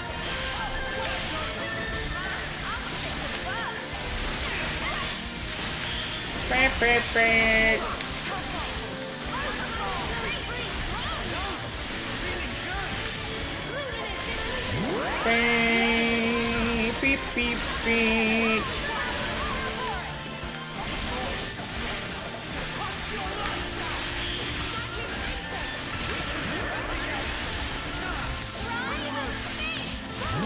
Yeah, I was gonna say, like, I mean, like, don't get me wrong, like, each year definitely has their gold mine of, like, content and everything, but it's, like, especially in terms of YouTube, I think just generally speaking, people were on their A game kind of around, like, 2012, and then, like, 2015 and 2016 was also, like, a gold mine for YouTube content, at least in terms of what I watched.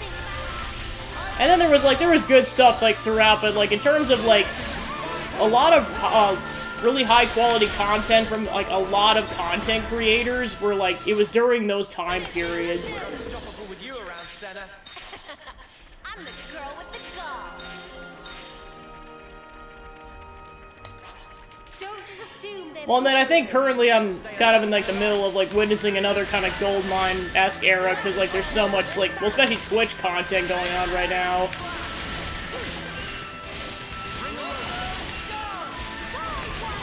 Well, and of course, one thing I didn't think was going to happen was, I mean, I know they live in the same vicinity, and that's why, but I had been watching, like, Alpharad, like a year or so before we started collabing with, like, Jules and Adri and those guys, but it was so cool to see all those guys starting to do collabs with each other. That's awesome. It's like, oh my gosh, the different people that I follow are collaborating with each other. Everything's all falling into place. Dame Alex, but what? Been looking for you, I've been so worried. Oh, you brought everyone? I'm sorry, we didn't know it was supposed to be a secret. Oh no, it's okay, I'm not angry. I'm actually quite pleased. I was gonna give you this.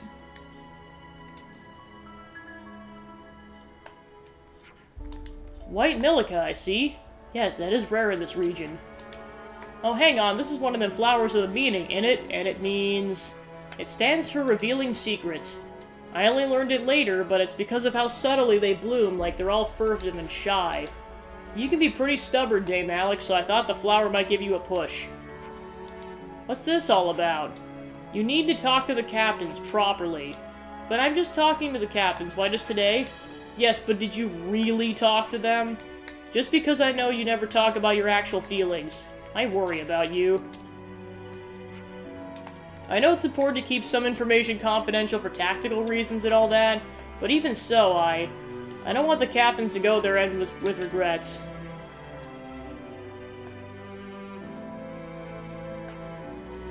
Oh yeah, so much. Silly girl, you put yourself in this much danger for that? You'd never have taken it seriously otherwise. Anyway, I'm the only person Ionius who can tell you off. That's the important part of a lieutenant's job. You're right. The reason I came running here without thinking twice is because you're always looking out for me. I find that you're constantly saving me. What are you trying to say here? Well, Chickadee, the thing is... Do you want to hear what I've been hiding from you all this time? Wait, you're saying that you... to the old commander? Have I disappointed you? No, I finally understand. That's why you were so particular about your captains. They all know, don't they? I was just being careful. Warp methods yield warp results. Anyone who's ever seen Mobius knows that. It's not warped. You're not warped, Dame Alex, and the captains aren't either. You took on a terrible burden for the greater good. I think it makes you strong. It makes you worthy of respect. Chickadee. I became a lieutenant so you wouldn't have to be alone on this journey through life. You always put everyone ahead of you. I want to be at your side supporting you. And I still want that, forever. Don't you feel blessed, Commander, to inspire such feelings? I do. Trust and betrayal are two sides of one coin, and that risk can never be truly eliminated, but... if I have to suffer anyways, I'd rather it be by Chickadee's side. That's how I feel. Now about my birthday. Oh, I'll take care of all that. I'm taking requests. Ah, good. In that case, please issue an official proclamation announcing that I'm in my 6th term. Eh? And I'll have to tell you the real date. What? Are you sure? You've always kept it so secret. Aren't you the one who disapproved? You said it'd be cruel to make people worry about my homecoming every birthday. Did I really put it like that? Heh, we're changing how we live. That means we have to change our old strategies, too. You're terrifyingly decisive. Aren't I? I'll take that as a compliment, thank you. Well, this is fine by me. I have one thing to say. Happy birthday, Dame Alex. Thank you, Chickadee. Alright, side quest complete. Oh, so that's how they're doing. Alright, let's see if any other side quests popped up. Nope. Okay, so in terms of heroes, I'll switch back to Sagiri for now. It's my job to fly to final mission orders received. Okay, so let's see who I have left in terms of hero quests. So let's see, I got Ashira, Monica and Gondor and Triton, Kamarabi. Yeah, I think it's just the 5 of them. Well, and then I don't know if Nia and Melia have any, so that would bring it up to 7 if they do. We have to keep track of our progress. Okay, so let's see where I'm at in terms of time. I'll see if I can initiate any of the other side quests. Or the, yeah, I guess the hero quests. Because eventually I want to change gears pretty soon and start level grinding. And I'd like to get at least a couple sessions in, because the given meal that I make for it only lasts like 25 minutes. So I have to basically just do it in like 25-minute sessions. I know part of the problem is I don't believe anyone from Colony 11 has collectible stuff, so it's kind of hard to level up with Colony 11. Same thing with Triton's Colony. As far as I can tell, anyways. Okay, so let me go ahead and switch over to Ashira. Then I'll see if anything opened up.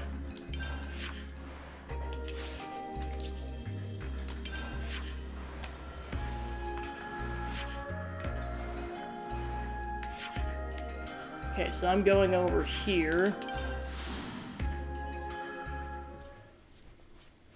Oop.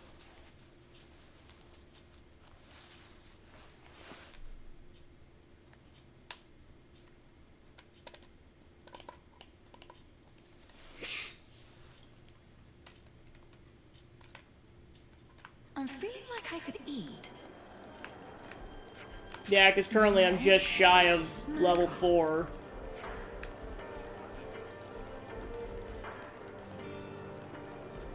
So it looked like that meal finally ran out.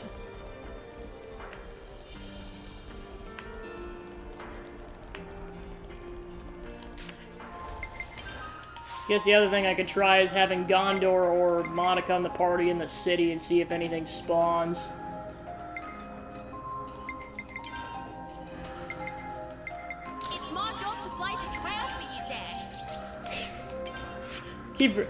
Okay, so now so it looks like now we can do Gondor's Ascension quest, because something popped up in the Agnes Castle. Because I know Monica's kind of more in charge of the city, whereas Gondor's been more responsible. It's been going on with the collaboration between them and Agnes Castle. I'm still in denial. Dana promised we'd all go back to the city together. It was those Agnians that did her in. I ain't gonna let them bastards get away unscathed, believe you me. Suppose there's like max tension going on right now.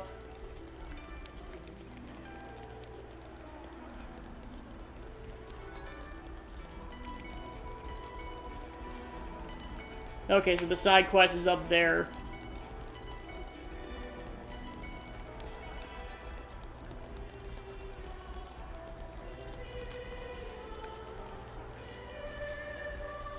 Sure, if you want to, go ahead. Then I'll get on to that when I'm done streaming. I'm gonna go for at least another hour, so I'll be at this for a bit. But yeah, thank you for tuning into the stream. I deeply appreciate it, and also thanks for sticking around this long, because yeah, you've probably been on here for like at least 3 hours. Yeah, hope you have a good night and everything, and I'll see you around.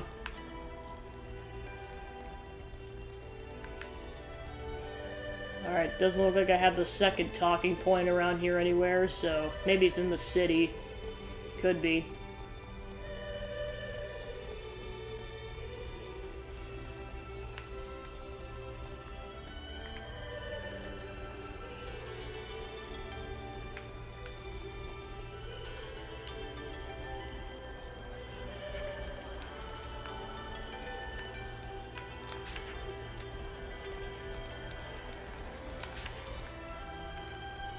Oh, yeah, they're over there.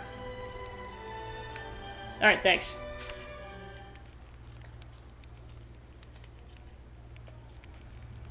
Ah, Gondor. Just who I wanted to see. Something wrong? Sorta. But just the other day, one of our squads got chased by a ginormous monster. Yeah? How big are we talking here? Big. Really big. It got them good, too. Par for the course with monsters, really. Of course, some of them are gonna grow ginormous. Sure. We've seen some stonking big ones, too. Yeah, like that dragon, What's the jeez. story then? They got attacked by monsters and ran home, tails between legs? There's a lot of them. No, you're not getting it. It was just one monster, and it chased off the whole team. There was a scavenger team from engineering, on a mission in the Fornis region. You don't say. I'm starting to respect this monster more than I respect you lot. If they got wrecked by a single enemy, they must have got careless, even if it is a biggie. I wouldn't be too harsh. If a monster senses weakness, it can strike without warning. No, it's more like... well, they say it let them go. Sorry, do my ears need rinsing? Because I could have sworn you just said a monster let them go. Yes. That's what I heard. They say it didn't keep up the attack, that it just wandered off at some point. Well, it's a fun story and all. Yeah, thanks again for tuning in, and hope you have a good night. Yeah, I'm not 100% convinced either, but knowing these guys, they wouldn't just make it up for a lark. I don't think we should doubt that they really did come under attack. The part about being allowed to escape, however, is mystifying. I wasn't aware of any monsters with that behavior pattern. Yeah, but anyway, I thought you might want to know. You did good, soldier. I'll take a look. After all, where would we all be if I didn't step in to clean up all your messes, eh? Alright, time for Gondor's Ascension quest. Alright, then there's that other point. They said something about us being summoned to the city. Only thing is, I don't even know where the place is. Well, if they're summoning us over there, I bet they're looking for someone to blame.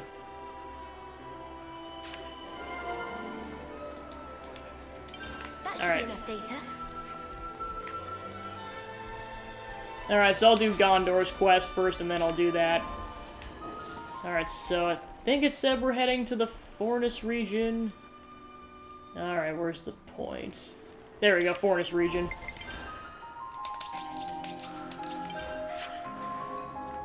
Alright, Fornis region ahoy. Oh yeah, we're going all the way over here, jeez.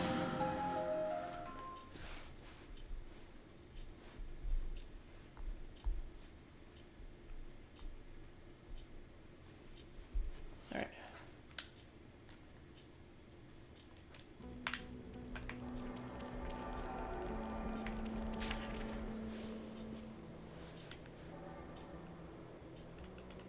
It should be somewhere around here, right? But rumors have a tendency to become overblown. A similar principle may be at work here. Well, duh.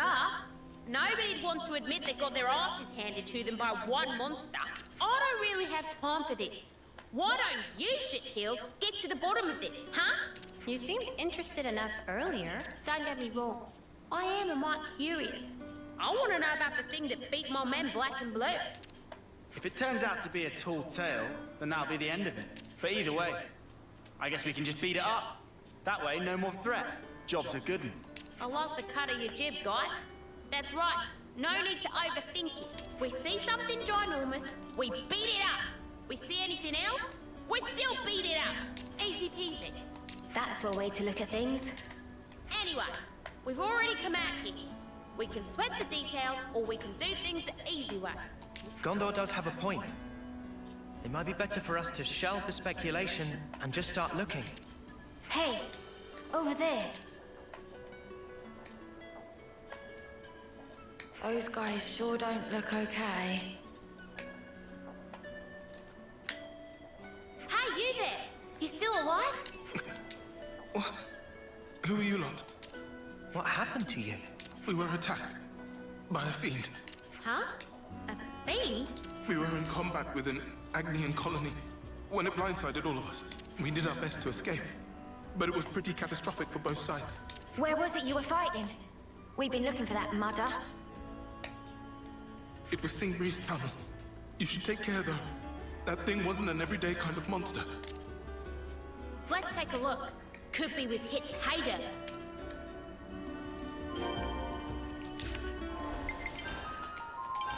Alright, go ahead and go up here.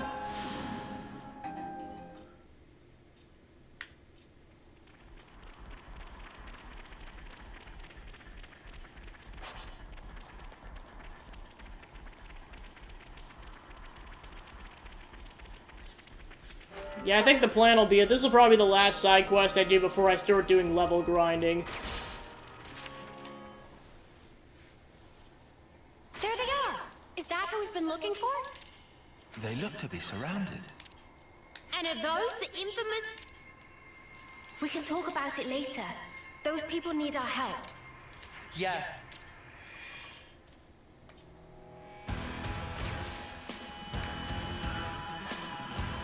Yeah, they're surrounded by Goggles.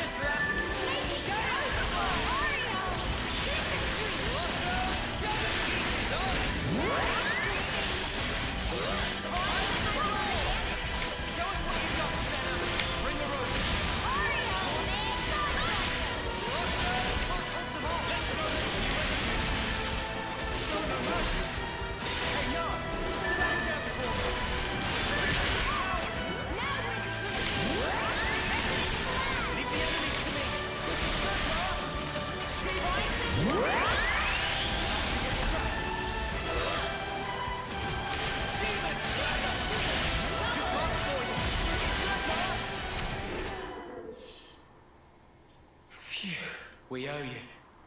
Wait, who are you? Just passing by. Ah, but we met some of your mates earlier, I think.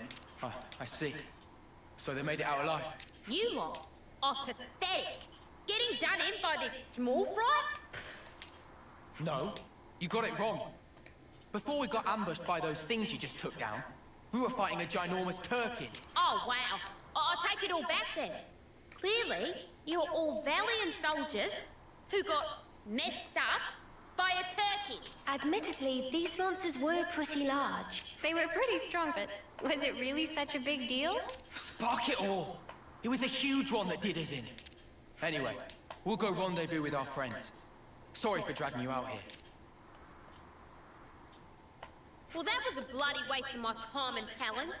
Ginormous Turkin, my shapely arse. It's difficult to believe that Turkins would even nest in this area. And it's not like we could just go and rustle them up if they did. Okay, so what's the plan? Do we go back? I just can't get over how we came all the way out here, and we didn't even get into a decent scrap. It's exactly this kind of shit that really roils my gut. Whoa! Wow. Now we're talking. That's what I want to sink my teeth into. Jumbo Turkin. Hey, get back here. Get off the him, you lily liver dance. Gondor's like, kick his ass. What? How you getting away? Alright, I'm just gonna see really quick if I... Okay, so Uni's up to level 10 with Melia's thing. So he's almost a level 10. Okay, so I'm gonna switch her to a different attack. Oh, switch her to that. And then I'm gonna hit him again. 4 and 4 and 7. Okay. What? How you getting away? Gondor, no running off. Yeah, that's another thing, is I wonder how old Gondor is canonically, because I don't know if they ever explicitly mentioned that, because, like, she can't be older than a teenager. Or a young adult, I guess, or just maybe she's just that short, I don't know. Because Monica, I could totally see her being in, like, her 40s or 50s.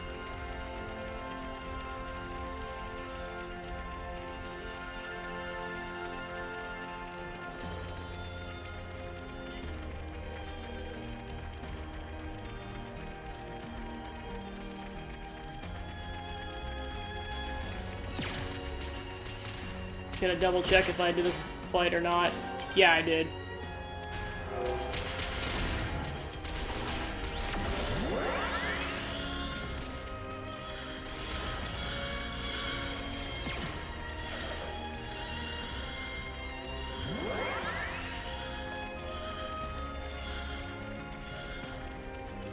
Gotta watch where we're going.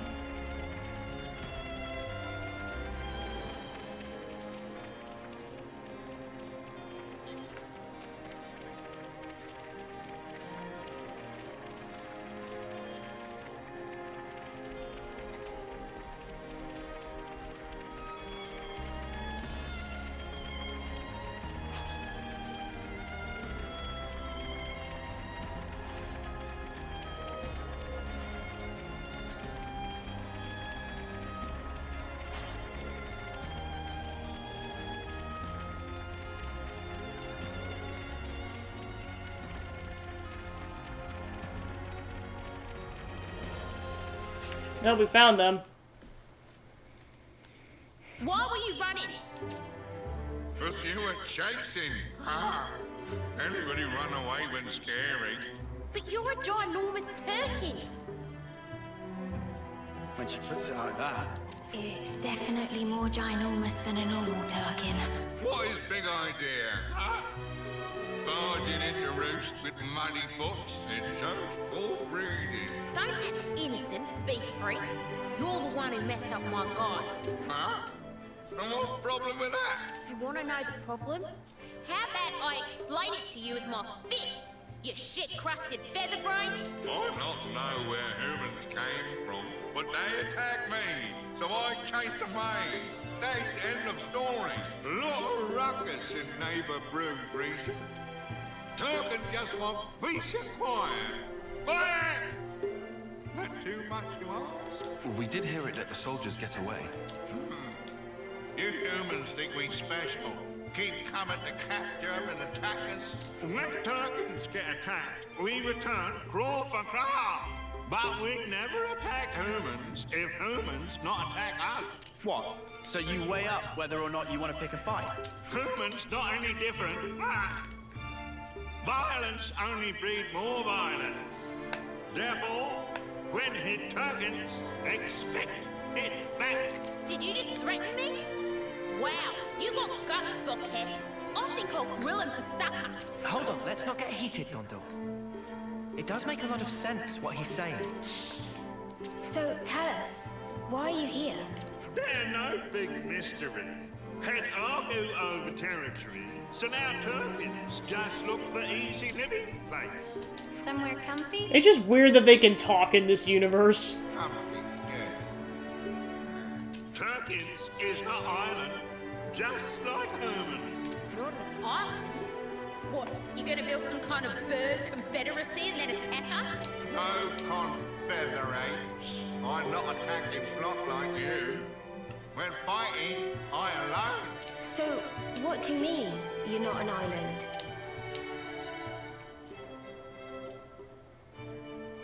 It has kids. These are my Turklets. I search for easy living place for them. Oh.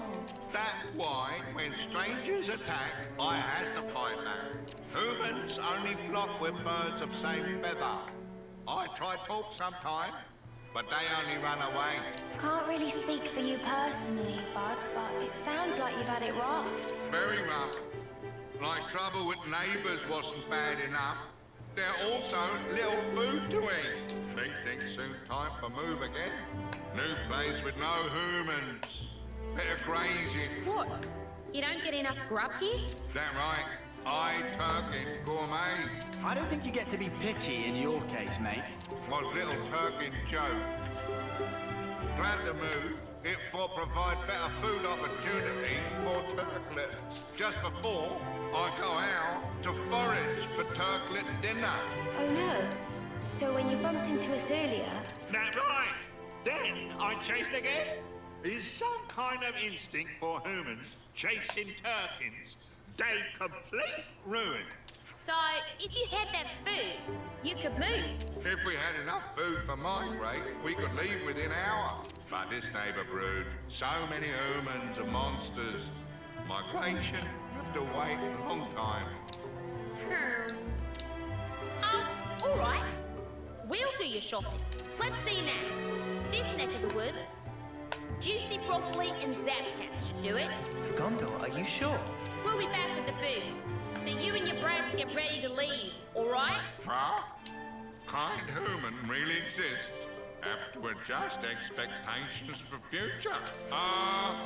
Human can also bring 10 spring roots. Hey, don't push your luck. It still ain't too late for me to barbecue. And anyway, you brought this on yourself. So we're really doing this? I'm guessing Gondor's got some kind of a thought here. Might as well tag along. Showing good judgment there, meathead. Maybe you're not hopeless after all. What's that? You hungry for a knuckle sandwich? Lance's like, I will beat the crap out of you. This very big help. Alright, so we gotta get zap caps and spring roots. Just eyeball the numbers, eh? Turkins ain't good enough at maths to tell the difference. Alright, so let's go over here.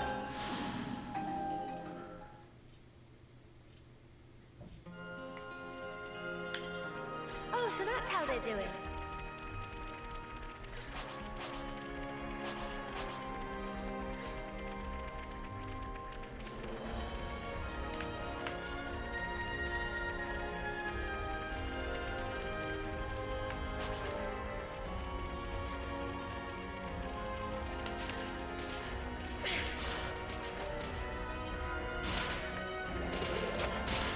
Oh, it's another unique monster. Might as well.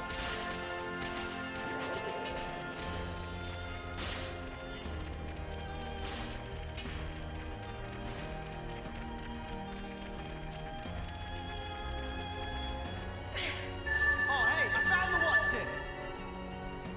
Alright, so there's that, the spring roots. Here's a tough customer. The only way is through. Well, might as well. We're about 20 levels over this thing.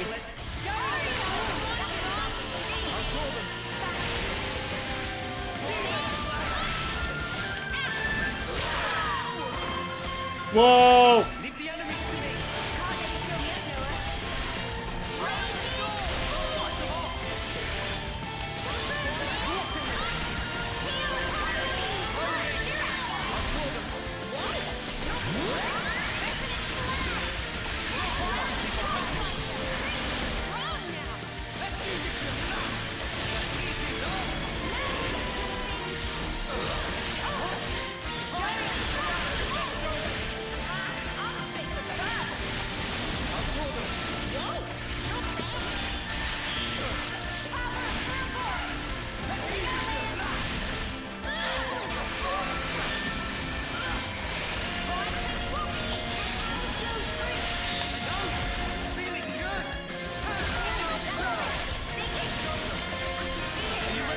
Burst.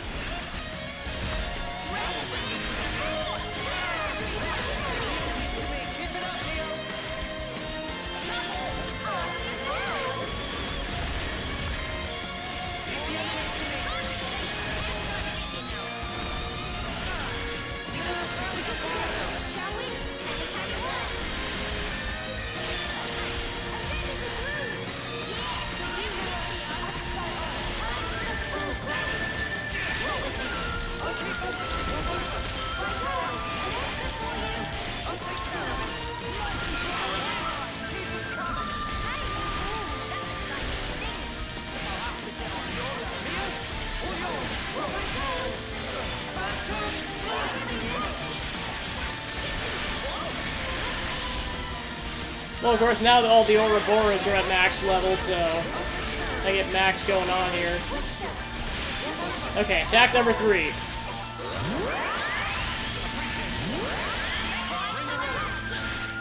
Alright, round 4.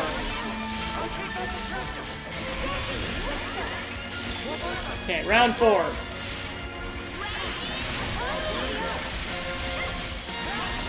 Alright, let's get one more attack in. Oh, never mind. Alright, chain attack.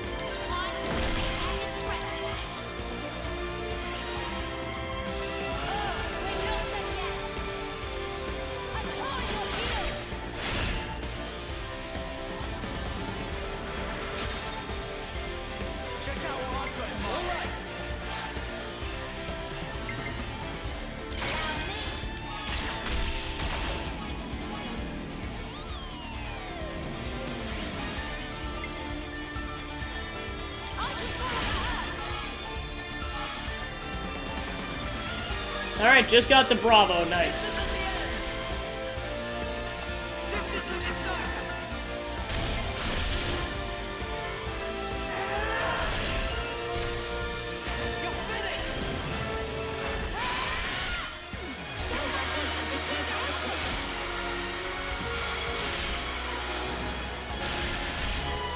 Alright, and then just final push and we should be done.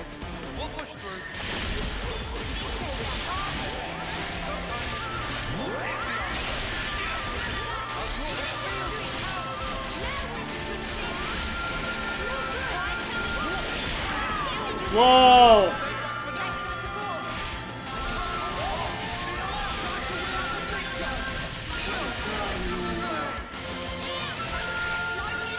Gondor, no! Alright, done. All according to plan. Good work. Worked up a sweat at least.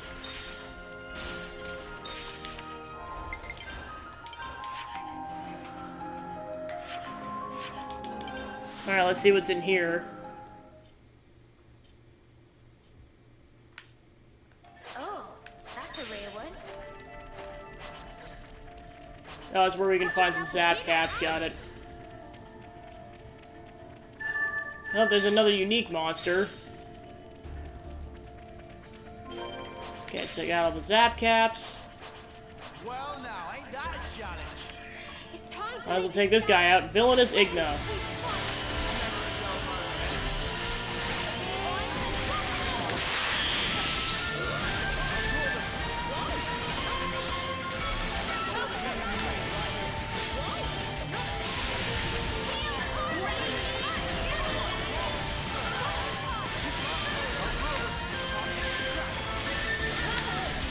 It's just weird to think that the playthrough on this channel is coming to a close, like it's tomorrow and that's it. Well, at least in terms of base gameplay. Gonna end on 19 parts to this series.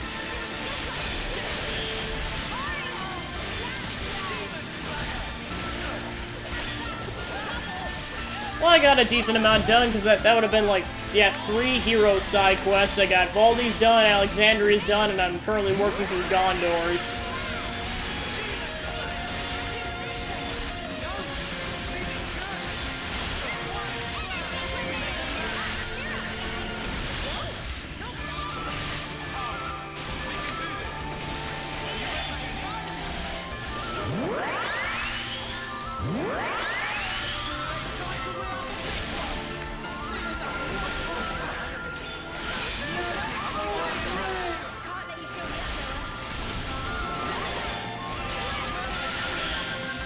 Alright, almost done. And done.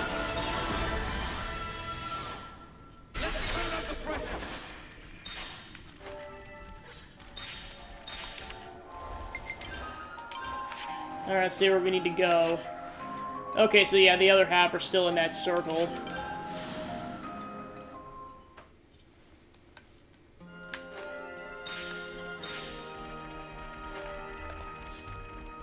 So they could be anywhere in that circle.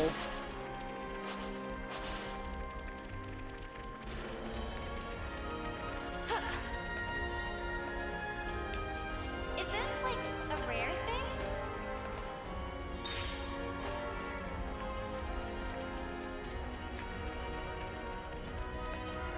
Stay alert.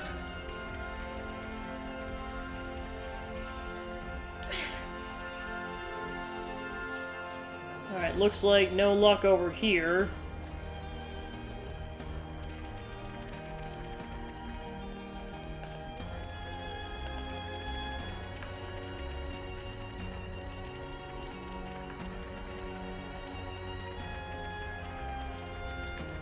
Oh, that's a rare one.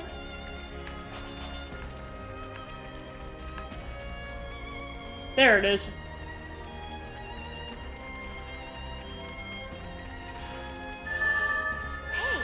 Here's what we needed. Alright, so let's go talk to the Jumbo Turkin then.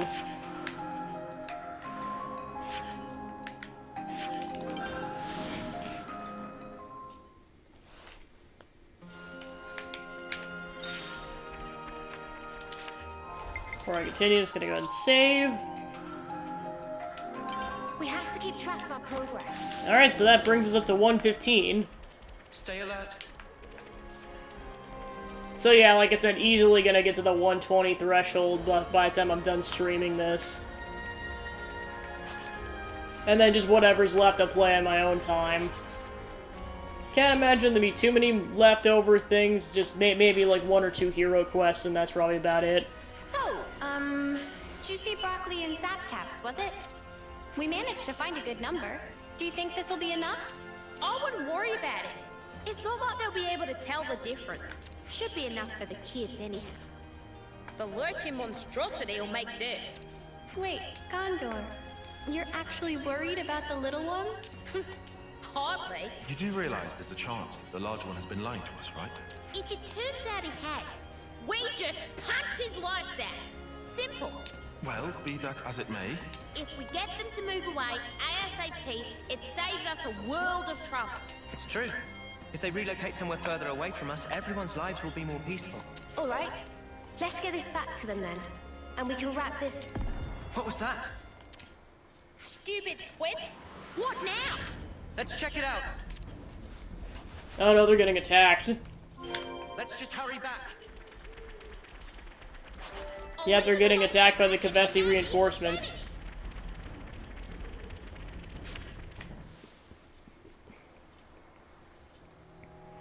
What's wrong with you, human? This my nest. Shut up! If we don't take you out, we'll never be able to look our commander in the face.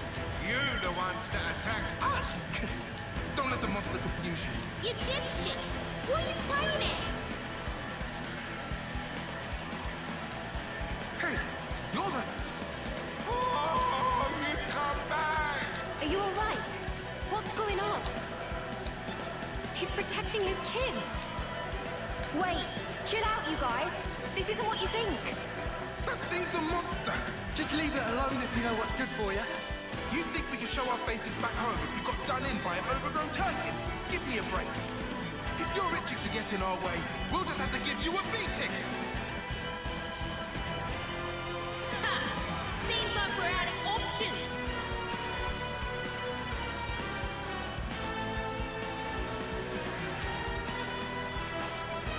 Colony 29 Raiders.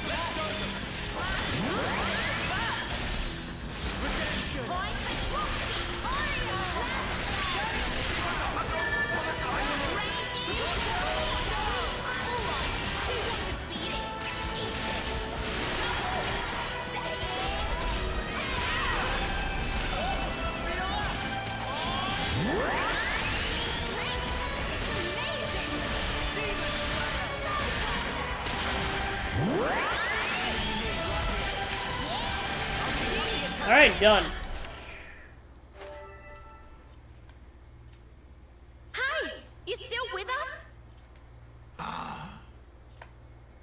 Thank much for help. What the hell? You could have taken them all out easy. This was tricky. Turk in truth, no parent can bear to put own turklets in danger. Yeah. I get it. Are all the Turkins all right? Turklets are safe, but I not so. Please, no. Don't tell me. My gizzard, it leaking out. Pull yourself together. I'm not letting you leave your bloody kids alone. Gondor.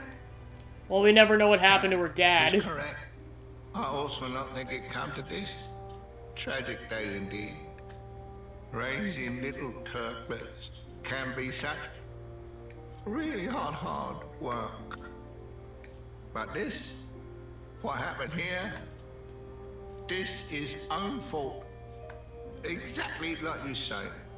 Brought this all on top of self. Every time get attacked, I was such big flock fool to keep fight back. Never should fight human in first place. Quiet better. Should have run away to safer roost. Think about your children, damn you! If you die now!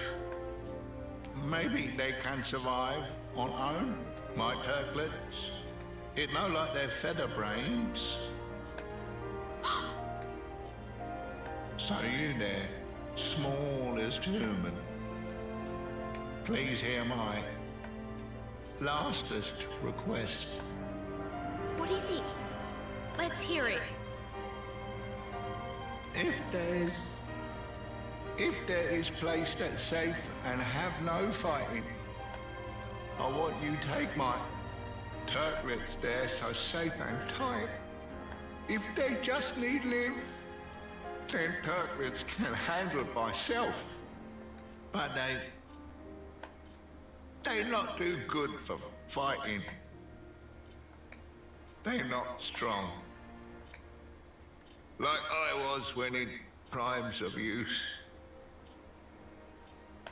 If Turkin can ask you.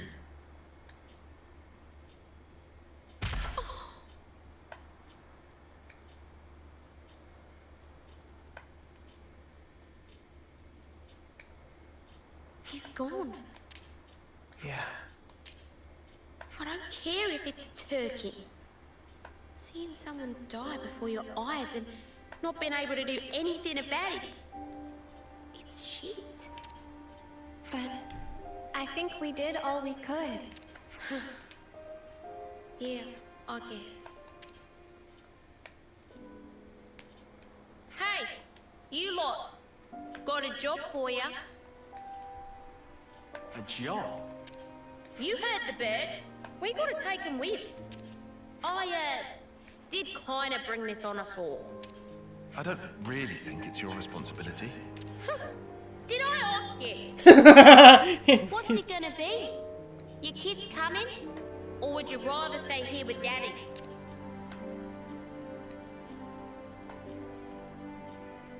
Alright. Go say your farewells. But it's not safe here anymore. So don't take any longer than you have to.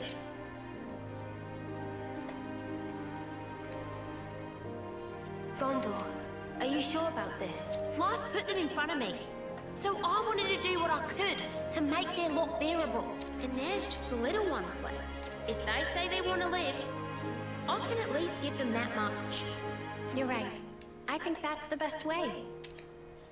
Yeah, life can be a bitch sometimes. But what's the alternative? None of us planned it. But we're family now. And family has to stick together, right? Makes sense. I'll tell you right now, the work will be hard. You'll have to scratch for your own grain. You sure you still want it? Your dad was a tough customer. Don't you ever forget that. She always comes at you sideways. Are you okay, Gondor? Mind your damn business. You're not the ones who's gonna have to teach stuff to non-verbal bird things. True. Let's get going. There's plenty to do and daylight's wasted. Alright, quest complete.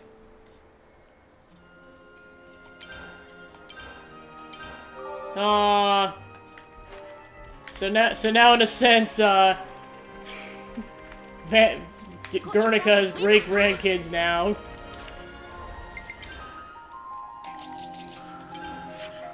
I did not think that side quest was gonna go in that direction.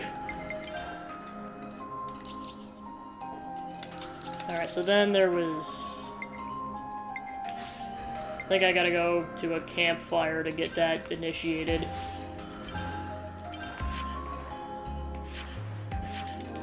Wow.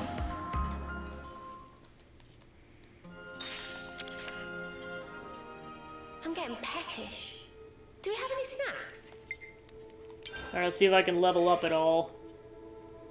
Gondor. Okay, Gondor's at 95.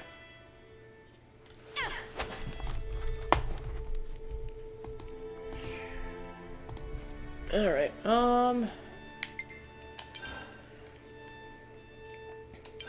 Let's have a little huddle up. That's some heavy kind of atmosphere out there right now, huh? There was a talk of people being called to the city, it seems. Sounds like what happened with Dana's getting out there. Are they gonna end up being blamed for this? I can see this lot getting rowdy and fighting back if it shakes out like that. Yeah, I wonder. Hey, I can see, I know something I'm not letting on plastered all over your face. I can't say anything, sorry. Just trust me that nothing bad's gonna happen, alright? Yeah, I don't think there'll be any fighting either. Seeker and Gondor are around. I think everyone understands that fighting will only lead to bitterness and tragedy. You sure about that? I happen to be pretty partial to a good dust-up myself. Give it a rest, would you? You're stressing me out. Maybe the fastest way to get a good idea of the situation would be to go to speak to Seeker directly. Yeah, let's do that. The Path I Forge.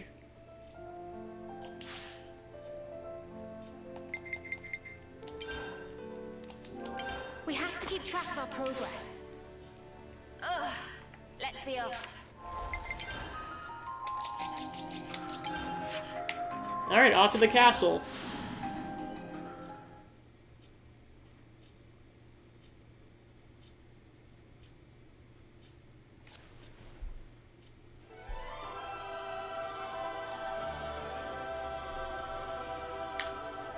Alright, let's see what's up.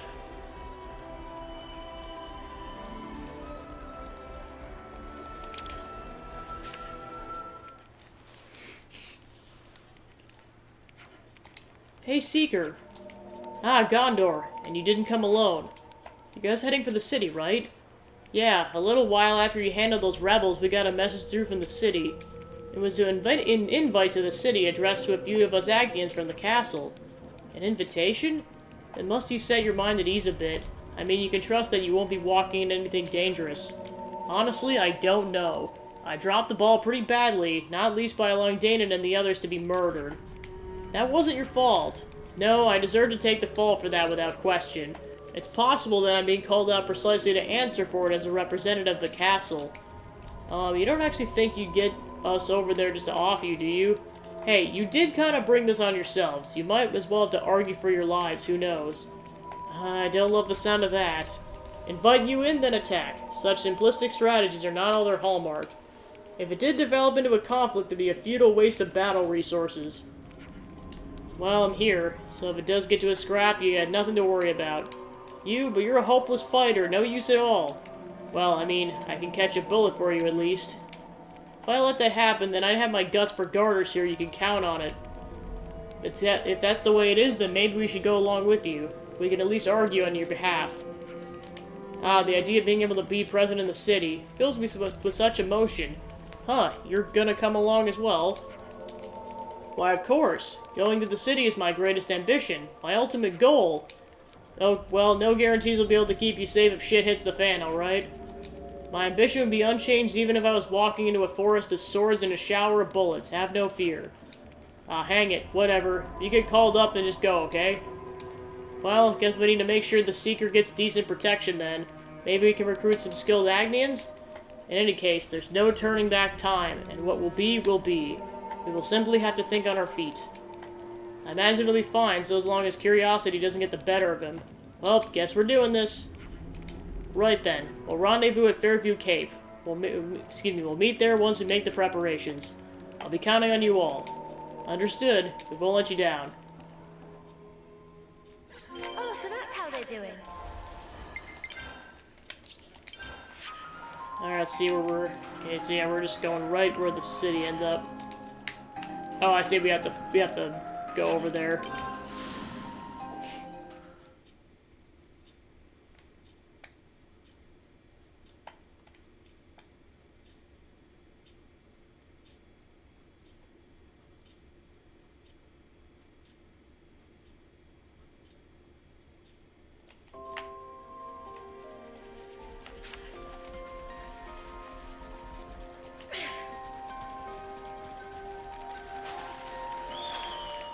Alright, onwards!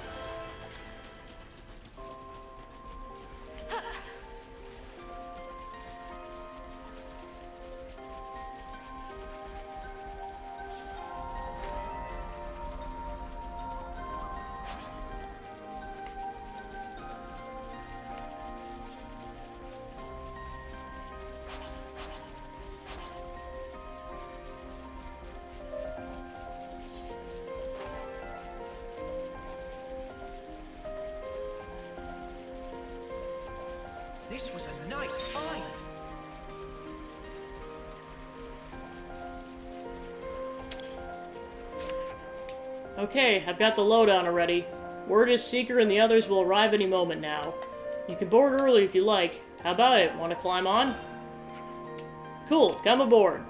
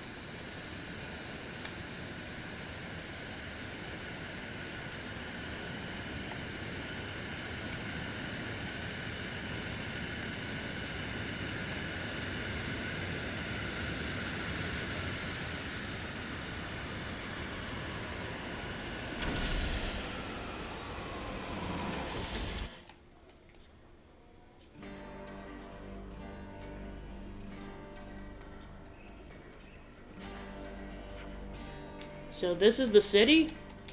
Hard to believe a place like this exists. This is... how can I even put it into words?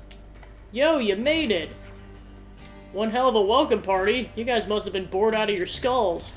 That's not the kind of thing you're supposed to say in front of guests, Gondor. Noah, Huh, what's up? You've never seen an old crone like me before. Yes, I mean, no, I did... You're a crone? Haha, what a wonderful reaction. That's enough talking on your feet, don't you think? Maybe we should continue somewhere a little bit more comfortable. Yes, that's a good suggestion. Let's do that. It's been so long since we've seen the city. But lady, let's go. Wait a moment, I'd appreciate if you'd accompany me. What is it? Is there something you need to tell us about? Indeed there is. Seems you're needing a good talking to about your sloppy work. What? Milady, don't you have something to say about this? Don't look at me. You've been making a real nuisance of yourselves out there, haven't you? That's what you get for winding everyone up by begging for food, eh? I suppose it falls to me to look after our guests. Please, come this way. Yes, thank you very much. I would have liked for you to have met the boss, but she's busy with something else right now. No, really, this kind of welcome is more than enough. For sure, we were worried that the welcome was gonna be more in the order of a knuckle sandwich buffet. That's funny. What happened was truly unfortunate, but Gondor has already told us it wasn't due to any negligence on your part. Huh? What? Gondor, you've been getting scared and spooked this whole time when working up a back channel with her? Honestly, we didn't have good rodents with the Agnes crowd, so I figured it'd be easier to sort things out face to face. Yeah, she's right. We owe you thanks. Let's go together now, and I will give you the secrets of our technology. Thank you. We'll do everything we can to make the relationship stronger. Come on, mate. Enough of all this formal talk. Why don't you relax and take a look around? Really? You don't mind? Certainly not. They've cleared it with the boss already. Well, catch you later. Yeah, thank you very much. Okay then, why don't we take a little walk around? Oh, so that's how they're doing.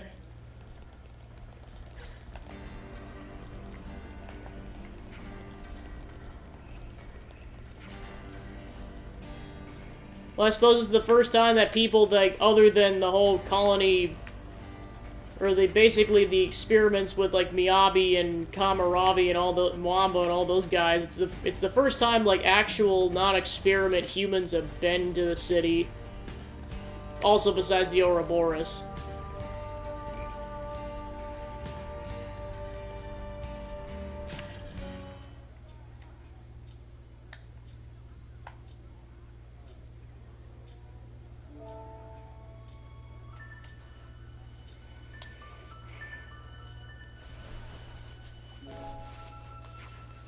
The more you look, the more amazing this place gets. Yes, in such surroundings I can scarcely contain my wonder. If you say so. I'm surprised how calm you are, though. Aren't you at least happy about finding a bit more resolution here? Do I look calm? I've gotten quite worked up about the whole thing. I'm still shaking with excitement now. Maybe on the inside. Anyway, after we were liberated, you had plenty of misgivings to begin with, right?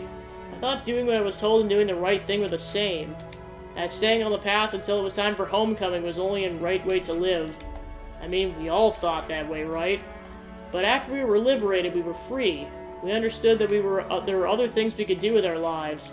Something that made us want to know the things that we didn't and do the things we couldn't.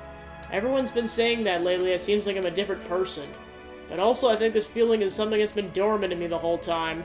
So I feel like I've arrived at the real me. You sure have, weirdo. That's one way to sum it up. Hey, no, I'm being 100% factual. Can't deny it's weird. Not that I didn't say it's a good weird or bad. Yes, all that's well and good, but there is more still to see. Come on, let's hurry on. Ow! Oh, I'm sorry, you okay? I'm fine. It's my fault anyway, sorry. Please, it's fine. Are you from the outside? The outside? Yes, I suppose we are. We came from Agnes Castle. Wow, really? Stop right there, don't touch her. Duh. What, you're just minding your own business here. What's your beef? Shut it. Outsiders are filthy barbarians, every last one of them. That's what my dad told me. He might be small, but he's got a big attitude, huh?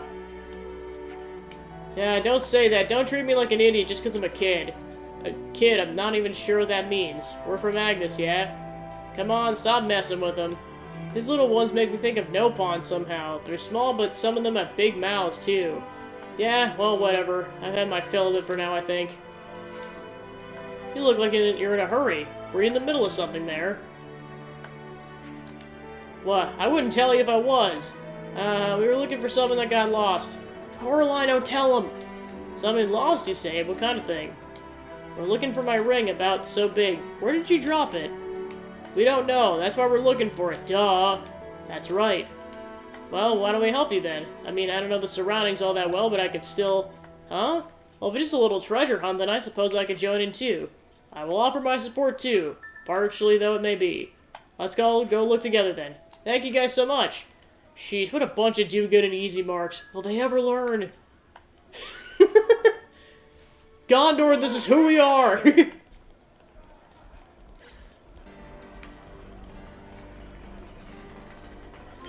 Alright, nice.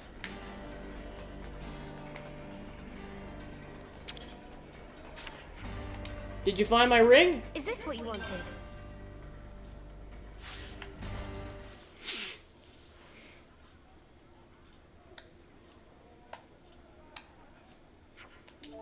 Ah, that's it.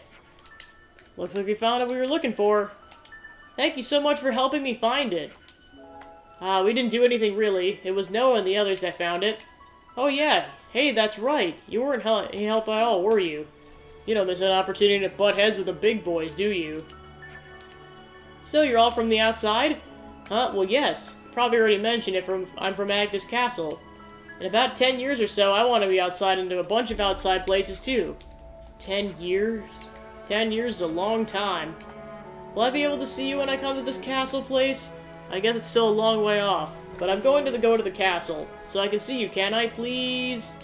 Why, yes, of course. I'll be waiting for you there. Yay, so I'll see you again, bye-bye! In another lifetime.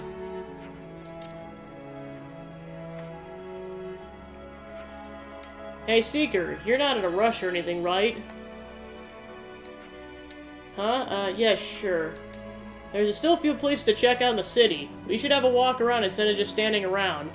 What do you... Wow, Gondor, didn't realize you actually cared. I actually really don't. I just don't want us blocking the road and stopping traffic with those glum looks on your faces. Why don't you just keep strolling wherever your fancy takes you? Yes, that makes sense. Let's walk around a bit more then. Oh, so that's how they're doing. Yeah, I know, it's like, that moment probably just really hits Seeker to be like, yep. Because I don't know exactly what term Seeker's on, but it's like, by that point, they'll definitely be on the next, at least the next reincarnation. And of course, they won't remember any of it. Well, in that scenario, obviously, we beat Zed far before that's an issue.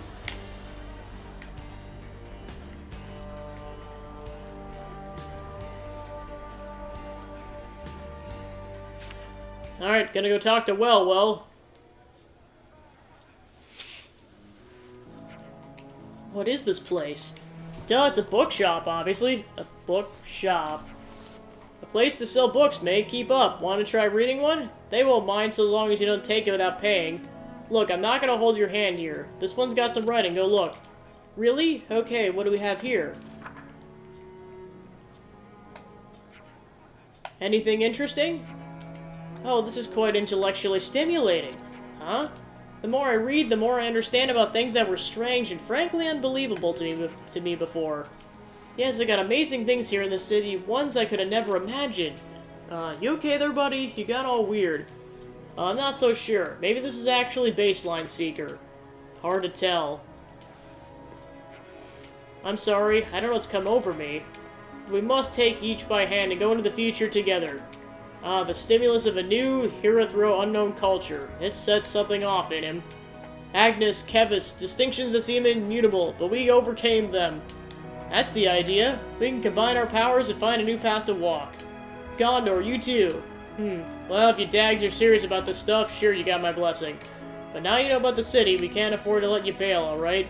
Hope you got an understanding. Yes, of course. We'll plot a straight path into the future without fleeing or hiding from anything at all. Alright, side quest complete. Oh, so that's how they're doing. Alright, so it looks like they're gonna be hanging out in the city for a bit.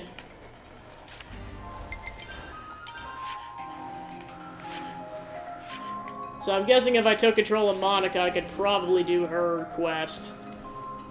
Let's see if anything else came up in the Agnes Castle. Alright, currently nothing. Okay, so I think that's where I'm gonna end side questing for the day, so I'm gonna get at least one good level grinding session in before I end the stream. Okay. So I want to go to Cadencia region. Go here. Time to level grind!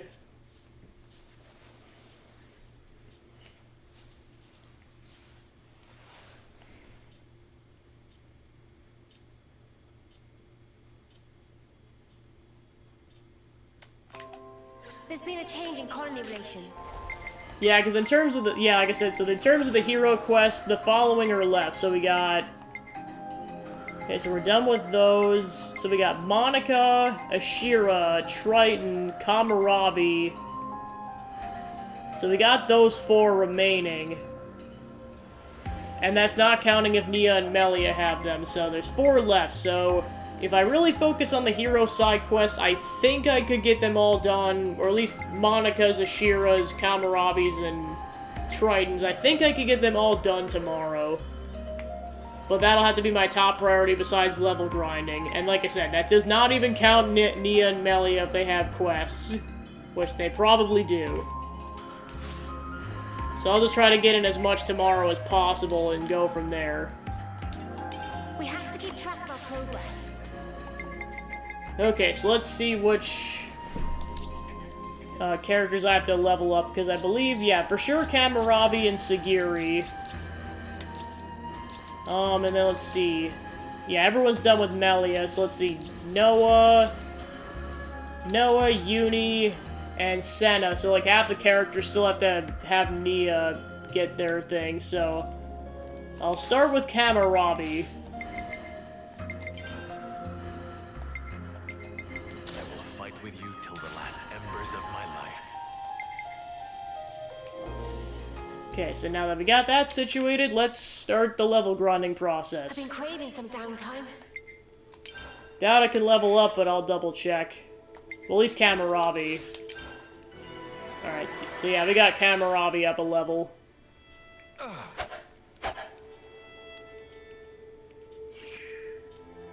Alright, so...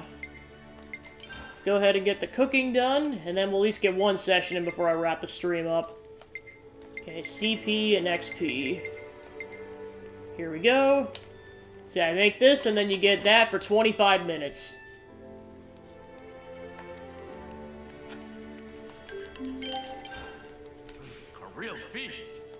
Alright, go ahead and clean the clothes. Clean your mind, I guess. Save, and then onwards. We have to keep track of our progress. Okay. There's been a change in colony relations. Alright, so it's in this region, so this is the cave we're gonna try to go to. So basically what I've been doing is, like, this area is full of mid-level 90 enemies, and I always start here, because here with these you can at least pick off enemies single-handedly, but once you get to this point in the cave, you can no longer use the Ouroboros. So this area is kind of a challenge area, and then right where this altar is, which I'll show off, there's 2 level 102 super bosses that I'm assuming you're gonna have to fight at the same time. So definitely I'm not attempting that until I hit max level at 99. So yeah, this area has like mid-level 90s enemies, kind of going up to 96 and 97, and then you got like 99 and level 100 enemies here. So like technically there's some base enemies that are above the level cap in this area. So this is where I've been level grinding, and now that the party's actually in the level 90s, it's actually been easier. Kind of just lead with an attacker unit and just go nuts. Pretty rare specimen. Here we go, guys. Okay, let's go, Noah. So yeah, this is pretty much what I'm going to be doing the rest of the stream, is just level grinding. I'm just going to do 1 level grinding session, and then I'm going to end the stream off. And then I think what I'll do, just to make sure I hit the goal of getting the party to max level, I'm going to start off with that tomorrow. I'd say we were moving in sync, right, Tyre?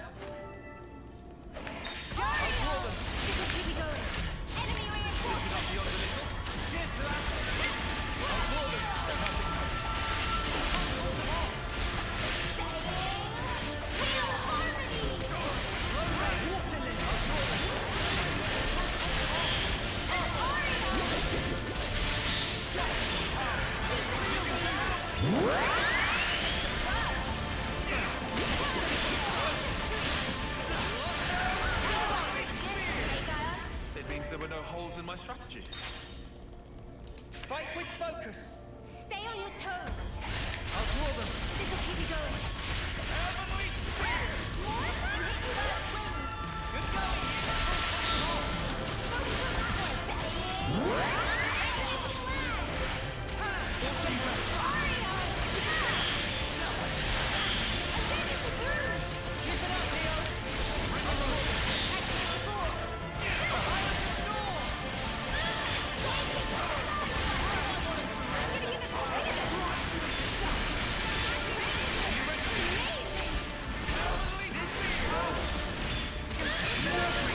Yeah, because up until this point, or recently, you'd have to use the Ouroboros to destroy these enemies.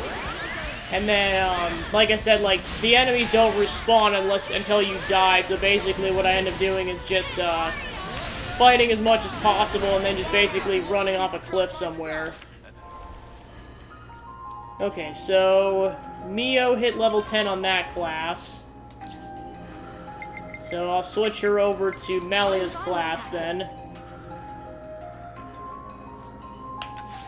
Let's see who else needs to switch over. No one else. Alright. Onwards. Not bad. Is this, like, a rare thing? Here we go, guys. Okay, let's go, Noah. Yeah, now we're kind of in an area where it's like, it's unavoidable to fight multiple enemies at the same time. So this is where you could die very easily, and from here on out, from this point onwards, you are no longer allowed to use Ouroboros. You can still do chain attacks, but not Ouroboros.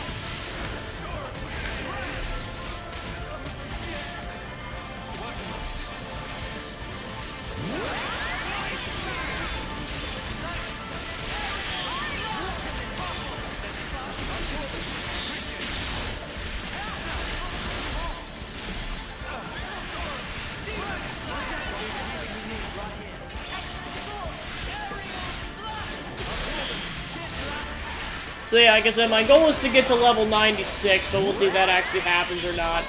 Well, and of course, what was happening with the level grinding lately is that, like the party would gain so many level points, they'd actually naturally level up, which did... Okay, so now now Uni can use Nia's class. So I think we're primarily gonna have to level to class grind for Kamaravi and Sagiri, because like it seems like we're getting Nia's naturally. So I think Noah and Sen are the only ones left for Nia's class.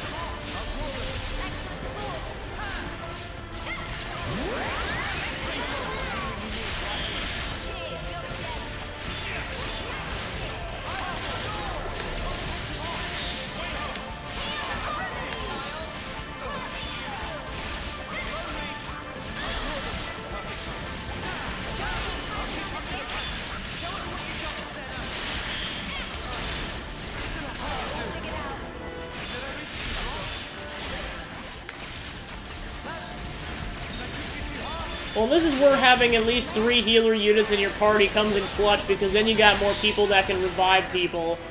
And also, if they gang up with reviving people, it goes faster. Alright, die, Turkin!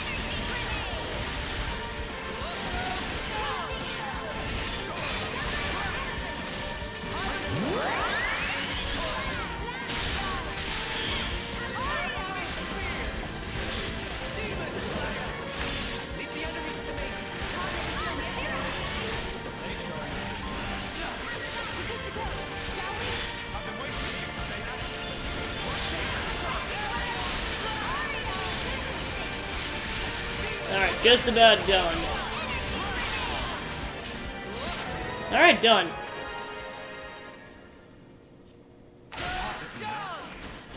Alright, let's see if anyone else ranked up. 8-1. Okay, Santa's close.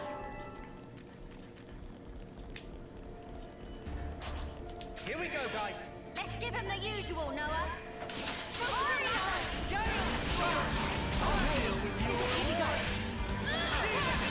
Well, and of course it's multitasking, is basically we're wrapping up Nia's, or giving everyone Nia's class while also working on Kamaravi. Because currently Tyon's the only one who can use Kamaravi's class.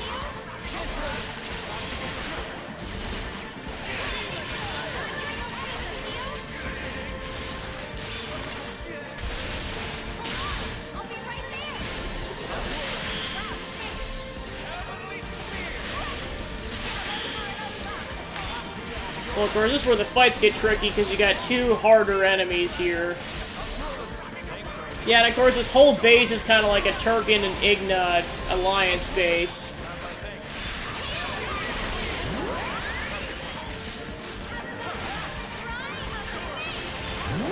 Well, and of course, the whole kicker is, like I said earlier, you're not allowed to use Ouroboros. That also includes chain attacks, so you have to just basically just get maximal damage on whatever you can pull off.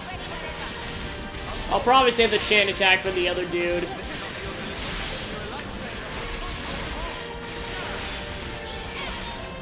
Alright, got a burst.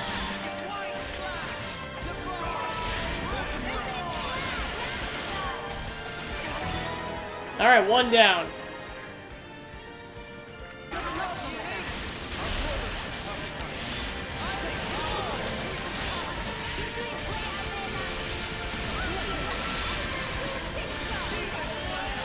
Alright, go ahead and do the chain attack.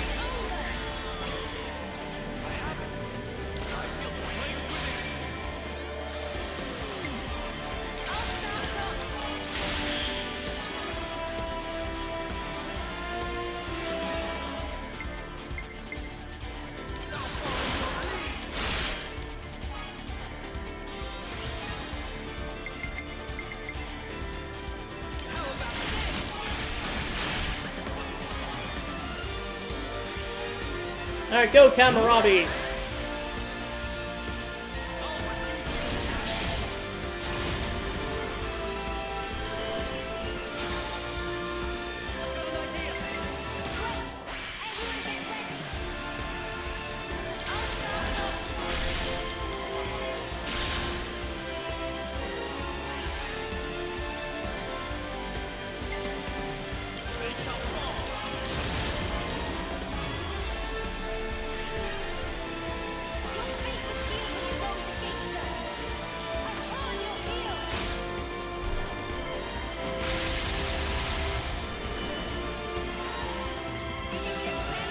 Alright, Noah, you're up.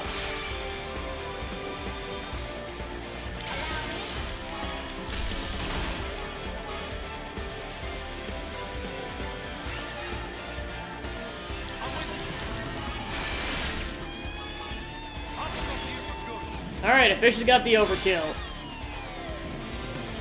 Alright, Kamarabi, you're up.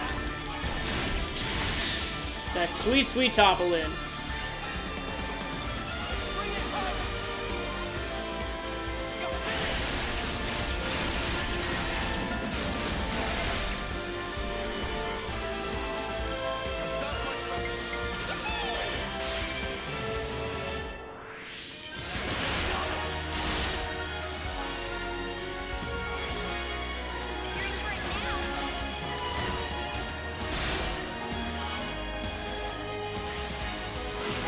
Alright, done.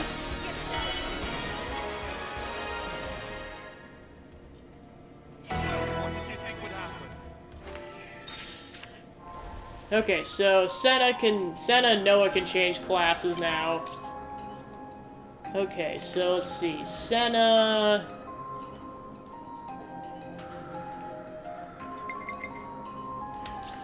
So yeah, he's still working on Miyabi's class. And then Lands is at 7 with that class. I'll put her on Baldi's class.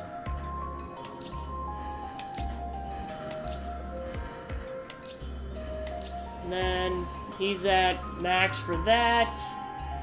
And he's done with all defender units.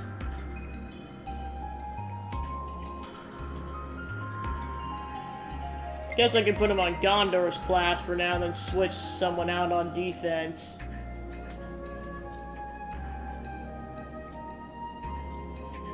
Well, I know he's got a bunch of healer classes left, to be fair. I can take care of support. Actually, I'll switch him over to Fiona's class. Then, let's see...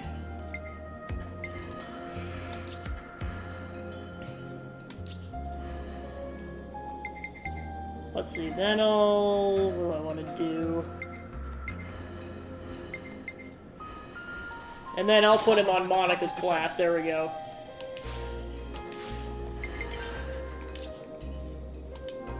We have to keep track of our progress. Okay, so I got 15 minutes left on the clock.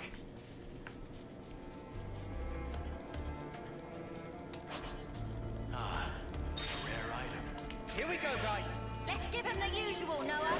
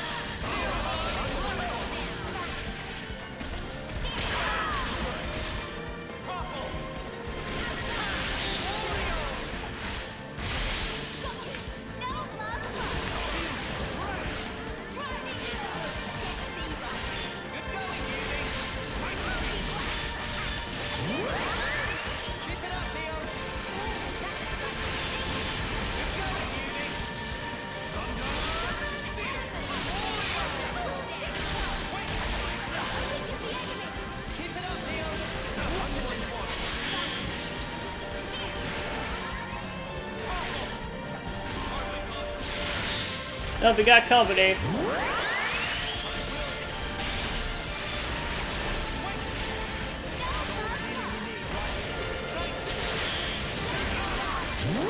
Oh, chain attack, otherwise we're gonna die.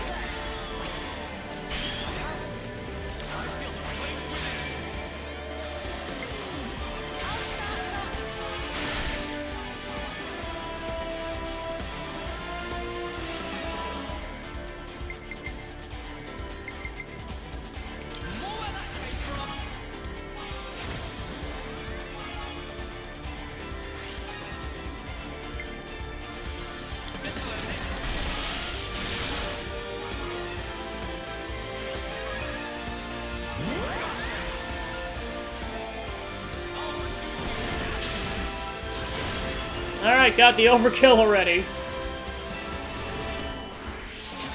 Time to get all that experience.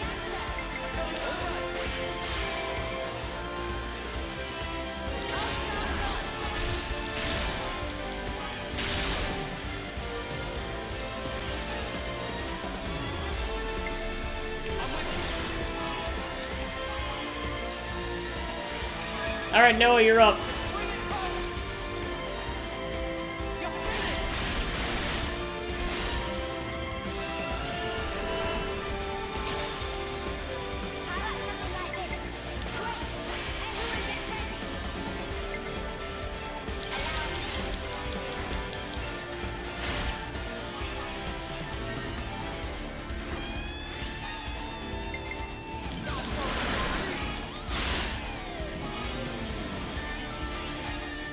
Yeah, I'm willing to risk it.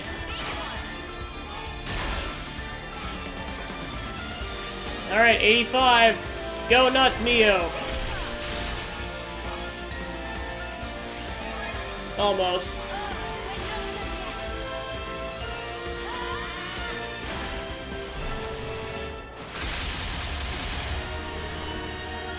And we're still going, oh my gosh.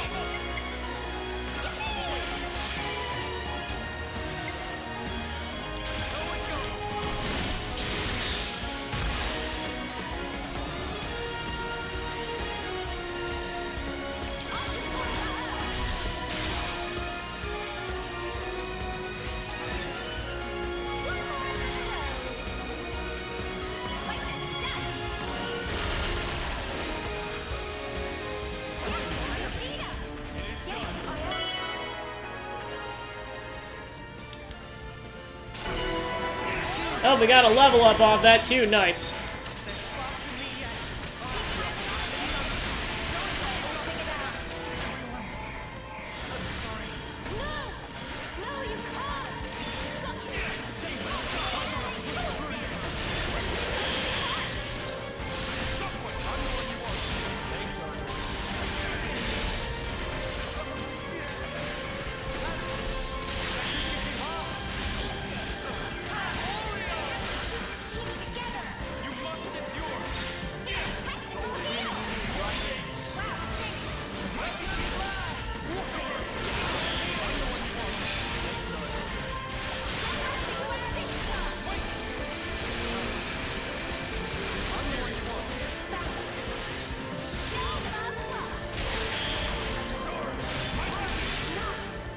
Alright, so now Lance can use Kamaravi's class. See if we can keep this up.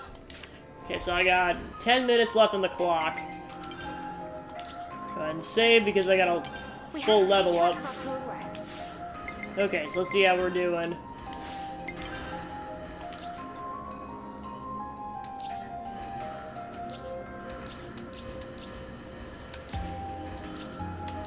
So let's see. So yeah, Uni can also use Kamaravi's class now. So yeah, we're definitely making progress. Oh yeah, I was gonna check to see if any other characters... Okay, so yeah, he's done with Fiona's class. So I'll probably move him on to... Yeah, I'll move him on to Tyon's class for now. 5... She's done with that class, so I'll move her on to...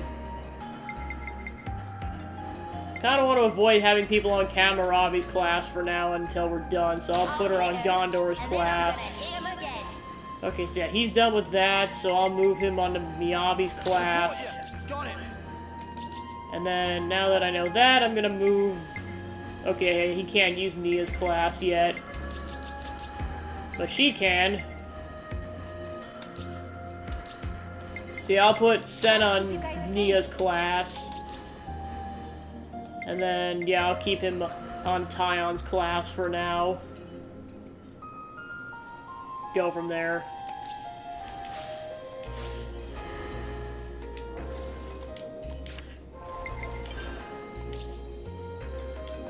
We have to keep track of our progress. Alright, onwards. Fight with focus. Got it. I'll call out the position today. I'm the one you want. Cheers for that. So yeah, it just really pays dividends to get a chain attack going when you're fighting one of those tough enemies, because then you get... Not only do I have that bonus going with the meal, but I also get 3 times the amount when I fight one of those enemies.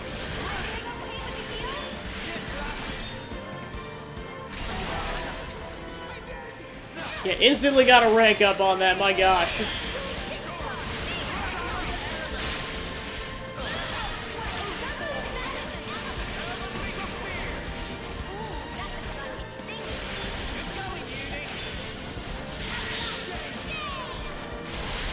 I got days going.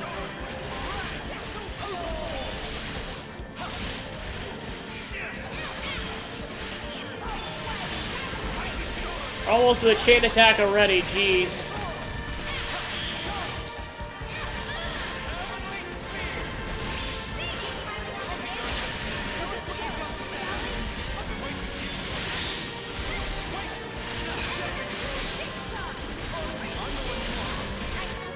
Alright, chain attack.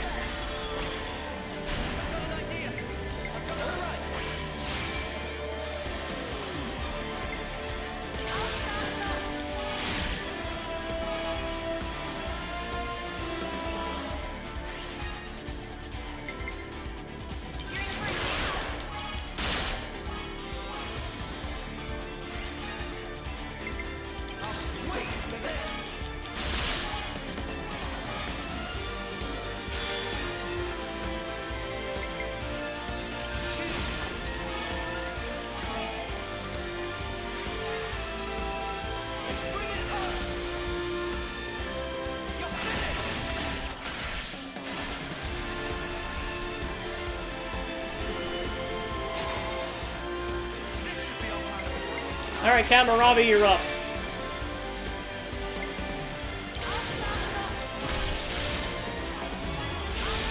Alright. Ready, got overkill going.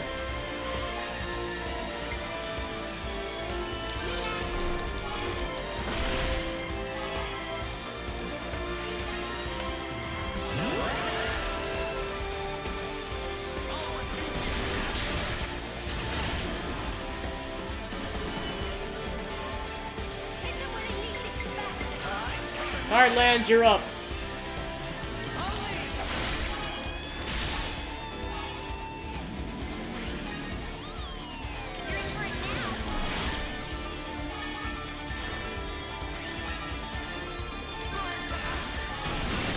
Alright, that'll do it.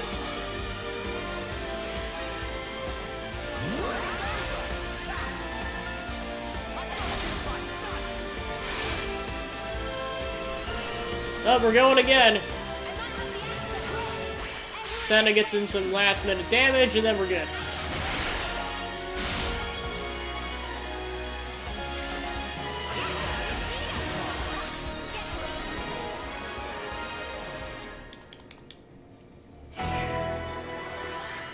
And then Kamaravi leveled up, nice. Oh yeah, a bunch of enemies in this vicinity. Alright. Let's go for it.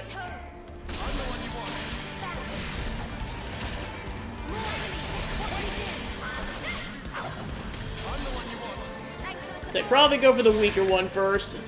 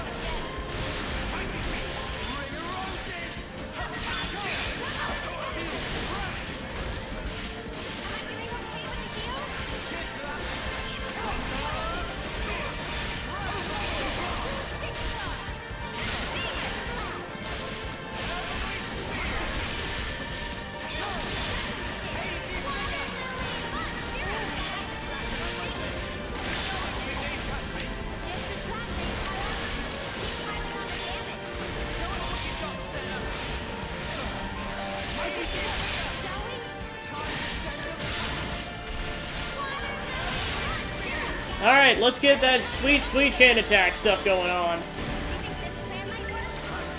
Alright, Kamaravi, you're up.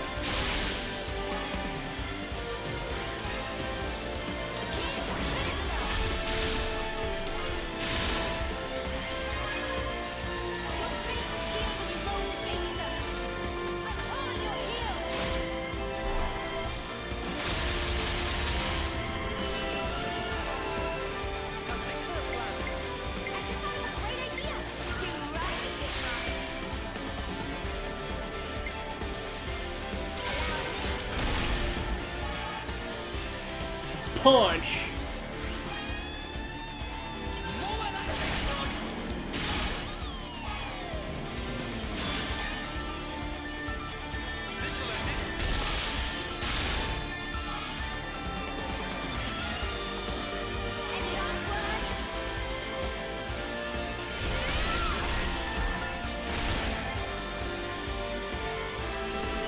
Alright, we're still going.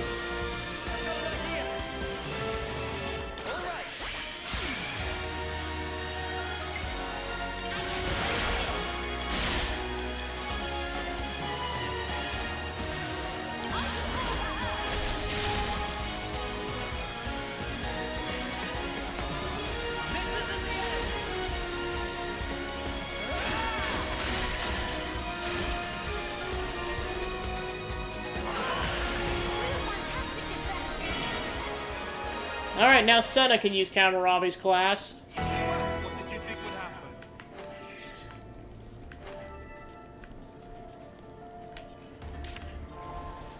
Okay, so let's see where we're at right now, because yeah, it looks like Tyon's done with that class. Yeah, he's almost done with that. 4... Okay, so he can get a different class going. 6 and 4. I guess he still needs work with defender classes is the question.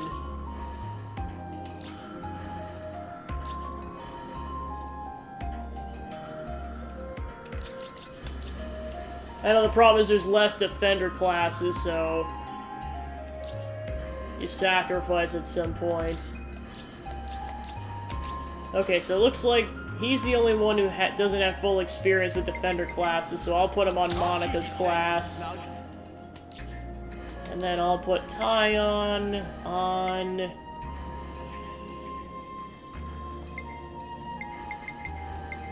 Where better to monitor the battle than on healing duty? There we go.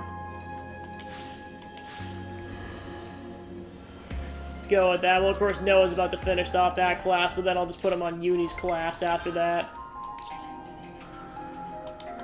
We have to keep track of our progress. Alright, so I got 2 minutes left on the meal, so pretty much one more battle. We've really gone and done it now. Stay on your toes. Well, and of course, I could still battle in here, I'm just not going to get all the added experience.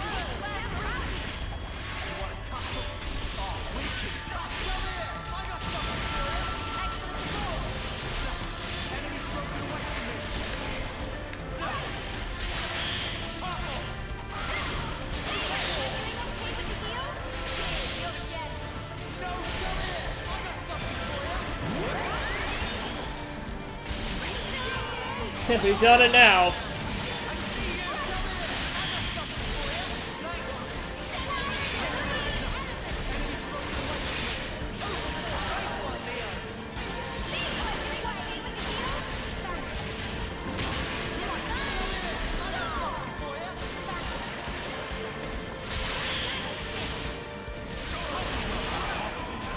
Alright, so now Mio can use Kamaravi's class.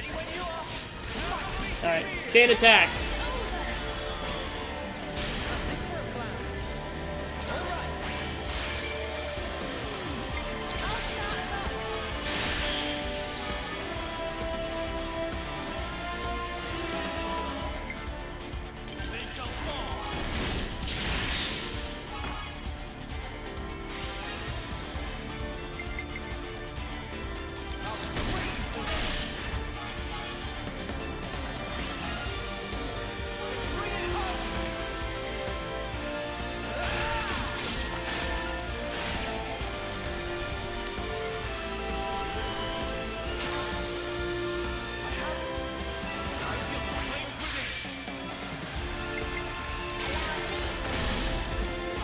Punch!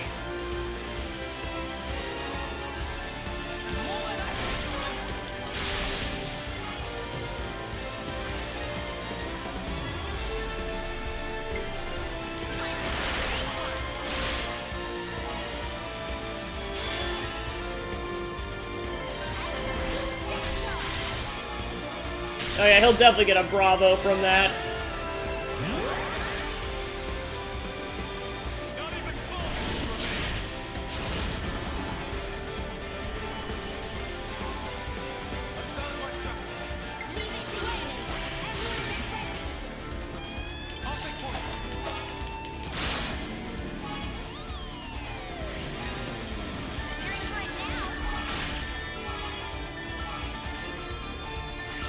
Alright, we should be good.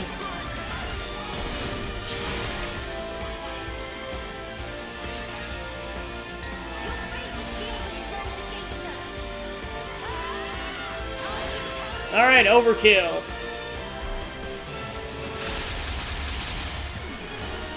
Oh, got another attack in.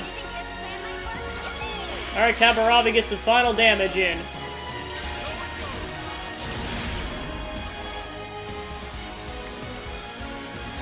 Oh my gosh, we actually got one final attack in because of that. Holy crap.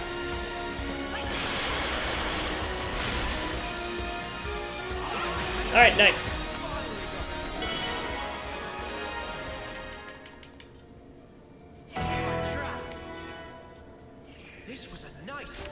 Alright, so the meal ran out. Just try to keep going a little bit. Okay, so yeah, Noah's done with that class, so I'll switch him on to Uni's class. 8, 5, 9, 5, 5, okay. Actually, I was gonna double check to see if everyone had Kamaravi's class. Okay, so Noah's the only one that's left. Oh gosh, that's gonna be a challenge. I practically know this one by heart.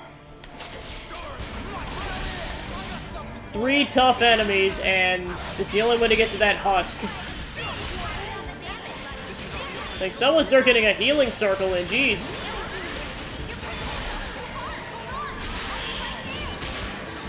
Oh jeez, this is not gonna go well.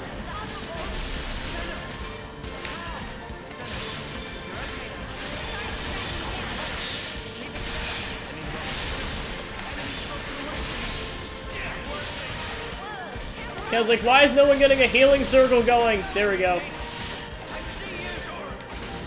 Like, I know for a fact 2 of you can do healing circles.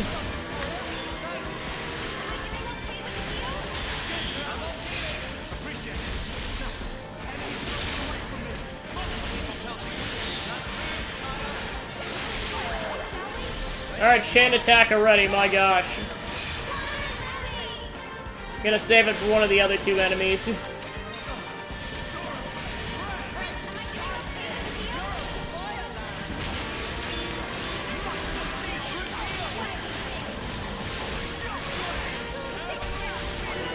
Alright, 1 down.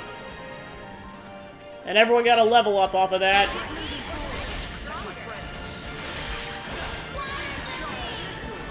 Alright, chain attack.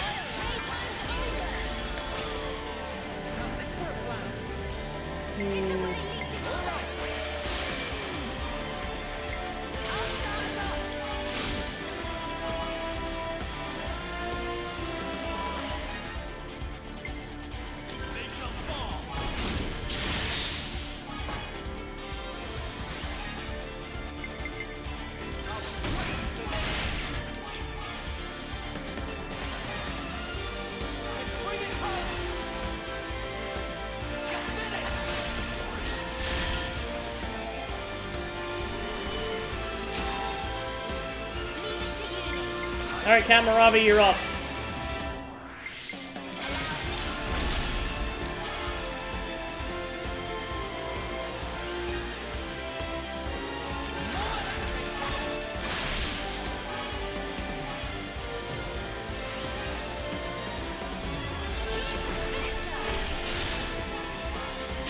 Yeah, definitely got a Bravo off of that.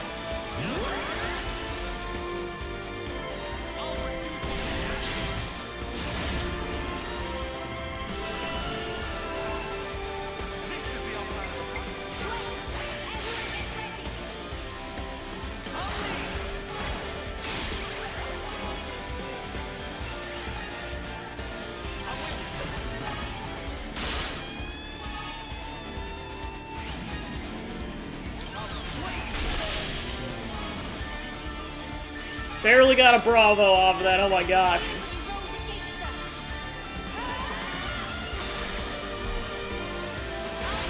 Okay, got the overkill, nice.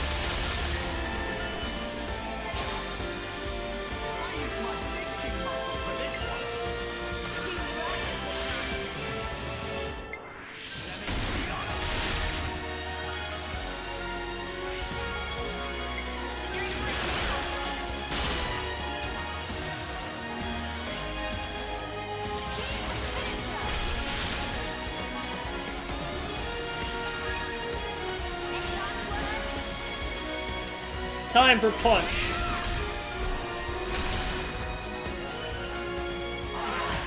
Alright. Alright, now I know, so now everyone can use Kamaravi's class, so then once we're done with this, I'll switch over to Sagiri.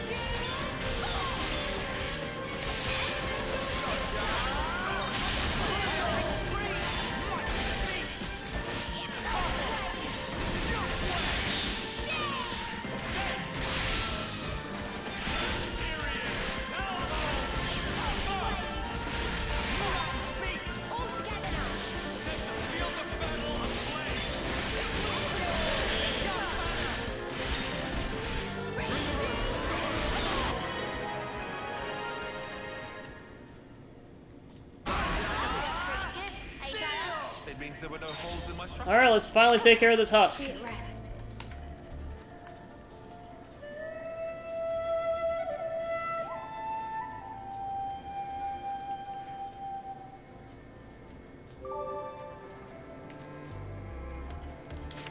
Okay, so now everyone's done with Kamaravi, so now they can all use his his abilities. So let's go ahead and switch over to Sagiri. And then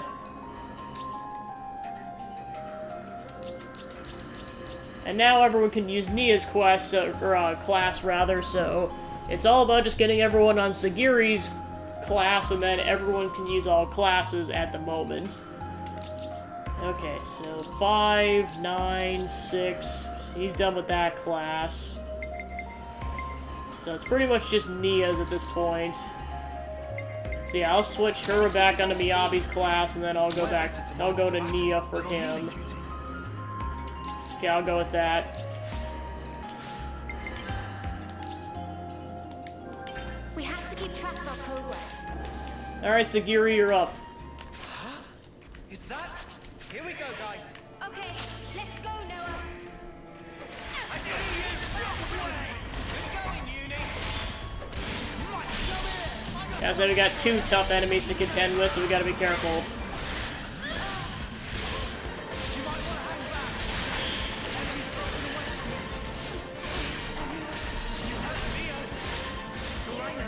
Alright, we're back.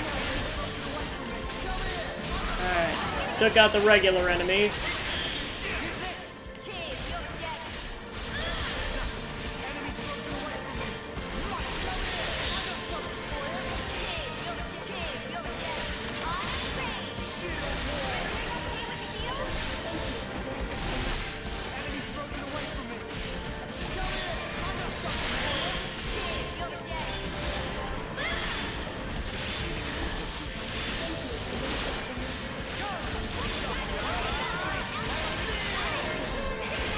Alright, chain attack already.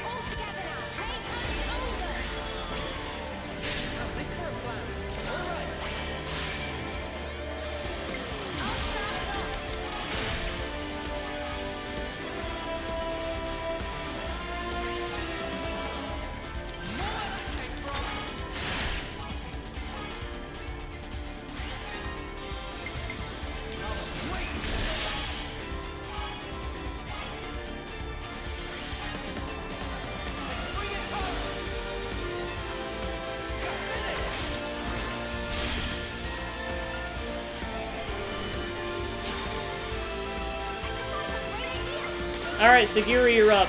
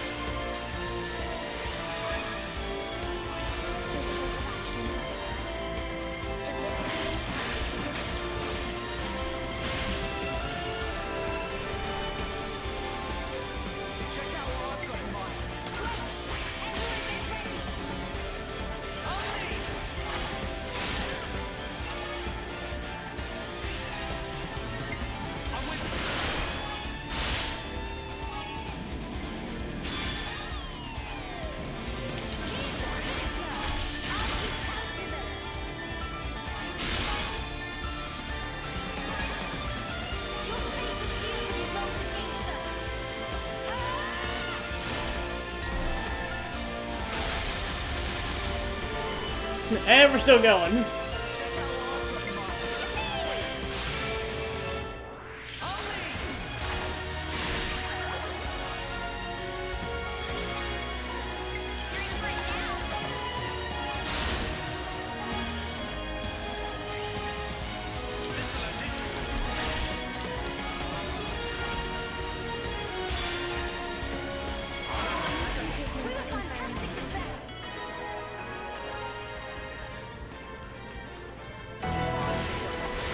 Alright, and then Sagiri got a level up.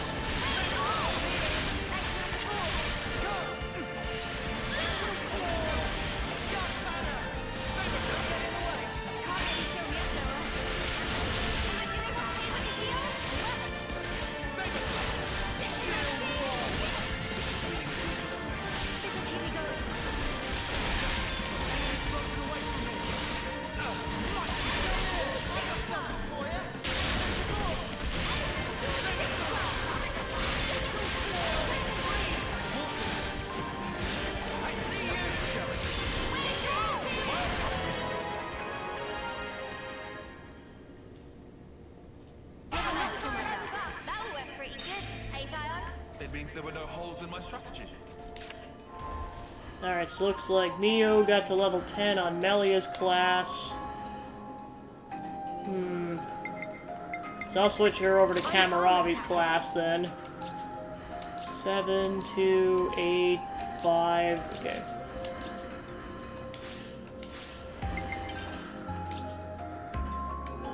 We have to keep track of our progress.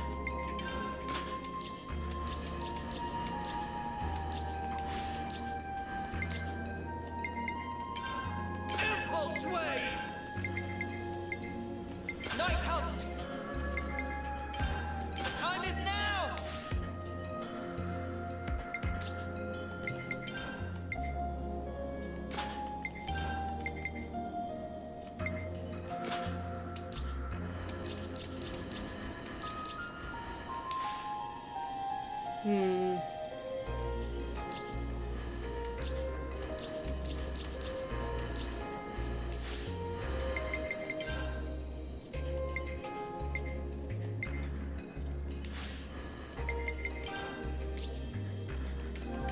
have to keep track of our progress. Okay, so it looks like... I think everyone's like halfway to level 96. Yeah, I think based on the pace I was going, I think I could get the level 99 tomorrow. As long as I just start out with it. Okay, so I'm just gonna head back to the camp and call it a night.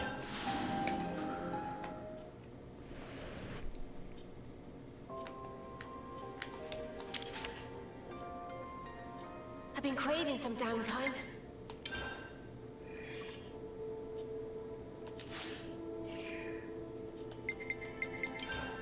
Ah, there we go.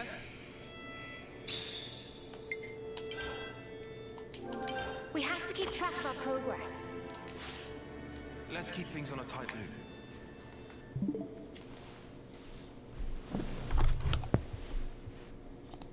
Alright, so thank you for tuning into the stream. I was able to make a decent amount of progress, and for sure I should be able to get the party to max level tomorrow.